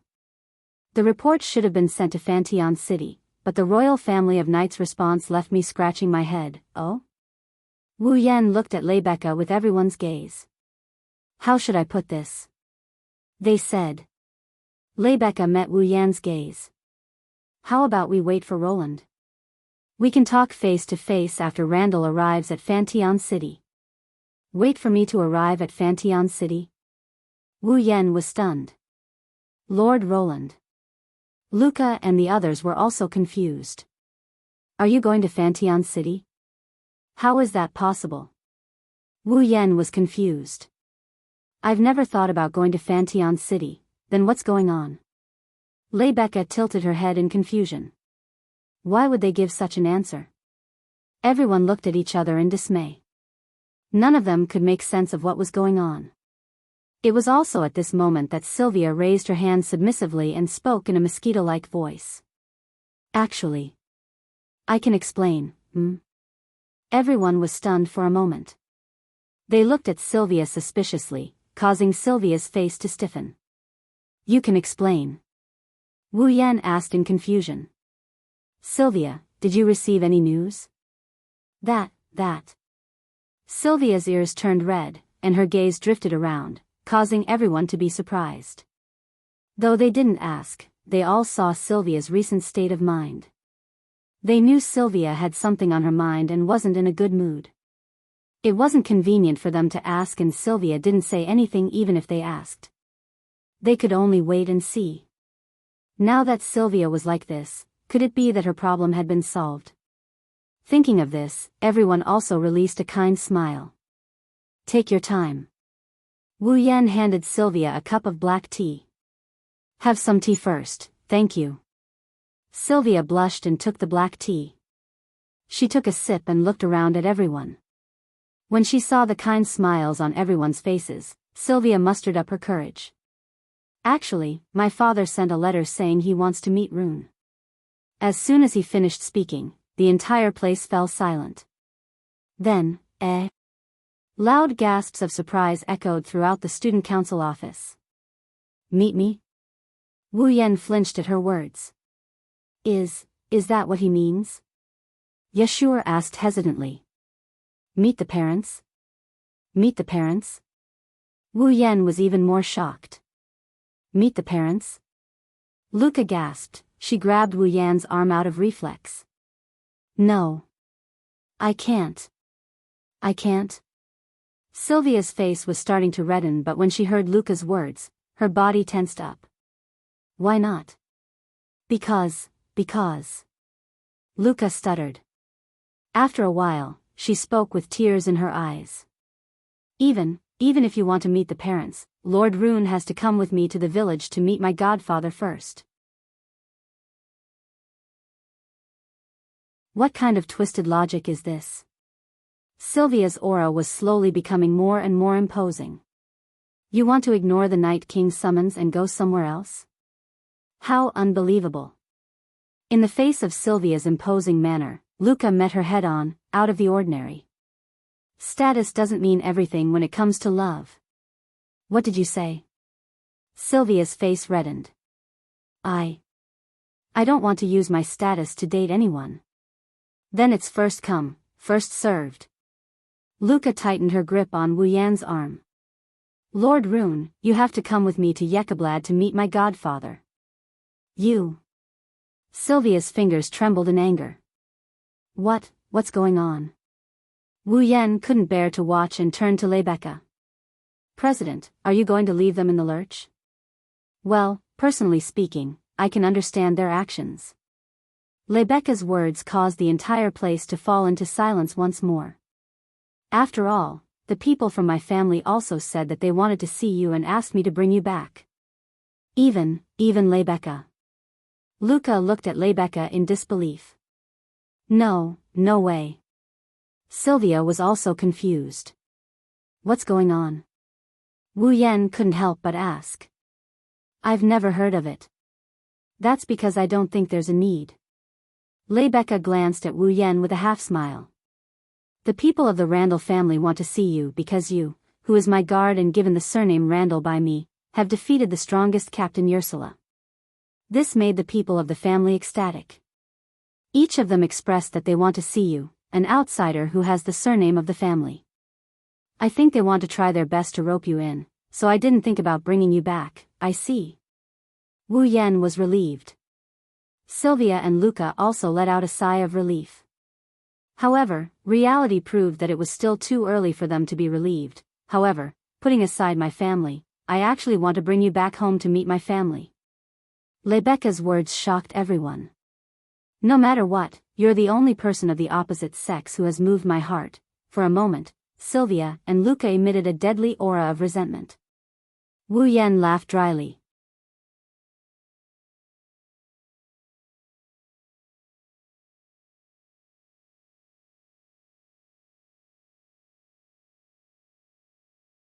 Although Fenshin City wasn't too far away from Ansari City, it wasn't a place where one could go whenever they wanted to. If he used the usual method of moving, he might not be able to reach it even after an entire day. Therefore, in order not to waste time, the only way to travel to Fantian City was to ride on a dragon. However, this was where the problem came from. Yashua's fall was Yak. Although she was a dragon, with Yak's form, not to mention whether she was willing to let Yashua ride on her head, from a physical point of view, even if she was willing, by the time Yak ran to Fenshin City on foot, the Continental Conference would already be over. Yak was also in human form, so she couldn't move as fast as a dragon. Naturally, she was reduced to a spectator. In this way, Yeshua and Yak could only choose to ride on Lancelot and head to Fantian City like Sylvia. However, for the princess of a country to ride together with a male student, who was even her classmate at that, it wasn't strange for there to be some kind of ridiculous rumors, right? After all, the thing that attracted the curiosity of the reporters the most was the love affairs of the royal family. It was commonly known as gossip and privacy. Even if Sylvia and Yashua were innocent, the reporters could still write something black out of something white. In order to prevent rumors from spreading on the way to Fantian City with Sylvia, Corset suggested that Yashua and Yak dress up as servants. It was a very common thing for the royal family to bring their servants out to travel.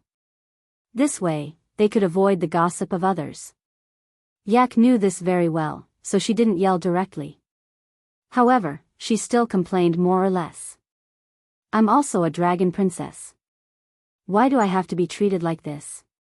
Yak's expression was unbearably sour. She pointed at Wu Yan, who didn't seem to care at all. Also, even I, a girl, dress up like this. You also don't ride your own dragon. Why don't you use it? You should be like Yashua. If you ride with Sylvia, there will be rumors, right? Don't ask me that question. Wu Yan rolled his eyes. I don't really care what I dress up like. It's fine as long as I can meet people. Corset said I don't need it. Why? Yak couldn't get over it. Why don't you use it? Because even if there are rumors between Lord Roan and Her Highness, it won't be a big deal. Sylvia and Corset appeared in front of Epona Lodge's door and walked over. Lord Roan defeated Commander Yusula. That's enough for the reporters to not write anything unsightly. Corset winked at Yak with a smile. Moreover, if there really is a rumor, my princess will probably be very happy. Don't talk nonsense over there. Sylvia glared at Corset. Wu Yan and the others could clearly see that her white ears had turned slightly red. Today, Sylvia also had her bright blonde hair coiled up. She was wearing a dragon riding robe embroidered with the insignia of the royal family of knights. Her neck and ears were completely exposed under the sunlight, and it wasn't strange for everyone to see that her ears were red.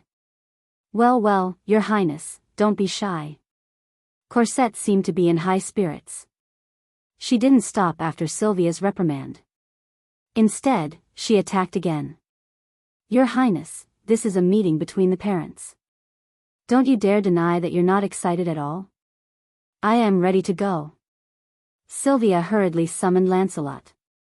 A wide-range magic formation rippled beneath her feet. Heed my summons and come here. Lancelot. Roar. A loud and clear roar echoed from the magic array, gradually becoming louder and louder. Lancelot's silver body also appeared in the magic array, majestically making his appearance. Sylvia flipped over and leaped onto Lancelot's back. You guys get on as well.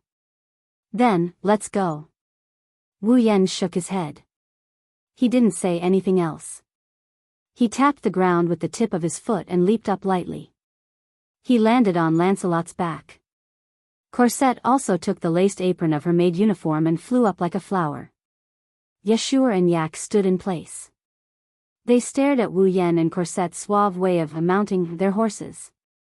After a long time, Yak gave an order. You, hurry up and fly up as well. Don't force me. You know I can't do it, right?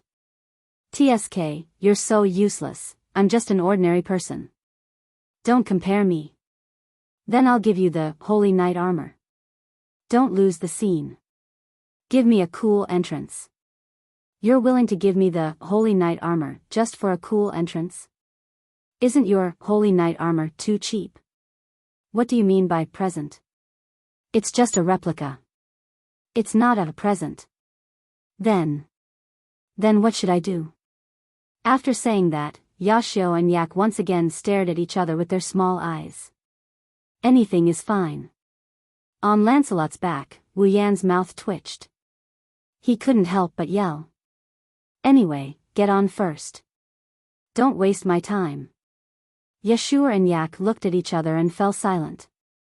In the end, they obediently went under Lancelot's body and climbed up the dragon's back along with Lancelot's reins.